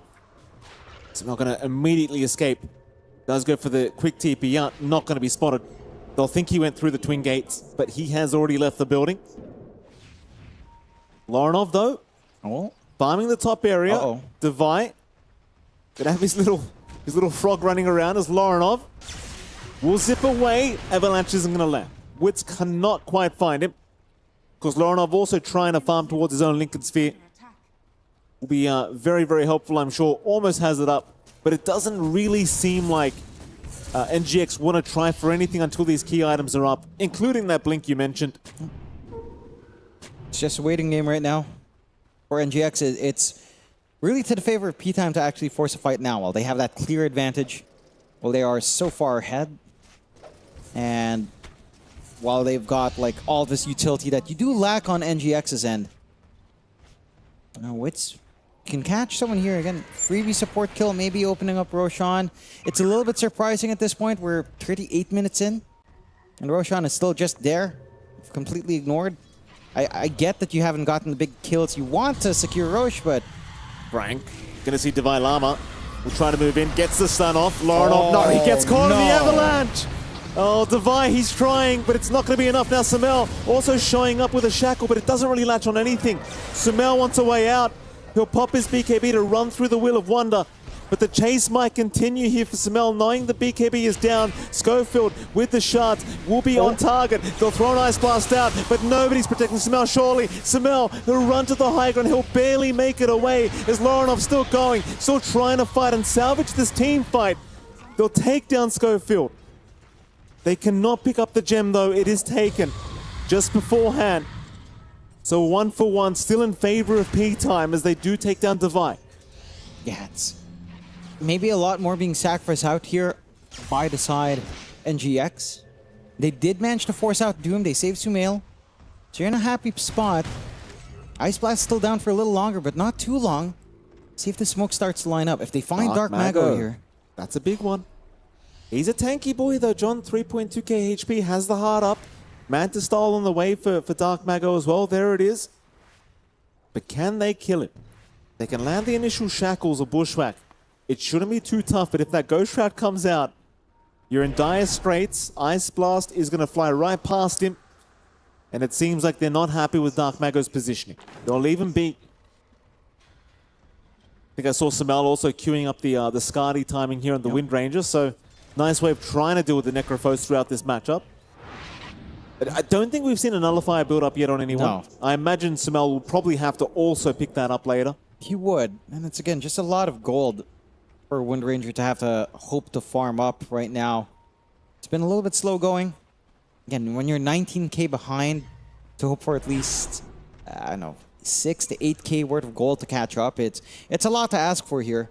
For Sumail to kind of fill in that gap. All on one hero for that itemization. But that is the game state right now for NGX. That's just the reality of it.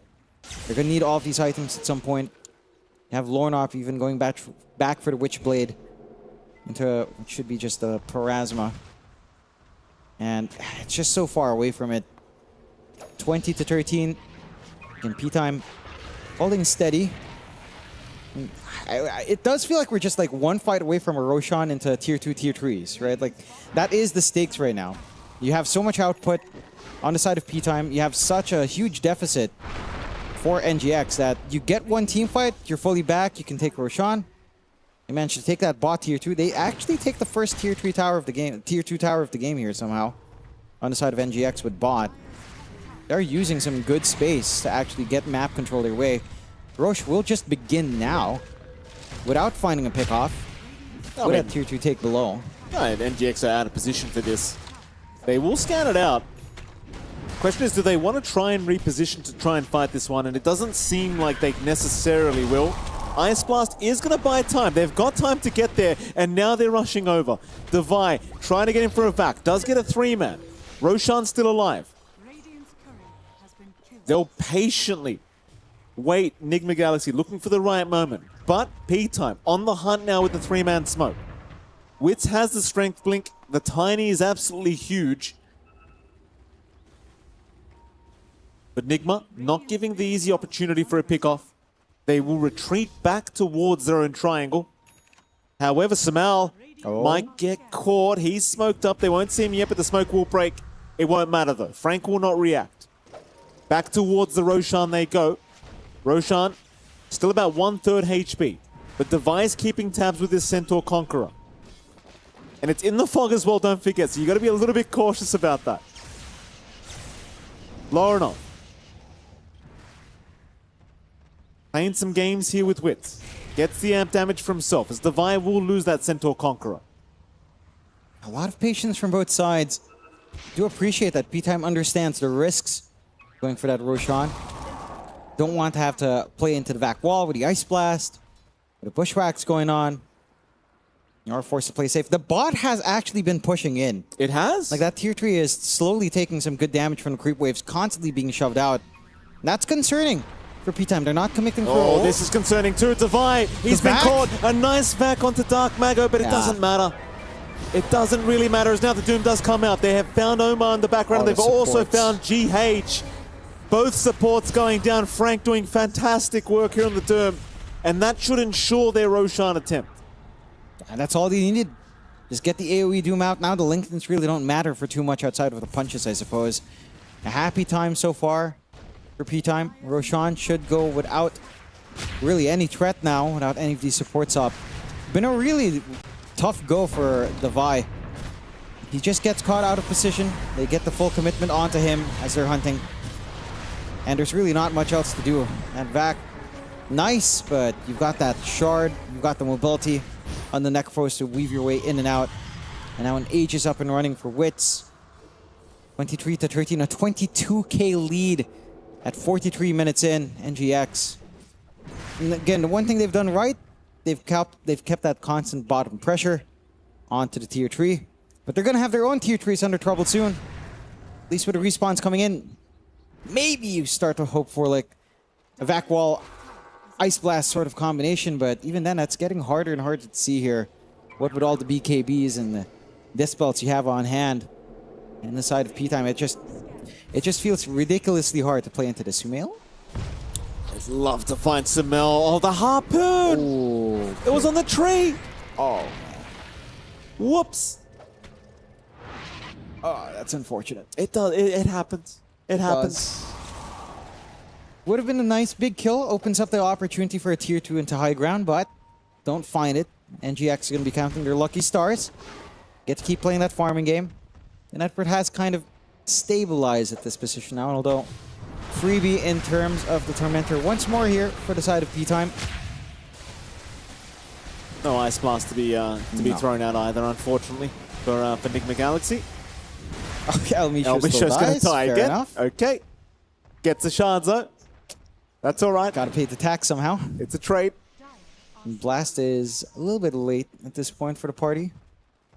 Not going to do anything. No. It hits Schofield at least. You know, it's something. Something. It's annoying, but not really the end of the world.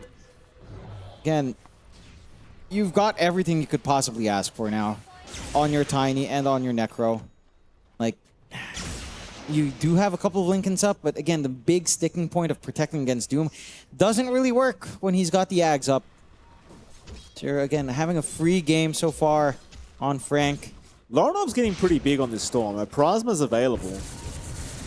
So one of the big spikes, and now a Skadi as well on Sumail. That could be problematic. P-Time, though, not to be outdone, rushing directly towards the Wind Ranger. Wits and Frank, all abilities up. They just need a bit of vision, but they are not going to find it. Sumail's been very good with his game since this game to just always back off. It's GH playing games with Schofield. Will get himself out of it. There is some timings as you get later that start to feel really scary for P-Time, I think, because, well, in fact, hold that thought, because Divine Llama will get caught out by the mid 2-tier tower, and P-Time more than happy to take his life away as they'll look towards the high ground now. No buyback on Divine. No. Wow. Nice blast. Wits, he's right into the tier 4 tower. GH is gone. Wits, he's got an Aegis up, so he's not too afraid. They're going to move in now with the Storm. Shackle a little bit off the mark. And Wits, he's just such a tanky boy. Jump in again. He's gone after an Omar Hoodwink, and he's got it. Reaper's Scythe will get the job done here for Peter. Lorinov trying to buy time. Then that's a lot of damage from Lorinov. Just not enough damage. No. Just need so much more. These Raxes don't last too long whatsoever. Wit still has at least a minute in the Aegis. Doesn't really care too much right now if he does get the reset off. Trying so hard to catch the Storm mid-zip. Schofield trying to be cheeky with that snowball, not able to get it done. But you're very happy now. Raindrax down, looking for the melee barracks. Lorinov still trying to make it hard. El Misho trying to catch it with the Tame the Beast, can't quite do so. Dark Mago not to be outdone, not looking to back off. Divine! He dropped the wall, but he got caught. In fact, there's your vacuum now onto 3 targets. Lorinov, he'll try. He finds Wits the first time. Now Dark Mago in trouble. Dark Mago's gone. Are they defending this mid-Rax? I think the answer is yes. Wits forced the BKB TP away. They can't deal with him. He will get out. But Dark Mago, he melts with that Skadi up. Is now Lorinov looking for more. Does find El Misho. El Misho not going to make it out. He'll die to Divine Llama. Scary, scary times. Yeah, it's that easy if you land a back wall. That's what we've been saying this entire game. They just need the connections to be made here with the Vi. He finally finds that opening he's been looking for. And that damage is starting to really ramp up here on the side of NGX. I mean, you're so rich on the side of P-Time that these illusions really do hurt. Especially if you manage to get lucky and get the Tiny. And even just the control aspect of it simplifies the game by a huge amount. 9,000 damage coming out there from Lorinov as well, just with all the zips, having all these openings for himself. That harassment certainly making a huge difference, along with a Catalyst coming out there on the neutral. That's certainly giving a lot more damage out. And they start to open on the Vi. He gets the BKB and a huge vac wall. And all of this damage is bouncing around. Way too much to sustain through here. Not even a sustained healing from the Necros can really stop it. Just too much to worry about. Have to be concerned. Again, they've taken the Rax. You're still in a strong position here for the side of P-Time, despite bleeding out some kills. But you have given some ammunition back to NGX. Like, this is a shot in the arm. This is something they desperately needed. And while only losing the range Rax, not the biggest deal. They certainly still have a lot more to go.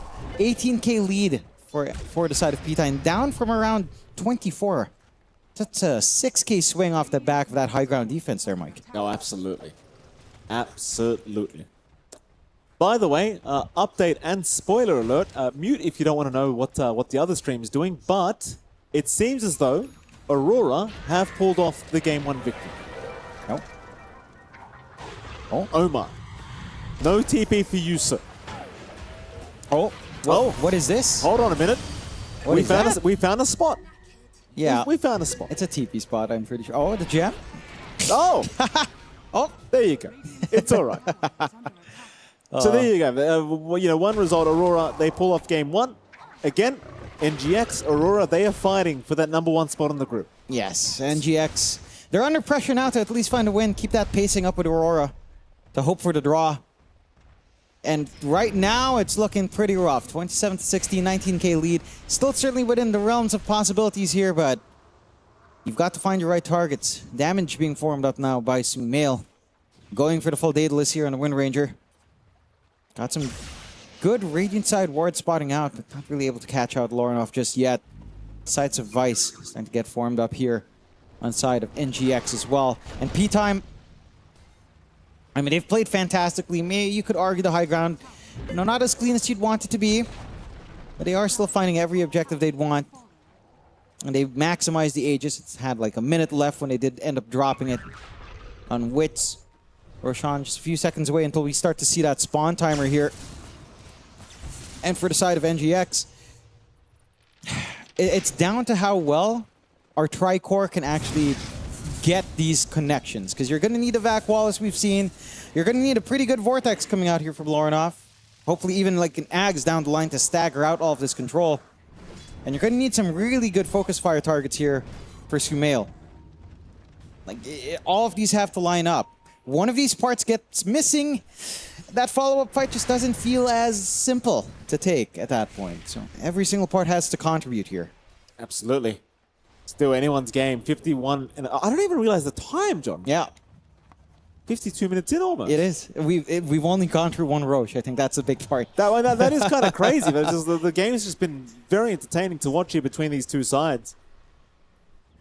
Maybe, hopefully for our sake and the viewers' sake, John, perhaps we might have another 1 hour game on our hands. We're close to it. Hopefully. Every time you mention it, though, it's like, I don't know if you're lying to the audience because you're hoping for it. I've never seen you hope for anything. No, Mikey. I'm genuinely... John, it's the Esports World Cup. I'm hoping for it. Yeah? No Would doubt like about some that. tier 5s? No lazy Mike. Did anyone get any pendulums as they are smoked up here? Never mind. P-Time as well, right next to NGX. Oh, not the Vi. They need that back wall. Right, not spotted yet. Doom is catching out Sumail. Sumail, though. That's a big target. Sumail not dead yet, but cannot get out either. He is gone. Divine now trying to chase down Dark Mago, but he's caught in the Wheel of Wonder. He'll get Reaper's Sight. And now Lorinov also caught by Frank. Oh, Frank's catching everyone. But Lorinov, he'll get his BKB off now, turning back towards Frank. Damage. He does buy back into this, trying to salvage the team fight as they take down Frank. Lorinov, he's found Wets now. Wets, the Tiny, he's the big target. The Shackle, Sumail from the low ground, landing it. So take down the Tiny. There is buyback available for Wets and Lorinov. He's not done yet either. He'll find El Misho. El Misho surely cannot make it away. He does for now, blinking away, rushing, and here's your unicycle. What a hero. Look at this. He's having a good time. I mean, this is just... his blast behind misses. This is just not even funny. It is funny. Come on, GH. GH, go. Come on. Take down the clown, GH. Come on now. The circus is done. GH, don't underestimate it, sir. No. Not like this, GH, please. Oh. Thank God. Thank gosh. Oh my goodness, as we do have a Roshan attempt. God, I hate that Ringmaster hero. It's terrible. I hate it so much. This is huge for NGX, though. Covers the buyback here onto Sumail, and somehow, in 54 minutes, just Roche number 2. But the opportunity for high ground's there. Lorinov's damage with his shard is insane. Like, it's so low cooldown as well. He's just popping that. It's draining so much HP, bouncing around. It's just... You do have to watch for the Storm. He's got that neutral item too, as well. Yeah, the Catalyst, Conjurer's Catalyst. Really has helps. Been insane. It's too much damage with the Do we Storm. not have pendulums here in this game, as I was asking? Like, I didn't notice it at all on any of our major heroes with the tier 4s. No, one on Devi. Okay. No, it's not been helping much. Not on P-Time. No, that's a shame. Like, imagine Dark Mago with that instead of Conjurer's Catalyst. Like, Pendulum, 30%, basically 30% damage reduction over 5 seconds. It would be a little bit harder to kill off some of these bigger cores, or even on Frank. A little bit unfortunate with RNG here today, but to the favor of NGX as well.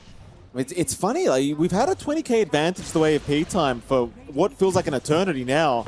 I don't feel like the net worth lead matters at all anymore. It's 79% to NGX. Okay, well, there you go. Gaben agrees.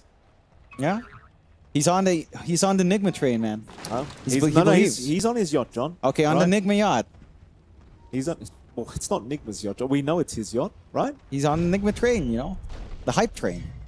Okay. He's out sailing with Nigma as well.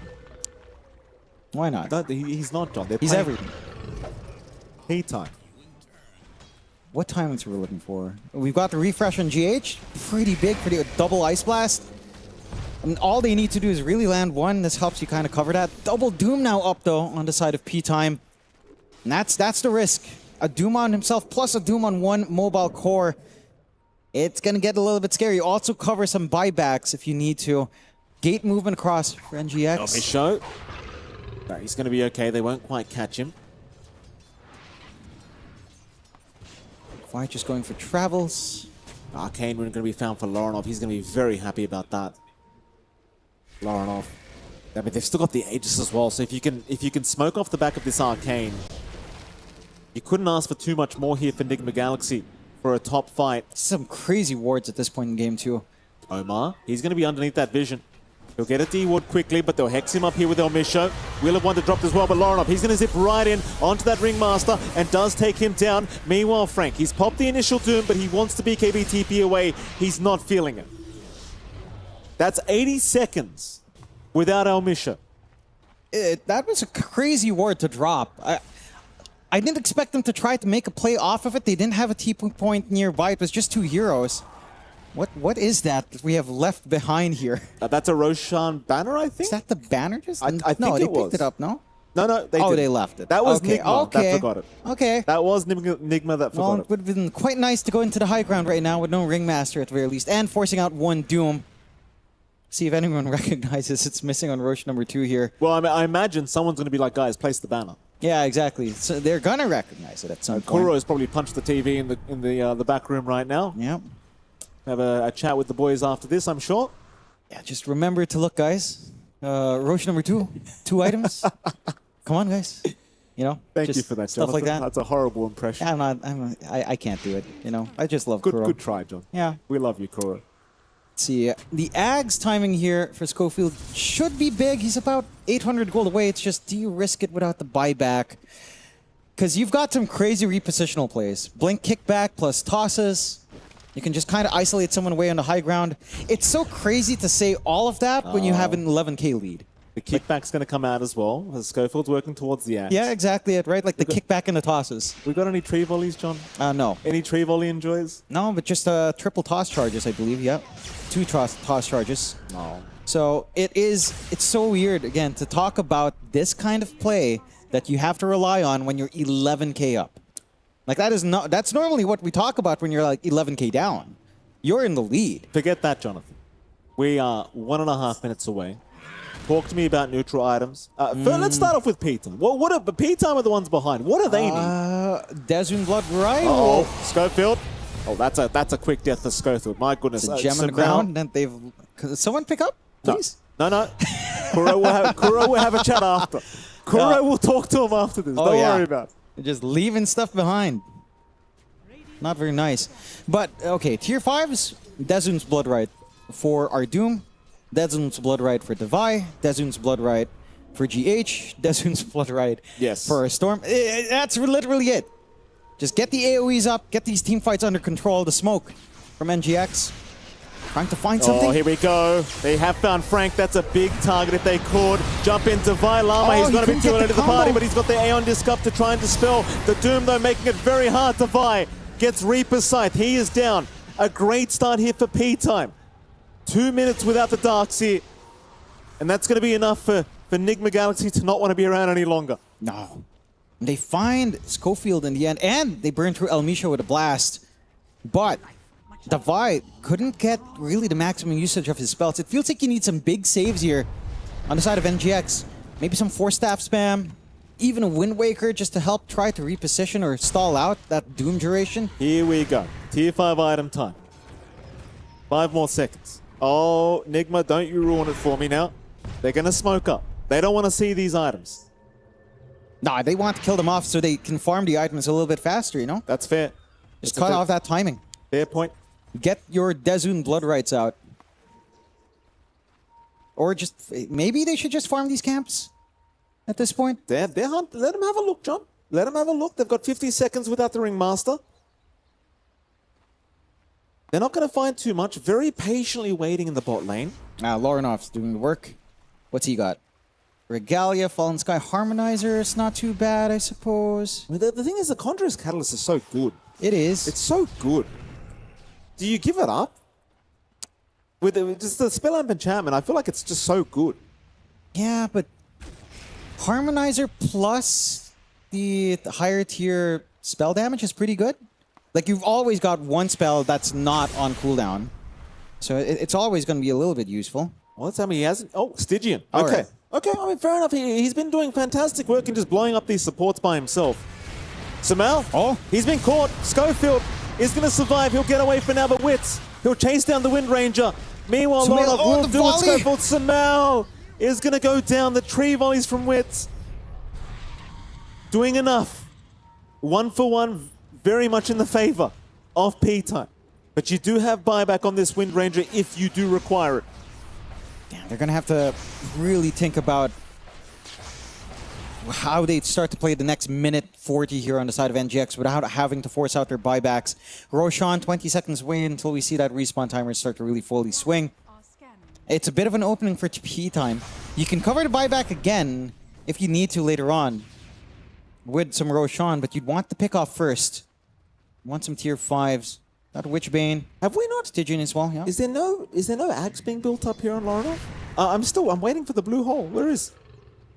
I mean, it should be underway now. I think you get the Fallen Sky and Dark Mago. I would like to see the Ags. I think the blue hole is very important here. We were talking about the importance of it for a long time, but the damage route is what Lorenov has been focused on, which is fair. I think he needs to cover for the fact that they're very single target damage focused here with a Wind Ranger on hand. So he has to kind of cover some bases. You've got the Divine Regalia coming out for Wits if you want. Oh boy. Or the Minotaur Horn. Well, with these tree volleys, the Daedalus is coming out after. I mean, this Tiny is just such a problem. See what he wants. The Divine Regalia plus some attributes seems kind of nice. Yeah. Even the Spell Amp could be kind of nice. What does he get? Book of the Dead, of Oh, course. there Thank you go, you. for Frankie. Thank you, Frank. There's a Blood Right for Amisha. Oh, that's going to be a huge wheel. And he does get the Divine Regalia and the primary attribute. Yeah. A That's lot big of deal. output on Wits. I mean, with the tree volley as well, that's just going to be a little bit ridiculous. What's his damage right now on the time? Around 700, if I saw right. Yeah, 734 without reduction. Okay. So That's nice. An insane amount. Refresh up now as well for Necrophos. And that's double Reaper's Sight.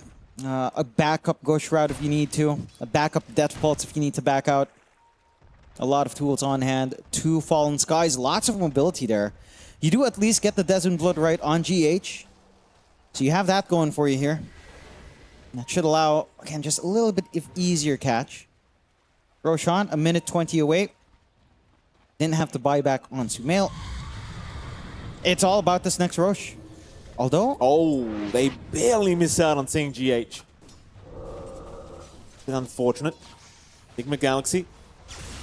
The boys are up, of course. The Necro Book going. Lorenov gonna zip in. Gets a Hex out onto Frank. Love to burst him down now. Schofield the as well. damage? Jumping in. Frank in big trouble. Frank is down. He's got buyback. Oh, Lorenov, whoa. though. The tree volley, so much damage. Lorenov, he's out of mana. The Glimmer Cape, though, will buy him a bit of time, and he picks up the Invis Rune, still trying to run. He'll reset. He's made it. In for more, they'll go. Schofield is down. Omar has also been caught on the side. Meanwhile, the Dark Mago is going to Lorenov. Lorenov is still going. Stunned up by Frank. Finally will drop. He has buyback if he needs it. He'll commit it immediately. In we go again. Can they find more? Zip in. Frank, he'll be the target. Escape back with a mission. Damage! Lorenov, Ultra Kill. Give him a rampage. Give him a rampage. Lorenov. Oh my goodness. Oh, they want the last one as well. Wits gonna try to escape. No vision. Should be able to bail out, but that's the opening they're looking for. NGX. It looked a little bit rough to start, but the way they're weaving in and out of these engagements and the damage coming in from this storm is just ridiculous. And that shard is just doing so much work. And his itemization as well, just perfection coming out here. Don't forget how this game started for Lorenov, John. It was atrocious. It was atrocious. Not atrocious, atrocious. Atrocious. It was terrible. And that's it. That might be it, right? Tier 4 towers under No siege now. buybacks. They've got the time. Wits is up. El Misho can buy back, but it's dire straits. 2v5. Meteor Hammer as well from Divide just to speed things up. This is the first time historically Enigma Galaxy has beat P-Time. Believe it or not, ladies and gentlemen. They have lost 6 times in a row. Can they get a kickback and toss to back here? P-Time. Can they defend P-Time? They've still got a chance in this. It's a 3v5. Sumail, he's going to pop the focus fire on the Ancient. They're going to try and burst him down. Sumail, he's dropping low, but the Ancient is being targeted. He's a man of business. He could not give a crap, and that's it. Game 1 will go the way of Enigma Galaxy. And that's the first time historically that they've managed to beat P-Time. And this is the one that counts the most, of course, trying to get that position of first in the groups. We saw it in the other stage. Aurora took a game already. NGX needs to match that score, Wow. and so far they have. Wow. Oh man, what a way to close out the group stage, at least for these two groups that we've had on hand already. NGX in an insanely stylish fashion closing out. And for the side of P-Time, like they were in such control for such a long portion of that game. One issue is they never really sieged objectives. First tier 2 tower went the way of NGX. First tier 3 tower went the way of NGX. First Roshan went the way of P-Time, and then after it was all NGX as well. Like they just could not translate this network into feasible objectives on the map, and that's where NGX really stepped up their game. Somebody get a masseuse for Lorno. Somebody get a masseuse. I mean, his shoulders must be sore, Jonathan. Lorno, he was trying so hard this game, 60.8k damage 60.8K. on the Storm. Again, he tried. If you watch the laning stage of Lauren, how abysmal it was for this poor man, the things they were doing to Lauren. Schofield would not leave the man alone.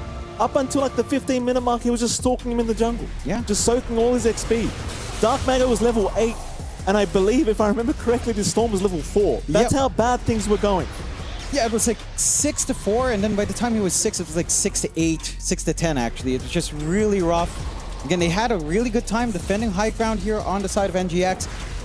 They just ended up outplaying, and all off the back of the Storm. Like the shard pickup did so much work. Like the bounces on all of those overload charges with the Catalyst, Conjurer's Catalyst was just so much damage that you just couldn't keep up. I don't think they even had Aura, right? Like there was no Mage Slayer builder. There was no Pipe builder as well. So that damage just stayed ultra relevant as the game went on. And again, it was super tough for them to pull off on the side of NGX. When you think about like the way they scale, they do scale a little bit better in some ways, but this tiny core theoretically just has a better time. Ended up not being that way. I don't think we ever saw like big kickbacks. The Linken's plays did start to save towards the end here for the side of NGX. And again, for P-Time, they've got to look back at the game and wonder, why did we stop pushing into the tier 2s? Why did we not take objectives? Why didn't we take Roshan earlier than 40 minutes? It's just a lot of questions, I'm sure, here for P-Time. You're seeing these highlights of Misho just being so cheeky here with GH. I remember that one. That took a while. Laurenov, again, I got to give props to this man after such a horrific start, just the comeback. And I always say, right, this is, in my opinion, Laurenov's best hero. Yep. We've seen it a billion times, no matter what team he's been on. And again, just another brilliant performance here. And of course, Sumal as well, just doing God's work here on this Wind Ranger. My goodness. He brings faith into me with this Wind Ranger. Yeah. And I did tell you, he was gonna raise the Wind Ranger. Yeah. He's doing it, Jim. If there's any player to do it with a Wind Ranger, it's Sumail. It does pan out in the end. But man, that was super scary a couple of times as well. Like this, there were some fights that just felt like could go either way, but they just dodge out so well on the side of NGX. And again, the way they managed these team fights were just the exact amount you needed in that situation here. And NGX, like you said, historically first win up against P-Time since they became P-Time. First win in this year. Yeah. The win where it counts the most. Device so happy. He's so happy. Device He so looks so happy. stressed before that, though. Lord looks like Lord. he looks relieved. It's like, oh, thank goodness. Omar looks Omar's like, yeah, upset. brother, you did that. You did everything. Don't even pretend we did anything. You did it all. Yeah, you did it all. Anyway, with that's game one. Jonathan, update again. Aurora, they won their first game. Nigma, they won their first game. They're both tied in their group. They're both fighting for that guaranteed top 8 position and the road to the playoffs directly. No survival matches. If they can place at the top, it's still 1-1 between the two teams. If they both get a 2-0 here, then I guess we have tiebreakers between the two. That'll be even more exciting. That definitely will. And we'll have to see. Of course, they have to play through that next game first. Well, we'll head to a break first, and right after that break, of course, we're going to be back with game number 2 between these two sides. We'll see you soon.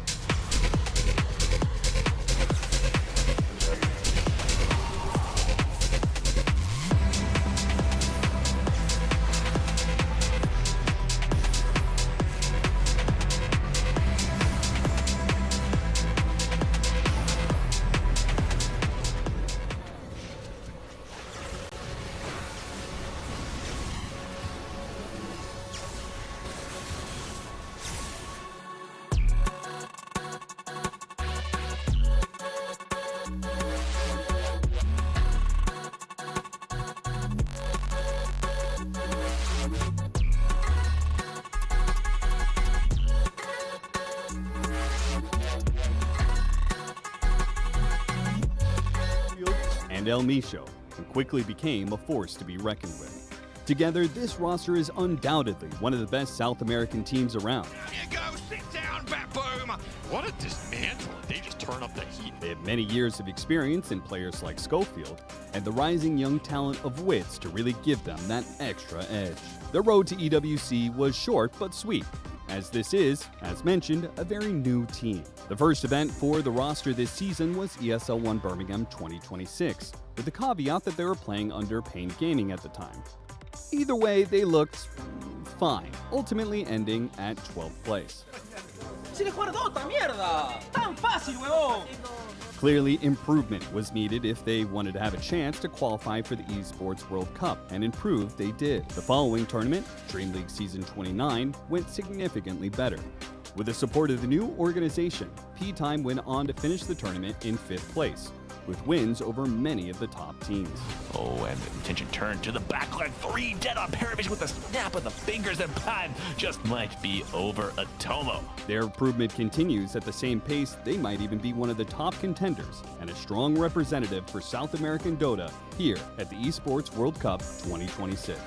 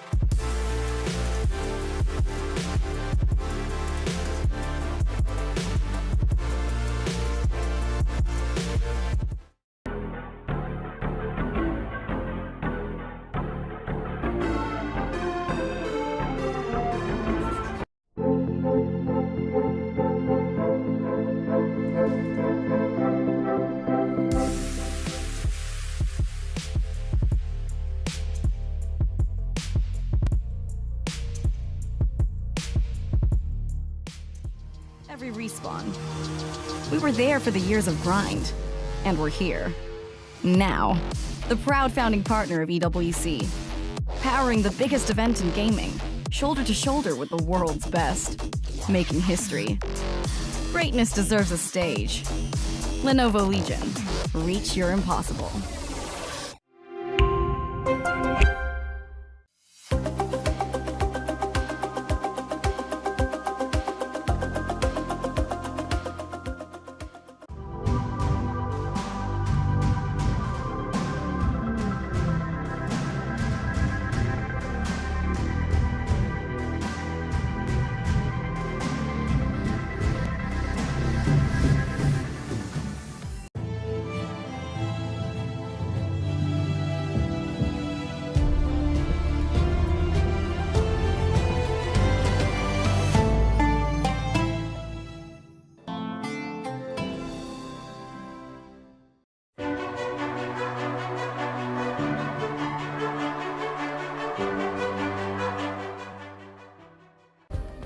Play is in our DNA. Whenever we let it out, it becomes our superpower. Now imagine an entire city being built to supercharge it. Kadir City, powered by play.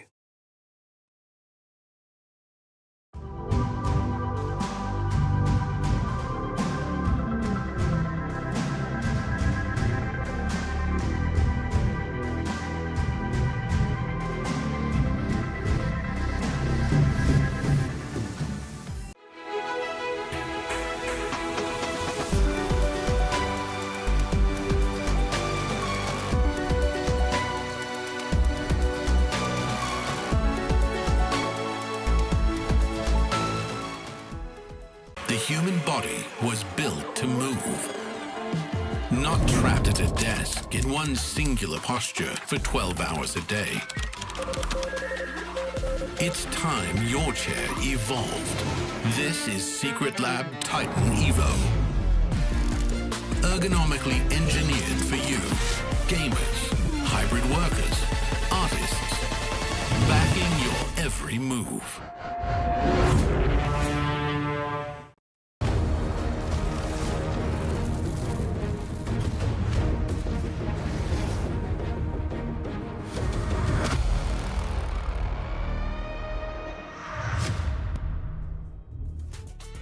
Welcome back, ladies and gentlemen, to the Esports World Cup. We're here for the B stream, and we are currently tuning in to Nigma Galaxy against P-Time to see if Nigma can proceed straight through to the playoffs. And it's MLP Dota and John X Fire here joining me. Jonathan, welcome back, sir.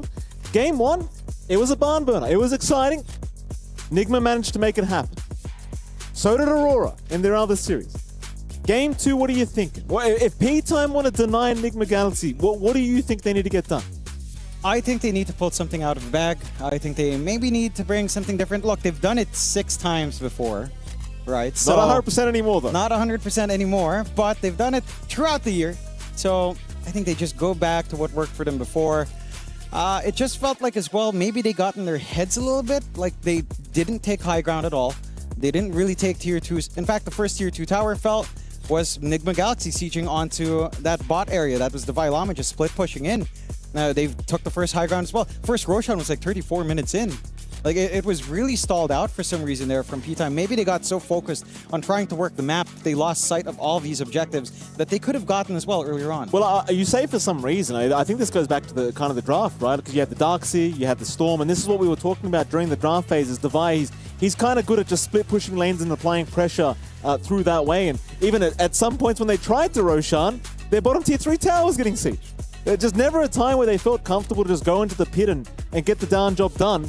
And certainly it felt like it cost P-Time in game 1. For sure. I think they were trying to hunt down right before the Roche, and every time they would like find a support pickoff, then go back, their smoke fails, they don't find the Vi, they don't find one of the big cores that would lead into a complicated Roche fight. And the moment they did, like you mentioned, they just lose the objective. So I want to see a stronger understanding of taking objectives here from the side of P-Time, because they've done that before. Like they've maintained like what, a 12k lead at best for like majority of that game. I think it was like 25k. Yeah, at most. Yeah. And then they just never managed to do much with it. Like NGX were just very good at dodging out and kind of stalling out that game to the point where Lorenov was just this massive issue. Do you think it's a draft issue then? Like, do we need to deny this Storm from Lorenov, or do we need the Darkseer was a problem? Do you think about that? What are you thinking? I don't necessarily think it was a draft issue, because the draft certainly was working, right? Like I don't think it was the draft itself. Again, it's maybe the execution around it. Maybe if you were to point to some conditions here, like the Necrophos, I think it did really well on mid. You were really bullying out Lorenov, but at the same time, we didn't see much play from Dark Mago, right? Like he's not able to kind of set up. He's not able to initiate for his team in the same way. Wits was kind of going in. You were more reliant on like Wits and Frank, but there was not much coming out from mid. The Necrophos is just kind of there.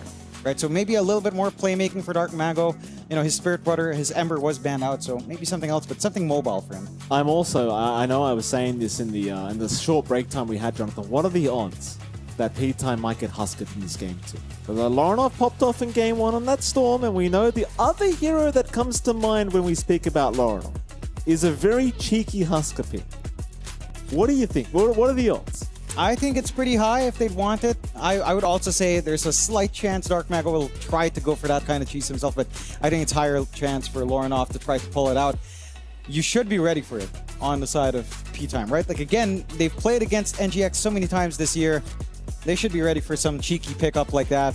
We'll just have to see if they do manage to preempt it and kind of prevent it from having a good game. But there's so much energy going at the World Cup right now. We're hearing drums going off in the background, crowds are cheering, and everyone's darn excited, and so are we, John X5. I can't wait to get this game number 2 underway. We haven't got there quite yet, unfortunately. Hopefully you'll start the draft soon, John. I don't know why you keep doing this to us, but hopefully soon we can get this game 2 and we can see. In fact, thank you, as I say that I must have cursed it for the first time positively in my life. There you go.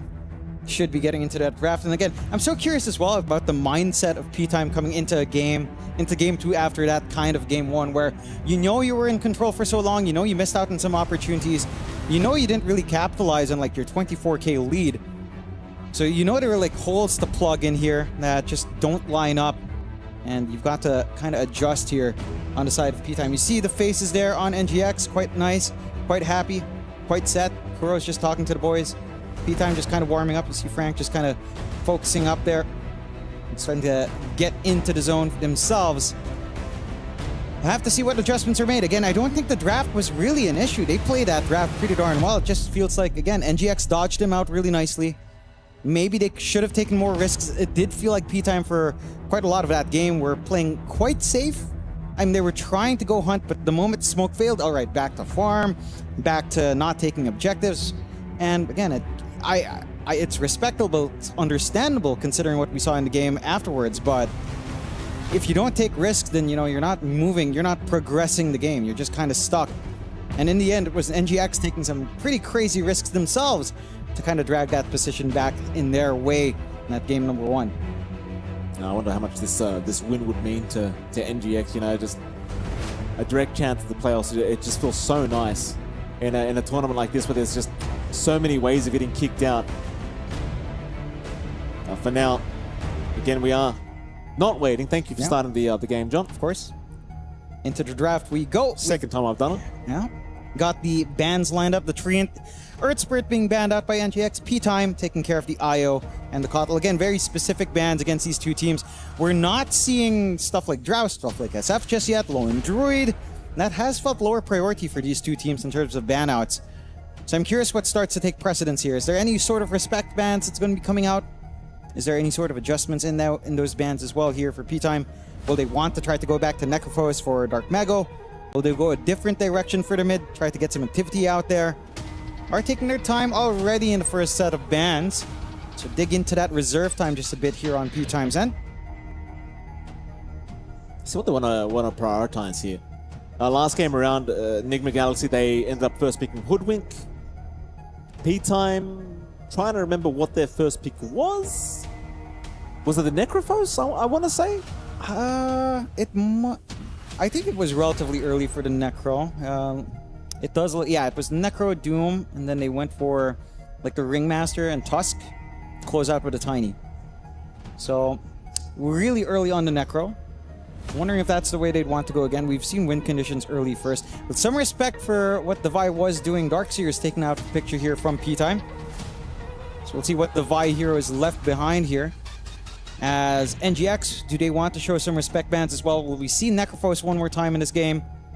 They ban out the SF. Drow still an option as well. Lone Druid still there. Axe still there. All pretty top tier picks. Bane even.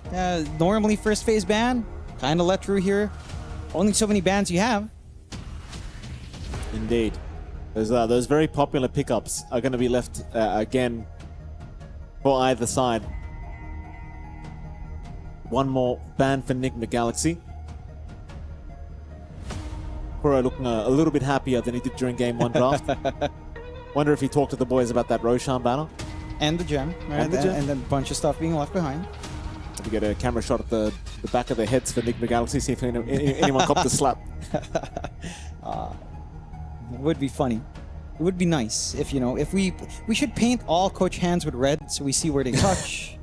You know, in a tournament, you see where the markings are. Viper's the picker. That's how we're going to get started here for P-Time. A very toxic start. I am not the biggest fan. I mean, we've seen the Viper work out before, but we've also seen it fall flat in its face. And that also opens up like a possibility of a Wind Ranger again here, as they do ban it out in P-Time, which is fair enough. Really hard counter to that Viper. But the Nature's Prophet alone being up here increases my confidence in the side of NGX. The Viper overall in this tournament, by the way, Mike, 7 picks, 14% win rate. Contested 43 times. Yeah, but 14% win rate in 7 games. Not particularly amazing for the Viper. Not the best stat, but we've seen this with Viper before. It can have good games. It's just when you first pick it like this, you really are aiming to just crush lanes, right? Because now you give options to the side of NGX to not care about the Viper. Maybe there's some flex here, whether or not you give it the Dark Mago or you run it offlane for Frank. There are some possibilities, at least, in shifting that around. Last ban here for NGX. I'm curious if they go for the Hoodwink, because you've got the Nature's Prophet on hand, so you've got Easy Sprout set up. You've got a good break for Viper with the Hoodwink. Had a pretty decent game with it last time, so I wouldn't mind too much if you stole away the Hoodwink here for the side of NGX. Get your ban out of the way, get the Hoodwink, have a break for the Viper, then you don't really need to care about it as much. Let's see. Final ban to come here from Enigma Galaxy. Both green heroes being picked up by either side. I'm surprised you haven't said anything about it. It's not the same side, so it's not relevant. Why is it not relevant, John? Because they're not the same side. If they were on one side, Mikey, you'd have a draft going, but jeez, you're gonna feel so stupid when there's 10 green heroes in this game. Oh yeah? What? You think this is the game we get the Venom answer out? Okay, Hoodwink's there like we talked about. Does she count as green because of her outfit? That's lime green. All right. That is lime green. You will count it, even though the character itself is like squirrel. I mean, squirrels live in nature. It's literally Prophet and a squirrel. John, she's wearing an outfit that's lime green. I'm asking if it's the outfit or the character. So what do you think, John? I don't know. That's what I'm asking. I don't even want to talk. Axe has been picked up. Don't worry about it, John. Left in the pool, and again, very, very strong offlane already coming out here. I will say, though, just having Hoodwink along with Nature's Prophet is already pretty darn good. You have break mechanisms for both of these heroes, like we mentioned. You can just kind of crush the lane. I'm curious to see what NGX will do with the Nature's Prophet, if it's our Sumail hero or if it's more of like a rotation hero coming out here from Omar. I would like it in Pause 1. I think Pause 1 NP has felt pretty good this patch. It's not too bad. The Ringmaster does come out once more for P time, and it's such a menace. We saw El Misho just kind of running around with it, so. Mr. Unicycle himself. Yeah, it's Mr. Unicycle himself. I'm pretty sure he could get like a speeding violation for that. Yeah, no helmet. Can't stun with Boulder Smash, but he's Unicycle. No, you know what? If he bumps something, he should fall over and get stunned. Why does he just get off it? He bumped something. Don't do that. He falls off. Should get like a micro or like 0.2 second mini stun. That would be fair. It would be. But life isn't fair, John. Yeah, I suppose not. Enigma Galaxy. Thinking about this third team. 30 seconds reserve time left. Both teams are very low on this reserve time already. What would you take now? I mean, you could just go for your support duo. Maybe... Oh my god. Again, it was left and Lone Druid comes out along with the Tusk. So... This is pretty exciting. This Lone Druid has just been consistently banned. What contest rate is it at right now? It's at a 98% contest rate. It's a very natural kind of lineup, isn't it, John? Yeah. It's a forest line. Yeah. Apart from the walrus, Well, the forest of the sea. Actually, the tundra. There is a seal, believe it or not, in Australia. I know. What's his name? You've seen it. Okay. What's his name? Well, okay. Well, let's let the crowd guess what I was going to say then. John, go on, tell the story. No, I forgot. Oh, good. Go on. No, never mind. P time. You know everything. You know everything, John. It was viral, Mikey. What do you mean?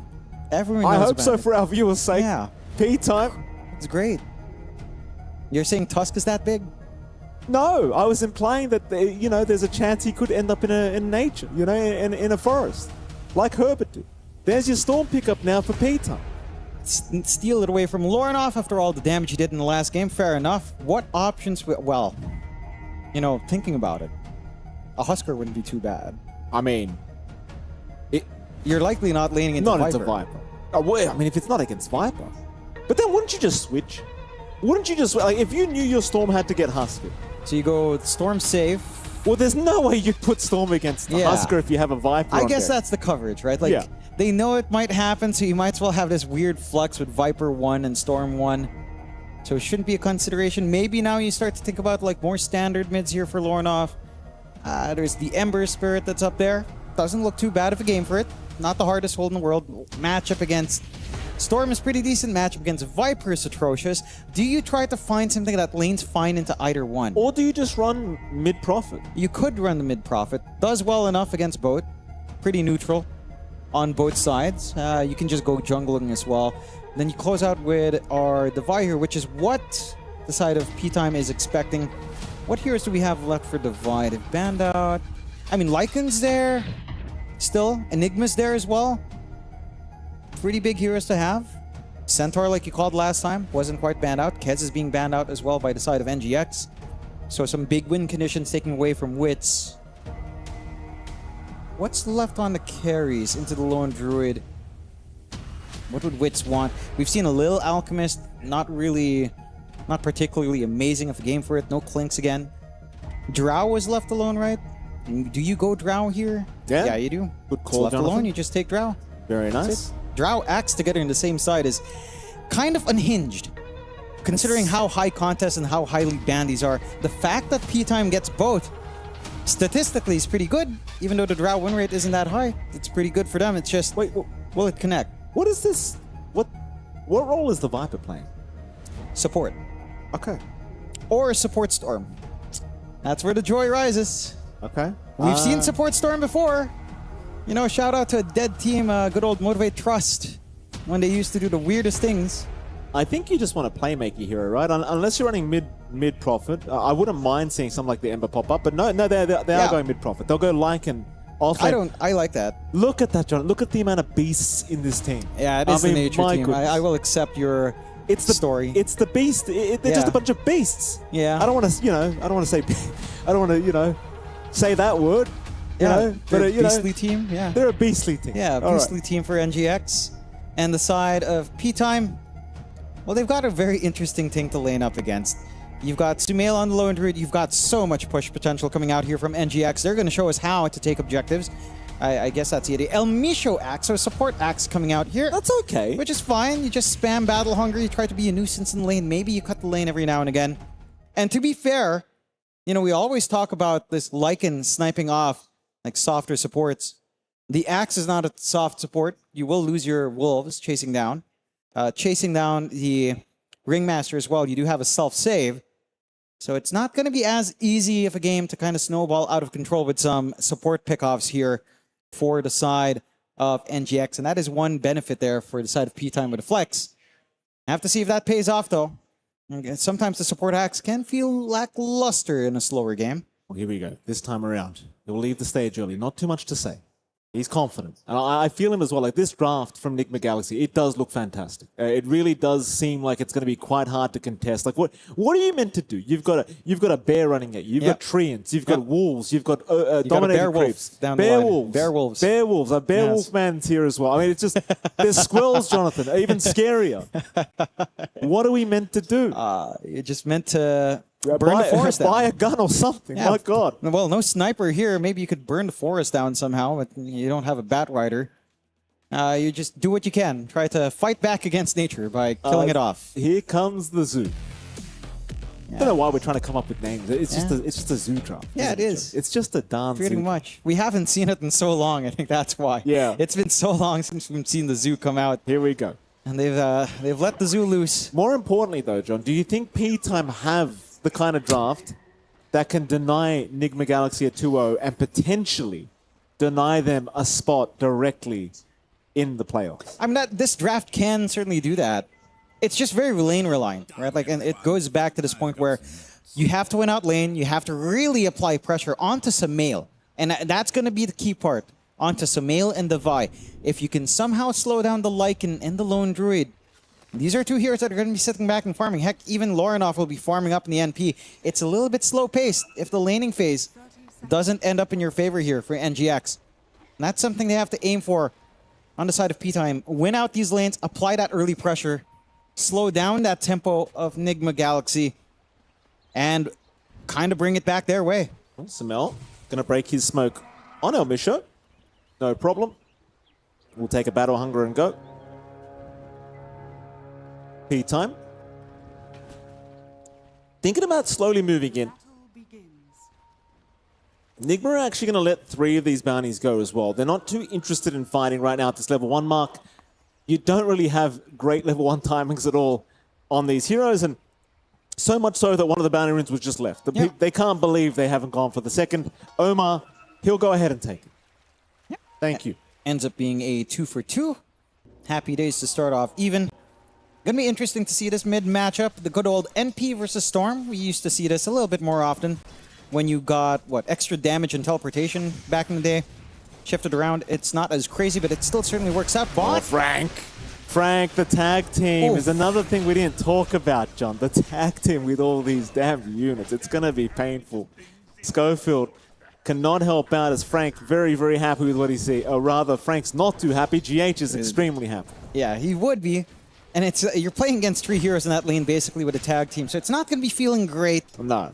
The top lane is where you would expect this to be pretty stable for Wits. You've got a good frontline hero in the Axe. Omar? Just chased down. No, he's getting chased down by Elmisha, but there's not too much in the way that Elmisha can do to actually hold down Omar. I wonder, you know, like this past 5 acts, like I do appreciate Battle Hunger spam. I think it can be really ridiculous and quite obnoxious. But at the same time, you know, if it doesn't do too well, you kind of question what the hero actually provides. You know, Battle Hunger's nice, but not the be-all, end-all. No. Omar's been denying off creeps as well, so it's not like he's getting max damage out from the Battle Hunger spam here from El Micho. And because you're not spamming it on the Vi, I mean, this Lycan is just staying in lane, getting its farm. Wits is farming up as well. You're not really slowing anyone down. Mid lane for Lorinov starting to really go his way. Right-click damage here on the NP. Not to be underestimated when you've got that Sprout up. It's just so much bonus damage from your innate. See if they scuffle around over these Watt runes. No real snipe coming out here from Lorinov. So you get the top up coming in here for Dark Mago. The bot lane, again, been steady for Sumail still. All the lanes feeling pretty darn good except maybe top. A chase onto Omar. Bushwhack will come out. Omar will be okay to retreat back towards the tier 1. Not going to end up dying. Bottom, however, Frank is having a nightmare scenario. This is truly a nightmare. GH and Sumail with the Tuskloan Druid not allowing anything for this offlane Viper. And this is a hero that's already having an abysmal time at EWC. His Wit's now going to drop as well. Devi getting another El Micho. Trying, can't get it. Oh, the miss on the tree line again. That Mistwood Wayfair, whatever they call it. It's a great innate. How does it miss if you're melee? It's look what you just hit a tree. You just hit a tree. Yeah, it's a squirrel, right? You said it. It's crawling around the trees. You hit the tree instead. Well, he's not in the tree. I mean, theoretically, that's the way it works. We're just representing it with our in-game visuals, you know. That's what's happening, Mikey. And I'm getting upset for them, John. I mean, what can you do? You know, it is what it is, as we say here. Oh, a great start for the Vi. Call is out. And there's no spin. Very cute. The Vi kills his own wolf for the greater good. I mean, it's pretty scary to feed the Vi all of that. He has a Helm of Iron Will. He has so much armor. His Dominator timing's not going to be too bad here. And this was one of my favorite Devi heroes back in the day. When we first started seeing Devi Lama, I used to love seeing this man's Lycan. And because he's a sicko, Johnny. We talked about this the last interview. He's a real sicko, this guy. It's GH. He's going to move in onto Frank. This time, Sumail's bear might go down. Frank's still alive. In fact, Sumail now dropping low. Sumail, he'll respawn the bear. But he's going to die. That's a great pickup for Frank. It's a pretty big win. Just respawn the bear. Not going to have it when he heads back to lane. Dark Mago. Voronov, nice little block. Dark Mago, going to have to walk around the long way. Does at least get the water in for himself and should find the secondary as well.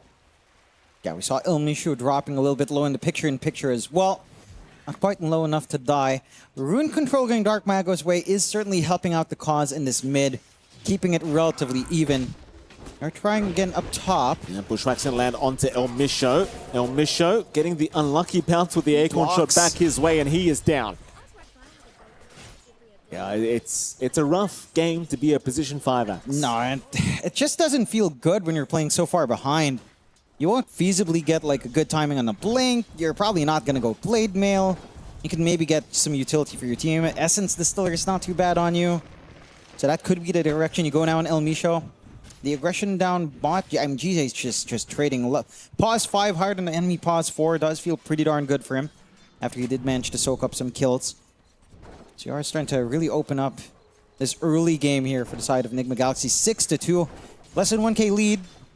The good sides for P-Time is that you are still finding some aggression here and there. Oh, Wits, Omar, dying, still trying to avoid any more damage as he gets the deny. Oh, he gets the deny as well. The Vi hands the tip over. You know, it's one of those starts here for P-Time. Wits, be careful. There's wolves behind you, so Wits, be careful. Devi's being chased, but I'm more worried about Wits right now. Snowball's going to come in. Wits is down. Devi getting called up. Should die and does. But they already got the kill onto the Drow.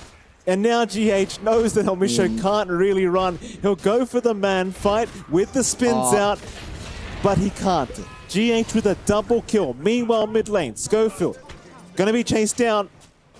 Devi's having the time of his life here in this game too. As it seems as though Schofield, unfortunately... Oh, here we go. Get on your bike, mate. Yeah. Not quite this time. Off you go.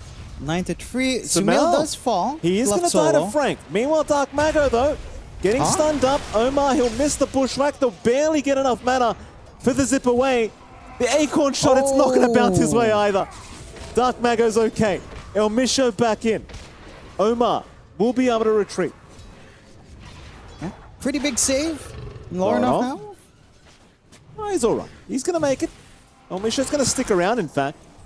Laurenov still trying a little bit. Bushwhack once again going to miss as Schofield still trying to pick off Omar, but can't quite get the job done. And I do love this response out from P-Time. Showing up mid, getting just enough saves out. A little bit mistimed out from NGX, but doesn't cost them too much. Again, rune control has been pretty good on the side of P-Time as well. In fact, Schofield's not relenting. Very nice avoid by GH.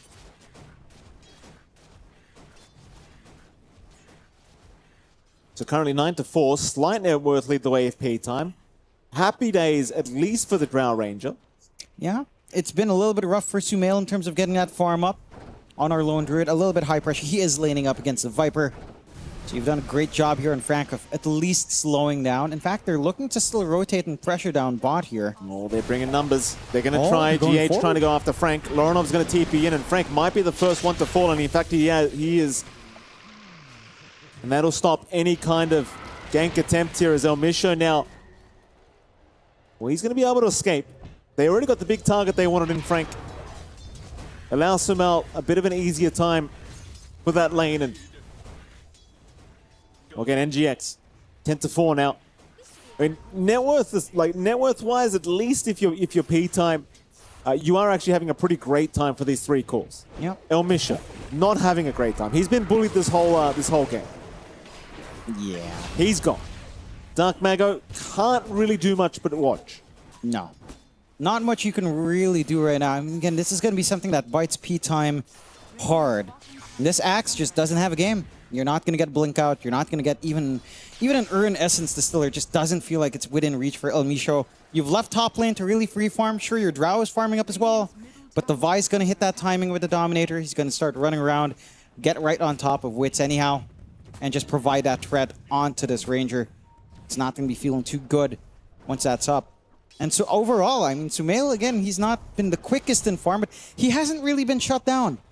He has had a hard time in lane, but eventually the Bear is just going to start hyper farming for the team. At least, one thing P-Time's been really good at, stacking up. This time around, NGX are not in a position to contest, so they do have quite a fair bit of catch-up farm going the way of Frank. It's going to be nice and happy in that steady build-up for Sanj and Yasha. But still, just back to the farm game. Nice and calm. You are happy with the farm game right now on the side of NGX. There are some good wards here, though. P-Time watching over. Lorenov farming up. But they don't have the jump, really. Try. They will Dark Mago. He's going to zip in. Lorenov, Vortex is going to catch him out. He's still actually healing through it. Trying for a TP play, but not going to happen. Wishful thinking, but worth a crack for Lorenov. He can always TP with his skill anyway. Yeah, and they do get a big snipe off of that ward. No one really in position to help out on the side of Nigma. And that is just so important for Dark Mago to find. He'd want this rune if he could. Does go down bot. Elmisho will hang onto it, but the deny... No. Elmisho's going to pick it. And you got to do what you got to do. Dark Mago, no top up again, but at least they can try to use these illusions to farm up a bit. Sumail is still having a little bit of a rough time. I mean, the Viper's not leaving. Frank is just ensuring they keep track of the lone druid as much as possible. Top has fallen to the Vice push. Can you make any feasible plays out onto the Lone Druid, because now you're getting problems with Divide. Again, Dominator's up, Shard's coming up next, Overlord coming up next. He's just going to be able to start to hunt down some of these softer supports, really just a Ringmaster. But even then, he can keep the information game up for the team. Make it a little bit awkward for the side of P-Time to try to hunt down later on. So, it does feel like you haven't won your lanes hard enough inside of P-Time, despite that slight net worth advantage on your cores. NGX are in a pretty good position anyhow to keep this game going. The stack difference is pretty big, and El Misho has been pretty efficient with his illusions. So there is that. That he has. TP's down towards the bottom lane. Frank, Viper Strike has been thrown onto the Spirit Bear. Sumail might lose at least one. And in fact, Dark Mago is going to ensure he does. Nice 250 gold for them. Sumail now being jumped, but he does go into the morph. Snowball's going to buy a bit of time. Still Sumail in the middle of all this is going to go down. GH looking like he might follow. Lorinov at least taking down Schofield. Now looking towards Frank, but Lorinov in the middle of nowhere finds Frank. Does want to get away, but cannot from Dark Mago. A successful fight once again for P-Time, finding a 2-for-3 trade in their favor as El Misho targeted, but Omar can't quite finish the job, and Dark Mago, he wants a fourth for his team, and they'll find it as El Misho gets in with a dunk. A fantastic fight now for P-Time. They get some good punishment out. NGX just maybe a little bit too far forward. Again, Sumail on the Lone Druid. He's not fully set to kind of really just run his bear all that far into the enemy's presence. And they do manage to actually get control of him once more. At the very least, he didn't resummon. He'll have a bear up again as they do try to catch out here. Oh, Dark Mago goes down the Orchid of Lorinov. Surprise reveal here from Lorinov, so Dark Mago, no idea what was coming. A very nice surprise reveal here from Lorinov. That's what you need. Slow down that progress on the Storm. While all of that happens, again, you're giving free space out to Devi. Does feel like he is actually getting priority on the team. He doesn't even bother showing up down bot. And he is getting good control up top. He's drawing the lines. He wants to stay there. Wants to keep applying laning pressure up top. Get that full Overlord up. Eventually start to hunt down Wits and help out the team. But again, just needs to get that initial gold first. The Zoo strat, not really aligning just yet, but eventually that threat on push will be there. You just need more time. It's Devi tips Wits for whatever reason while he's microing his wolves around. Fair enough. He's having a great old time, Devi. I'm sure. He looks like a happy man. Just staying in one lane, building what he wants. Blink up now on our Tusk. So you do have some pretty big save potentials. We've already seen hints of it here already. That does simplify the process here for GH, of course, to try to keep his team out of harm's way. Sumail still working onto the big items for his bear. Carrying that Maelstrom on himself right now until he starts to probably get into the Ags later on, which is still a ways off. Support smoke out from NGX. Maybe set some vision up.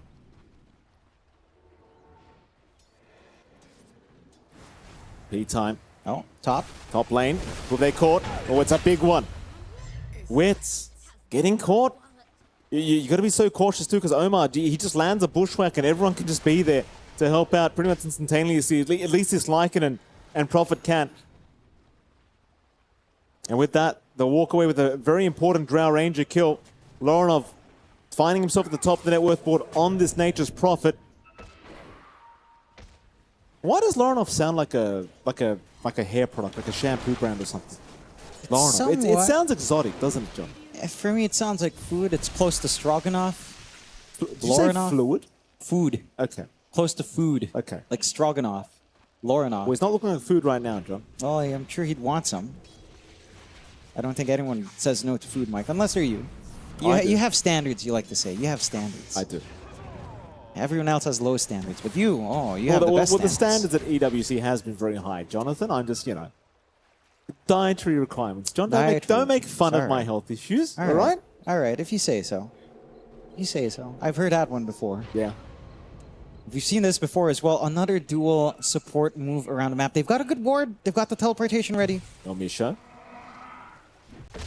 He's not the biggest skill. Yeah. Yeah. Hell with the Overlord up. They don't even need him. He's been desecrated. They don't need Lorinov at all. Nope. No, sir. Our support axe. Lorinov can take his time to apply his hair products. Or cook up some Stroganoff. Very true. Lovely dish. Lovely time farming as well for NGX as P-Time, I mean, look, you're getting some space out for Wits. I am concerned with how this Lone Druid is just kind of ramping up. It's not the quickest by any means, but eventually the Lone Druid will be an issue. You've got the Vanguard up on Frank, so he's going for that full aura. I mean, it's in the backpack right now. He might want to have it in the in the bag, considering they are stalking him at the moment. That would be helpful. Careful, Frank. Oh boy. Stuff's in the car, Frank. Be careful. Oh, they're coming. Frank. Yeah, he's gone. Or is he? Sharpshooter's going to land. Frank. They're just keeping out. GH, what's out? Lorinov never came. Lorinov never came to help. Oh, GH. Okay. It's all right. I've been baited by my calls too, GH. It happens. I bet you Lorinov told him to go for that too. I bet you he Probably. They were working at such a great unit. Still, you know, that space, Sumail's using that space well. Almost has the full Mjolnir. So the bear is getting bigger and bigger. You've gotten the space out for Devi. I mean, the only real hero right now pulling ahead in terms of net worth is Lorinov, so he doesn't want to feed that away. 700 gold above the next hero next to him. Which is Devi Llama. Which is Devi. Did you say 700, John? Yeah. It's 1.4. Oh, 1.4. Double 1.4 ahead. And things are just set to go smooth, right? Like, you're looking for a slower game anyhow. You know you need some farm. You can take objectives, sure. But to fight, you just need time.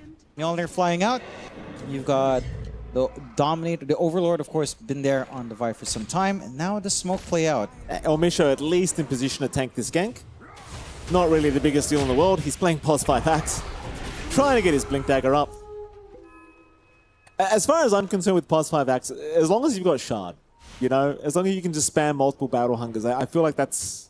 Like it's Blink, okay. Blink is okay. I mean, what do you mean it's okay? What else is he meant to do as a Pos 5 Axe? Yeah, exactly. It's like, it's okay. But it's like, you really want to have more than just like, sure, your Shard. You know, it's like, I know what you're trying to say. As long as you have your Shard, you're fine, although... Frank. Gonna go down, nice and easy. GH with a perfect setup once again. So I'm saying, like, the blink comes out okay. Then what?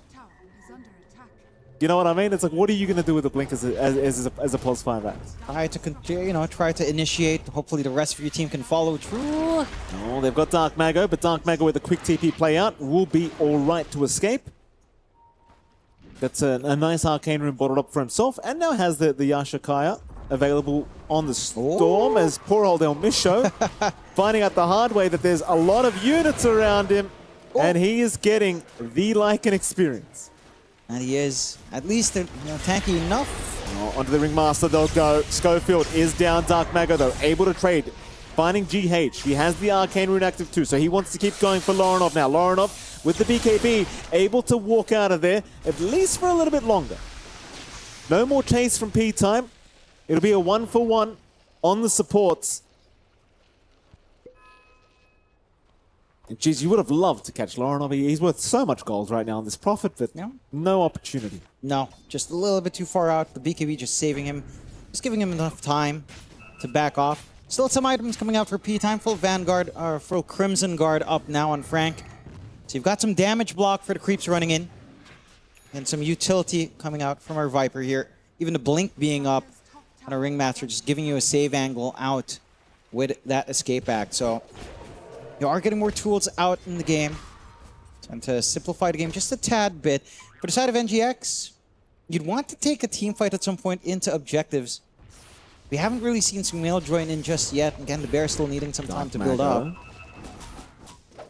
It's going to be okay. A lot of caution around Dark Mago. He's proven to be one of the harder heroes to really catch out and pick off. There's your Hurricane Pike now available on Wits, and that's a guy we haven't talked about too much recently. Wits, it has been a bit of a slower process when you compare to, say, the Prophet, and even Sumail and the Lone Druid has started to overtake the Drow, which is saying something considering that it was a pretty atrocious start to the lane for Sumail. Yep. It was a Viper lane after all. But it sure does feel like NGX, playing this farm game, they are the ones really taking advantage. As we'll see, the win probability currently 55% the way of P-Time. Despite that net worth advantage on NGX, kind of reminiscent of what we were seeing in the last game almost. I think it's the Storm effect. That's what I want to say. It's usually the Storm effect. Yeah, it's just... in a relatively free game like this, where your hard hold isn't that amazing, the Storm can definitely just control the game. Like, if you think about like a late game scenario, once a BKB's up, how are you stopping that Storm? You don't have the quickest stuns in the world. Like, Bushwhack is fine, but it is somewhat predictable, especially if you're not hiding in smoke or out of vision. So you're always going to have this element of surprise, element of mobility to line up here for the side of P-Time. Side of NGX trying to make their way across into the Twarm, get the free one out for GH. Just Devi getting it done by himself, of course. AC not too far off, and he's got the right idea going for that side of Vice. Just, again, you need every single piece of control you can get because of how slippery Dark Mago is. Side of NGX, again, still satisfied enough to play farm game. I believe it was one part away for Ags on Sumail earlier on. So he should be close to the point where the Bear can just operate independently. Maybe he can start to apply that laning pressure onto the objectives if they'd want. There you go. Ags flying out for our Bear. Should start switching items onto the Bear itself. Scary, scary. Enigma still in a very nice position now to secure this game too. 6k advantage. I mean, Dota Plus doesn't agree with it, but it's anyone's game at this point. Of course, again, the other series still going on as well between Aurora and Liquid. Dark Mago, Schofield. Continue the farm game. Of course, Schofield going to stick around to ensure Dark Mago does remain alive because he's just too important to the team this Storm. NGX. They would love a fight into a Roshan. I mean, they can take Roshan whenever they want. But if they could find a pickoff or two, it's just a guaranteed Rosh. And it'll happen nice and quick with all these units. So they might even thinking about just sneaking it while they can. Could definitely do so. I think it would be safest if they could take at least a tier 2 first. At least one tier 2. Clear out the map a little bit. Have a lane that will just shove in quite naturally into tier 3.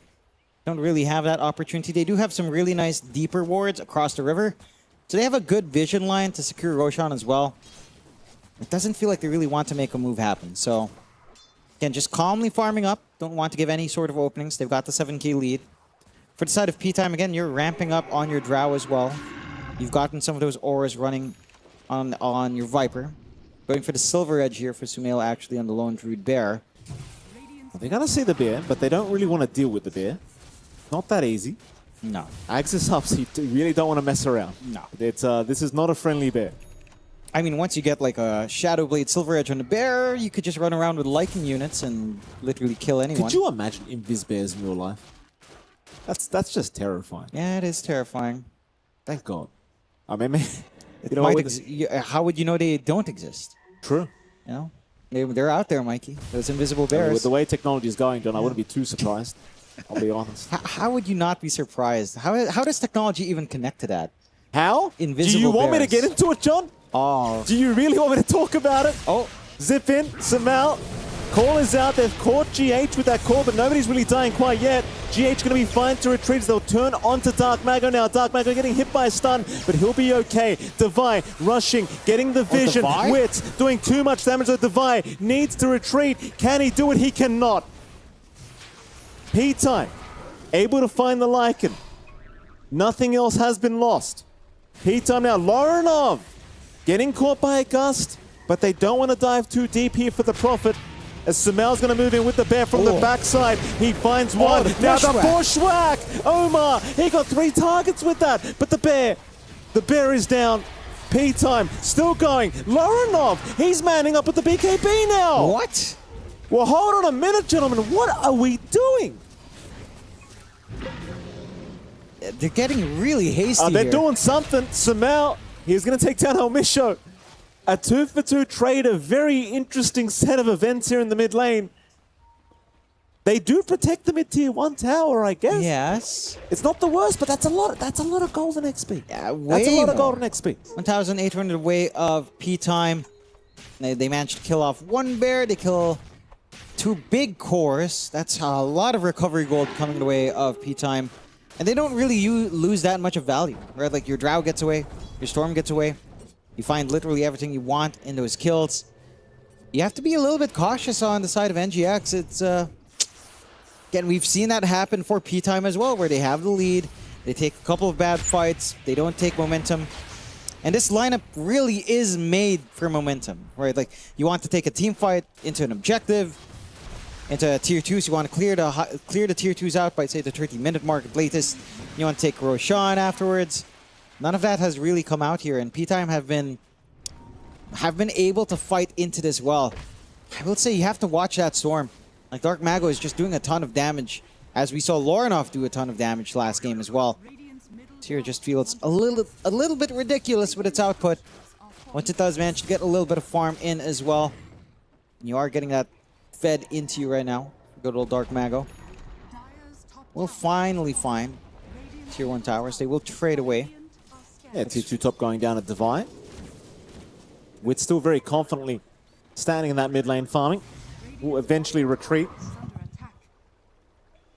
Subel has the Shadow Blade now up on the bear, so Invis Bear now online.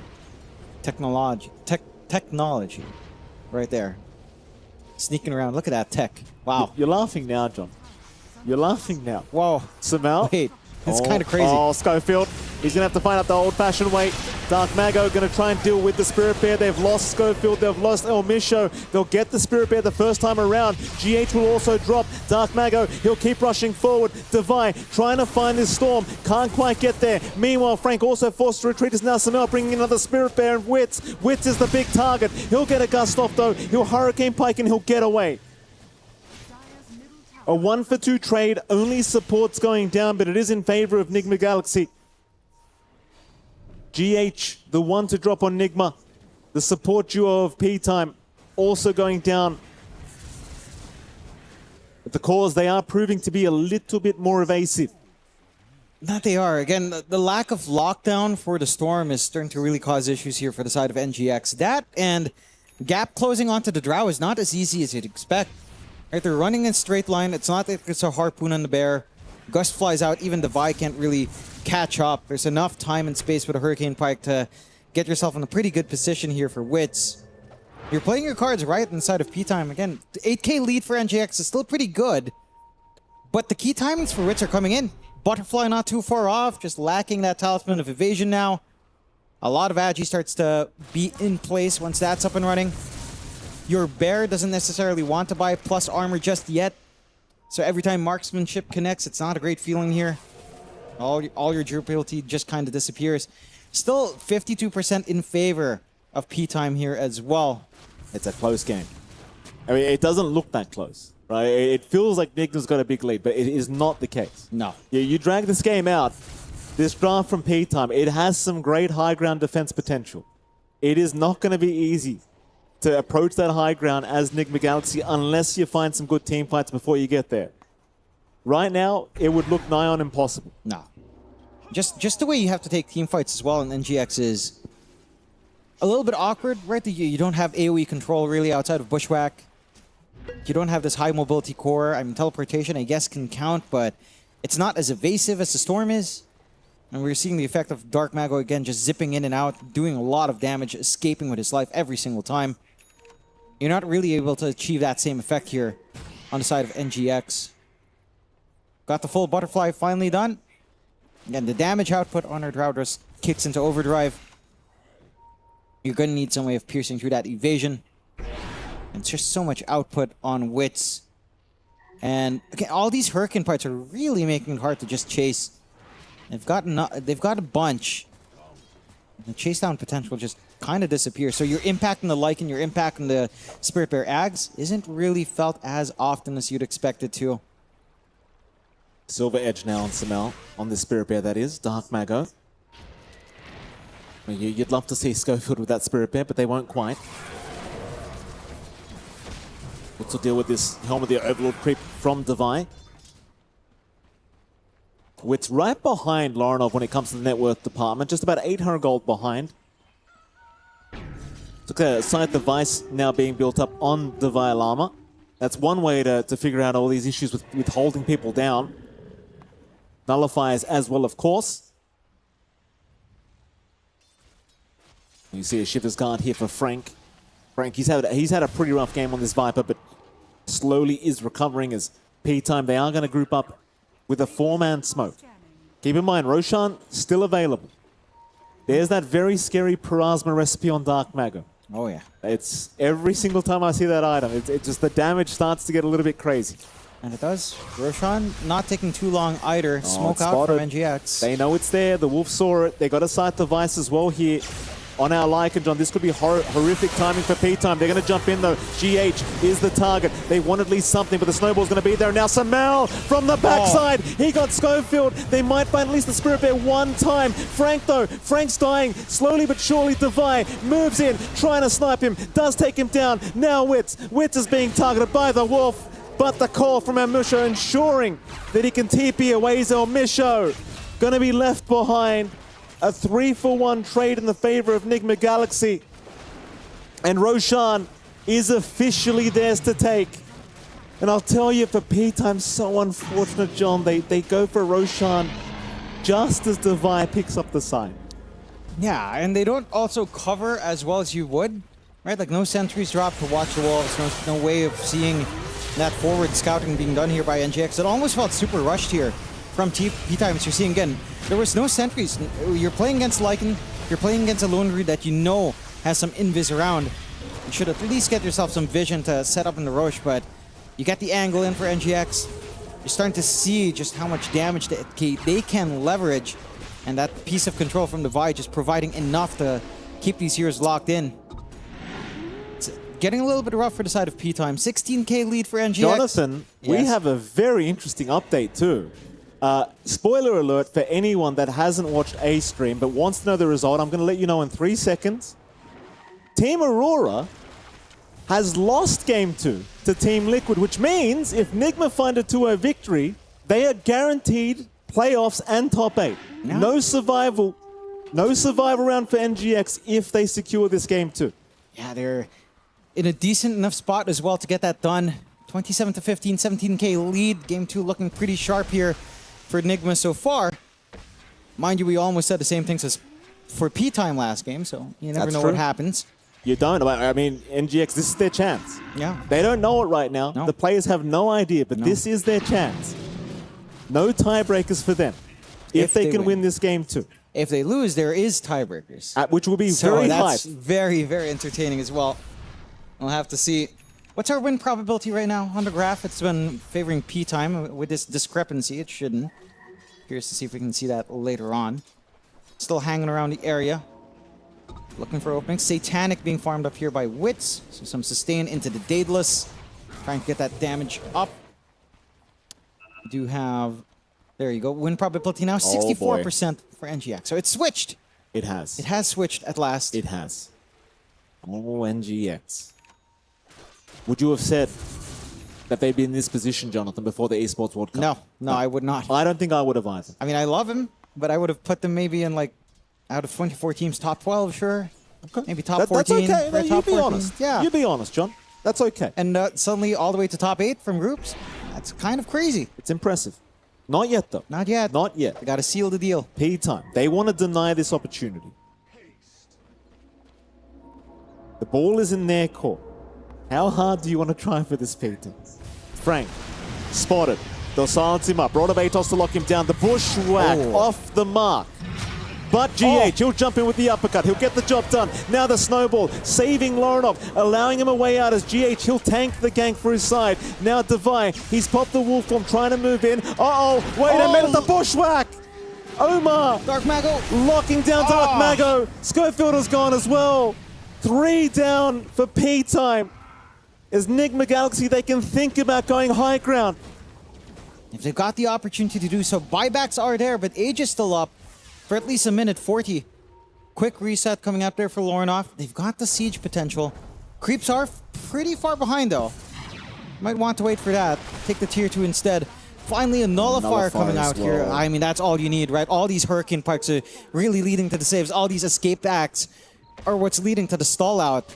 Nullifier will sort these issues out here from Devi and GX. And this high ground with the draft, you call it the zoo draft. It doesn't take too long to rip through objectives. It works both ways, right? Like the high ground defense is really nice, but you're lacking 3 heroes right now. They don't want to buy back on Dark Mago. They want to hold out. Nigma Galaxy, they know it. They'll keep applying this pressure the best they possibly can with Sumel and Lorinov. Tier 3 tower is going to go. We'll see if they want to continue, though. Frank has respawn. Respawn timers are low now on P time, and it seems as though NGX then unwilling to risk it. Nor should they be. They're 22k ahead. They control the map. It is their game to currently lose. That it is. No need to take any risk. We've got the Ags for Devi lined up next as well, by the way, Mike. So Bear Wolfman should come into play. Oh, here we go. Bear Wolfman. It's going to be quite funny to see that. As just 2,000 gold away here for good old Devi. So it just needs to bite the bear. And then that's terrifying. That is terrifying. It is. It is. Horrific. Tormentor not going to take too long now as well.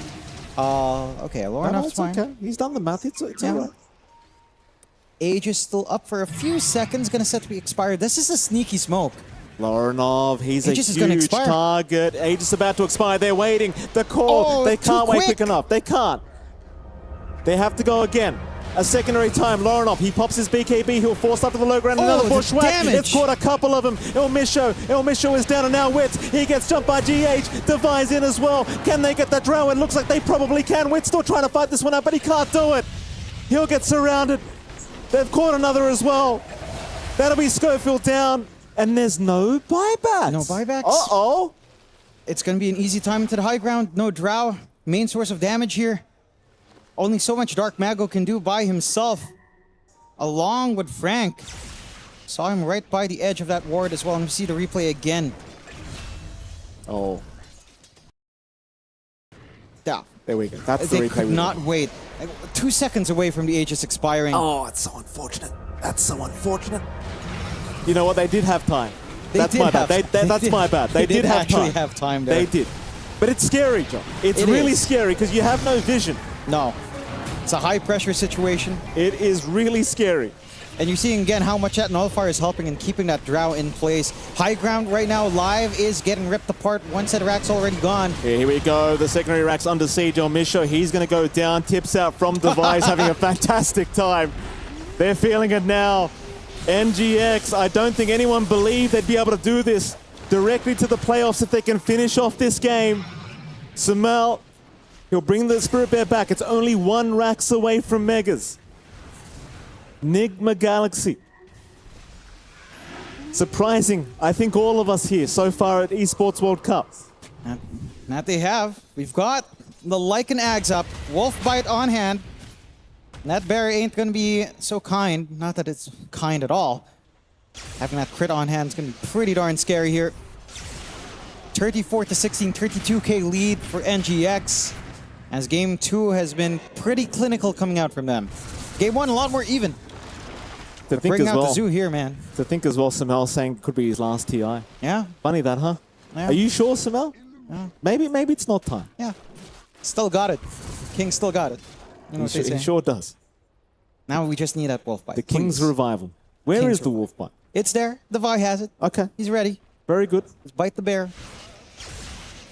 Don't actually bite bears in real life, though, John. That's. I mean, you could try. I wouldn't recommend. It's not advice that I would give, but live and let live if one wants to. What do they call that? Darwin's law? Is that what it's Sure. called? Yeah. NGX. Not looking to fall here, being very patient again. It's their game to lose. They're 33k ahead. They're 1 lane away from Megas, 1 game away from top 8. Guaranteed. No survival. No. No risk. No. Days off, Jonathan. They can go for a steak dinner. Yeah. They can have a few drinks. I can go around the city, enjoy the sights. And the beautiful city of Paris, of course. And most of the teams just never have time because they're busy scrimming, prepping. They can. They can. They might. They might. They might just. We might go with them. That's a step too far. That's a step doubtful. too far, I man. apologize. That was doubtful. No. Of course not. No. Could ask Devi. Not after this cast. Kuro's listening. If he hasn't muted the TV already. He has the TV on. We apologize, Kuro. He doesn't hear that apology either, Mike. Sumail is just hanging around with his Baron Invis, waiting for some to overstep, or just clearing out. I mean, why take the risk when Roche is up in a minute 20, right? Like, there is no reason to really take that risk. You've got the full Ags up on Dark Mago. That could turn the game as well. The blue holds down. Some much-needed control that you can easily follow up with a Blink Call now. question is there damage in that window? Do you have enough on wits to kill when that Vortex and Call does come in? It has to be perfect as well. You've got to land this combination perfectly. You've got to stagger it perfect. And it's easier said than done. And GX, they're pretty speedy. And the Wolves are pretty fast. The Spirit Bear is going to be pretty darn quick when you bite it. Again, they're not willing to take that risk. Just 40 seconds left until Roche is back up. And that Roche it's do or die for P-Time. They've got to take that risk outside. I mean, they're holding on to the high ground. They got 1 Rax. I think their high ground defense is still worth trying to rely on here. It's the best you can rely on right now. But certainly the net worth is not going to be climbing too quick with the way things are going here for P-Time, as now we have the full MKB completed for Samel. Lorinov, of course, huge on this Nature's Prophet currently. Samel on the hunt with the bear, but again, nobody's really hanging about apart from this top side right by the dive base. Just trying to farm those neutral items while they can. Roshan also available, so of course NGX just going to go for the safe play. Yep. No need to risk anything. No. Quick Roshan attempt. And I say attempt, Jonathan, it's a guarantee in this particular case. No contest. No. Aegis and Banner available now. Aegis we hand to Lorinov. They picked up the banner? Yeah, okay. Very good. Yeah, I told you he had a chat with them, John. He had a chat. No, we're leaving stuff behind the pit. Don't let me see that again a second time. Just one last siege to come out. Daedalus up now on Wits. The damage is there. Oh boy. Can you land that Vortex Call? That's the big question. He's got no buyback for it. I mean, this is all in for Wits if they want to push high ground now for NGX. It's the best he can do. It's one of those games. Yeah, just so much on the line. I mean, a lot of pendulums. A lot of pendulums in contrast to that first game. At very least. Oh, Lorinov! Dark Mago? Dark Mago's What gone! happened there? Dark Mago has is no gone. buyback. He's got no buyback. What? Uh-oh. Well, Nigma, they might have just seen their path, John. The path has become clear. There's your Will of Wonder from Schofield to try and start the fight. The Viper strike up Lorinov. Lorinov is standing his ground, trying to go back towards Frank, but these uphill misses are making life very challenging as GH snowballing back towards the creep wave, trying to survive as El Misho jumping in with the call now. Back towards the Tusk. Omar, a nice bushwhack. Gonna ensure Wits cannot finish off the job as the tier 3 tower now under siege. Lorinov looking for more. El Misho getting away. They're onto Wits, are they? They've got Frank now. Frank in trouble. Schofield's got another bushwhack. Omar finds the final piece of the puzzle. Wits is gone. No Enigma buybacks. Galaxy, I think you've done it here, Jonathan. There's no buybacks left. They should have secured top 8. They're going directly to the playoffs of the Esports World Cup. And there you have it. GG is called. Surprise, surprise, the Kings are back. Again, if you asked me before the Esports World Cup who's going straight to the playoffs here, skipping survival, I would not have said Enigma Galaxy, but here we are, a 2-0 victory up against P-Time. The best result they could have hoped for from the opposite end as well, with Aurora and Liquid. And Enigma Galaxy, through all the doubts that people have thrown at them, through all the question marks that they've had since going through all of these qualifiers as well, into the road to the Esports World Cup, into this area now being on the stage. Do they know they've qualified? Do they know they're going to the playoffs? I don't think they do yet. Does somebody tell them? Not quite yet, but maybe now they should start to get an idea. And again, what a journey it's been for the side of Enigma Galaxy, finding themselves number one, 9-1 in terms of games overall in Group B, and the clear number 1 team, joining the presence of Falcons as well from Group A. So, what a journey for NGX, and look, that potential is fully realized now. We've said it so many times since we've seen Enigma, you know, since Kuroki stepped into the coach role, just how much potential there is in this team in every iteration of the roster, and just so nice to see all the boys there just happy. You love to see that Kuro smile. It's a rarity, John, but when it comes out, it's like a proud father moment for him. As well, Enigma Galaxy, you're looking at the scoreboard, a fantastic fantastic performance. I mean, if there's a standout for this series as a whole, I want to say Lorinov was really just performing a bit too good. Like, again, another crazy performance here on the damage, of course, 45.5k. I believe he was the highest damage last game as well on the Storm by a mile. And again, just the plays he's been making have been looking like he's one of the best mids in the world. And I dare say with the way things are going, he probably is. I would agree. He's really showing off, and this is something that Lorinov was always good at anyhow. His mid has always been stable, and every single team he's been on, he's always looked like the most promising player. And he's certainly stepping up to the plate here at Enigma Galaxy. And it feels like everyone's just playing on the top tier level. You know, GH is getting all these plays open. Omar's just been very stable on his support. Devi's been providing just so much space out to his team. And Sumail is, he's still Sumail. Still fine in farm when he's, kicked down in dirt after a slow laning phase.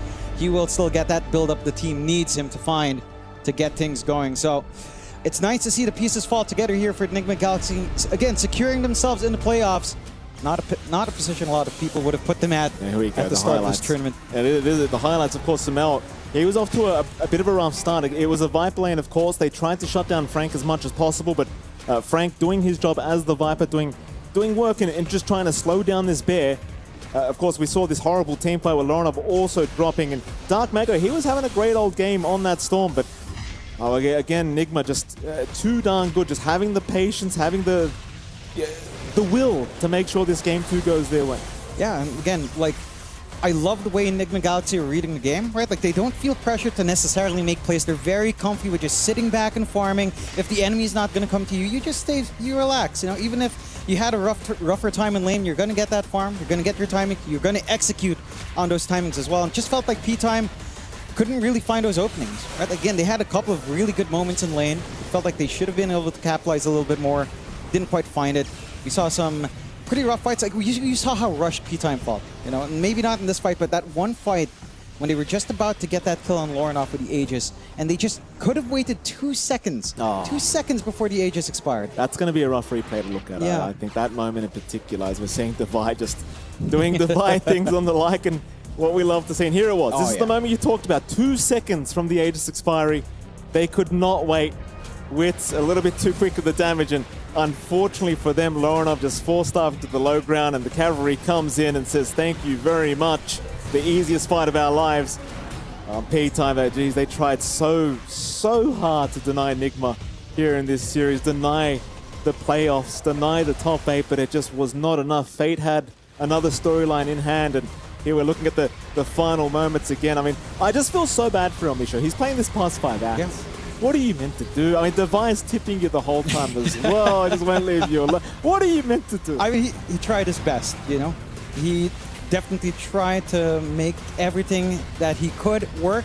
And it's not just enough, in the end, they were forced to draft out that Axe as a very weird support, right? They had to shift things around with a Viper pickup as well. So not quite what you'd want, but hey, what can you do? What can you do indeed? A fantastic performance again from Enigma Galaxy. And Jonathan, I've got to warn you, you're about to get frame mocked because we've got Devi Lama joining us once again. Devi, congratulations, sir. Congratulations. Hello. A 2-0 victory. You get straight to the playoffs. No survival for you. Exactly. How are you feeling? Great. I've been keeping most emotions in during this group stage, just focusing on improving because we all made some mistakes, especially me even in the games we played well. So being able to have the first place, have a bit of free time now, it feels great.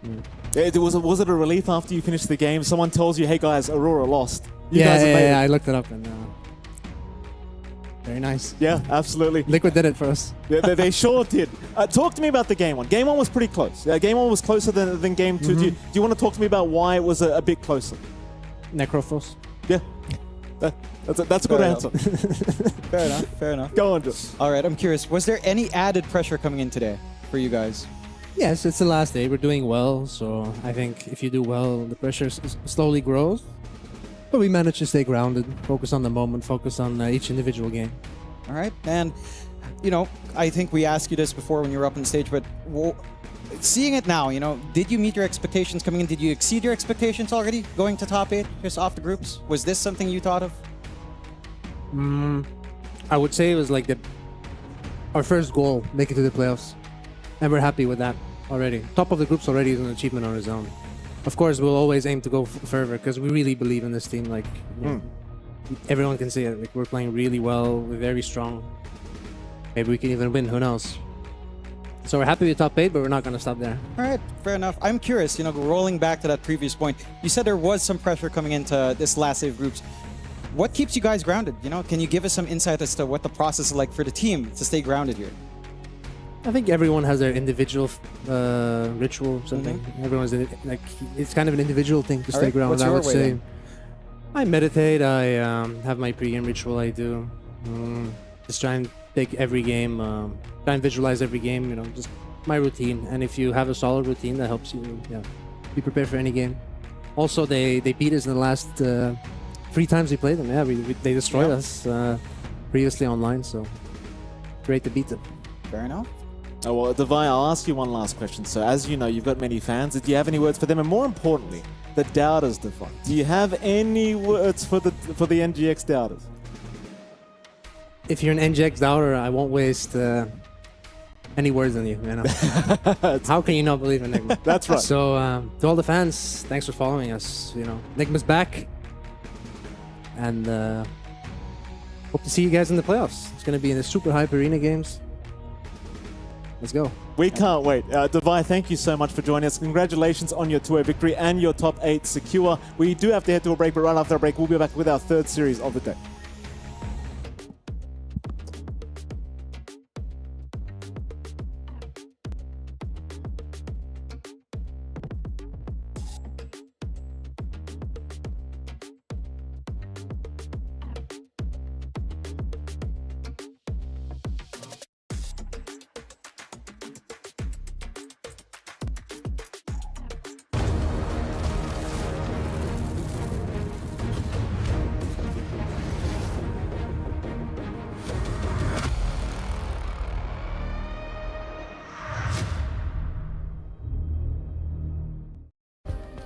Play is in our DNA.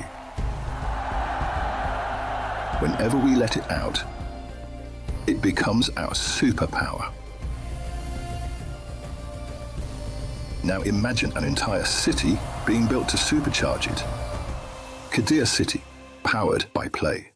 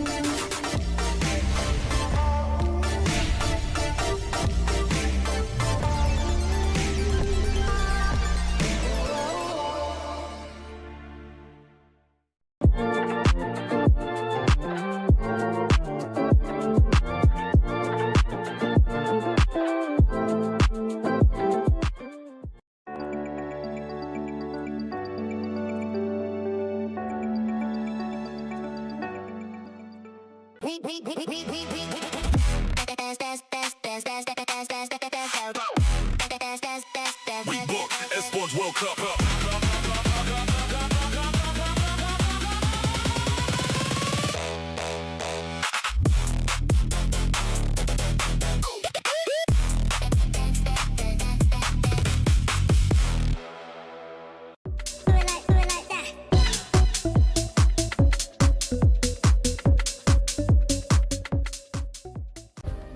Play is in our DNA. Whenever we let it out, it becomes our superpower.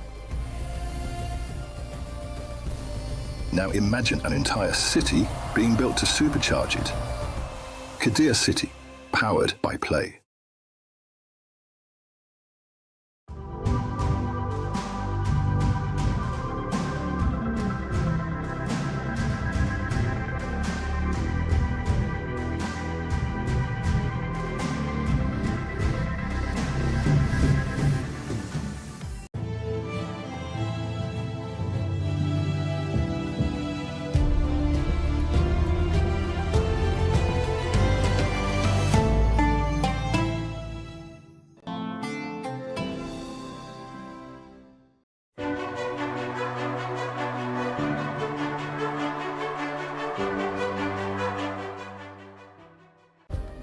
Play is in our DNA. Whenever we let it out, it becomes our superpower. Now imagine an entire city being built to supercharge it. Kadir City, powered by play.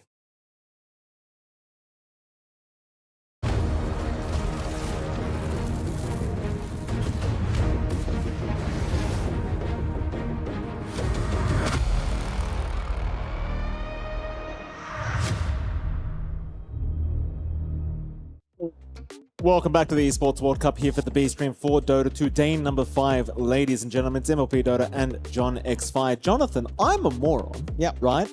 I didn't realize that the series was done for today. Yeah. I said the whole series, there would be no tiebreakers if NGX won. Yeah. And even after all that, I still thought there was more series to come. Maybe that's just how much I love Dota. Yeah. Maybe yeah. that's it. All of us wanted to see more games, unfortunately. Or maybe I'm just a moron. It could be both at the same time. The passion and the stupidity can go together. It probably is. It can happen, It but again, probably we all wanted to see more. It didn't quite happen. I think, again, we were expecting maybe that Aurora 2.0 to be a written thing. Didn't quite happen, so no ties. And that does mean, of course, for our groups, those two groups are done. And that only means one thing. Some of those standings are cemented here, mate. They absolutely are. We can have a look, hopefully, at some standings very, very soon, because I want to see exactly how things have been going as we do get our lovely names placed underneath this, Jonathan. Happy days, just in case you weren't aware. Don't ask what the MLP stands for. It's nothing to do with ponies, in case you're new to the stream. We'll have that pop out some point, you know? I'm Production will get something done. Let's have a look at some brackets. I don't want to talk about it. Let's look at some brackets. Group A. This is the Group A standings. Team Falcons, surprise, surprise, John, they come first in Group A. Yes. I can't say I'm overly shocked. Props to BB team. I did think there was a solid chance the BB team could do it, could overtake Falcons and place first. That is not how the cookie crumbles. Team Falcons are able to secure that first place position. And as you can see with the rest of, you have Ruinities, you have Extreme Gaming. They've all made it through Group A. Yeah. And again, the bottom two, it's going to be a rough time. That is the end of their journey here at the Esports World Cup for Gamer Legion and Poor Rangers. It's been a struggle for these two teams. Gamer Legion, I'd say, would have had such a close time, but just not consistent enough to carry that fate through for North America, and falters in the end. Rather unfortunate, sad story to end with, but I think, again, this is a team that can look back and be like, all right, we learned a lot, we're getting better, we just need to keep at it. We'll see if they keep this roster up or if they start swapping later on. But I want them to do well so bad. Yes. I really did. Yeah. Gamer Legion. You think about that day one, we had RCY up here. He was so happy, enthusiastic, but a little bit of a shame there. Okay. Yeah, absolutely. Well, they have to go home. It is what it is. Their keys will eventually get crushed as well. Yeah. Unfortunately, as my favorite, you could be there to watch later on. I'd love to watch it. Yeah, but it is what it is. Other standings, perhaps a B stream. Obviously, we just saw Enigma Galaxy making it. Yeah, we just saw our stuff in Group B, and it's been a long day. A lot of good games coming up there. And again, a lot of journeys in the Esports World Cup getting solidified. Really exciting to see Enigma Galaxy back on top. Really nice to have the Vi on hand to just show us the excitement that high energy the Vi has to get Enigma Galaxy back. I'm sure, he's proven a lot of people wrong whenever they talk about him. It's weird to me that he's such a divisive figure, because I feel like the Vi has just been consistently good. Do you think he's divisive? From chat, yes. If you've read online comments, yes. Okay. They do say, but it is how it is, right? Like, social media says certain things, chat says certain things. Yeah. There's always someone. Everyone has something to say. Nobody says it to his face. No. Nobody They says wouldn't. it to They wouldn't dare. They wouldn't dare. With that, Jonathan, we of course, that is the end of here today. It's been an absolute pleasure casting with you as per always. It's been a pleasure. It's MLP Dota Tronics Fine. We'll see you all again next time for some Esports World Cup.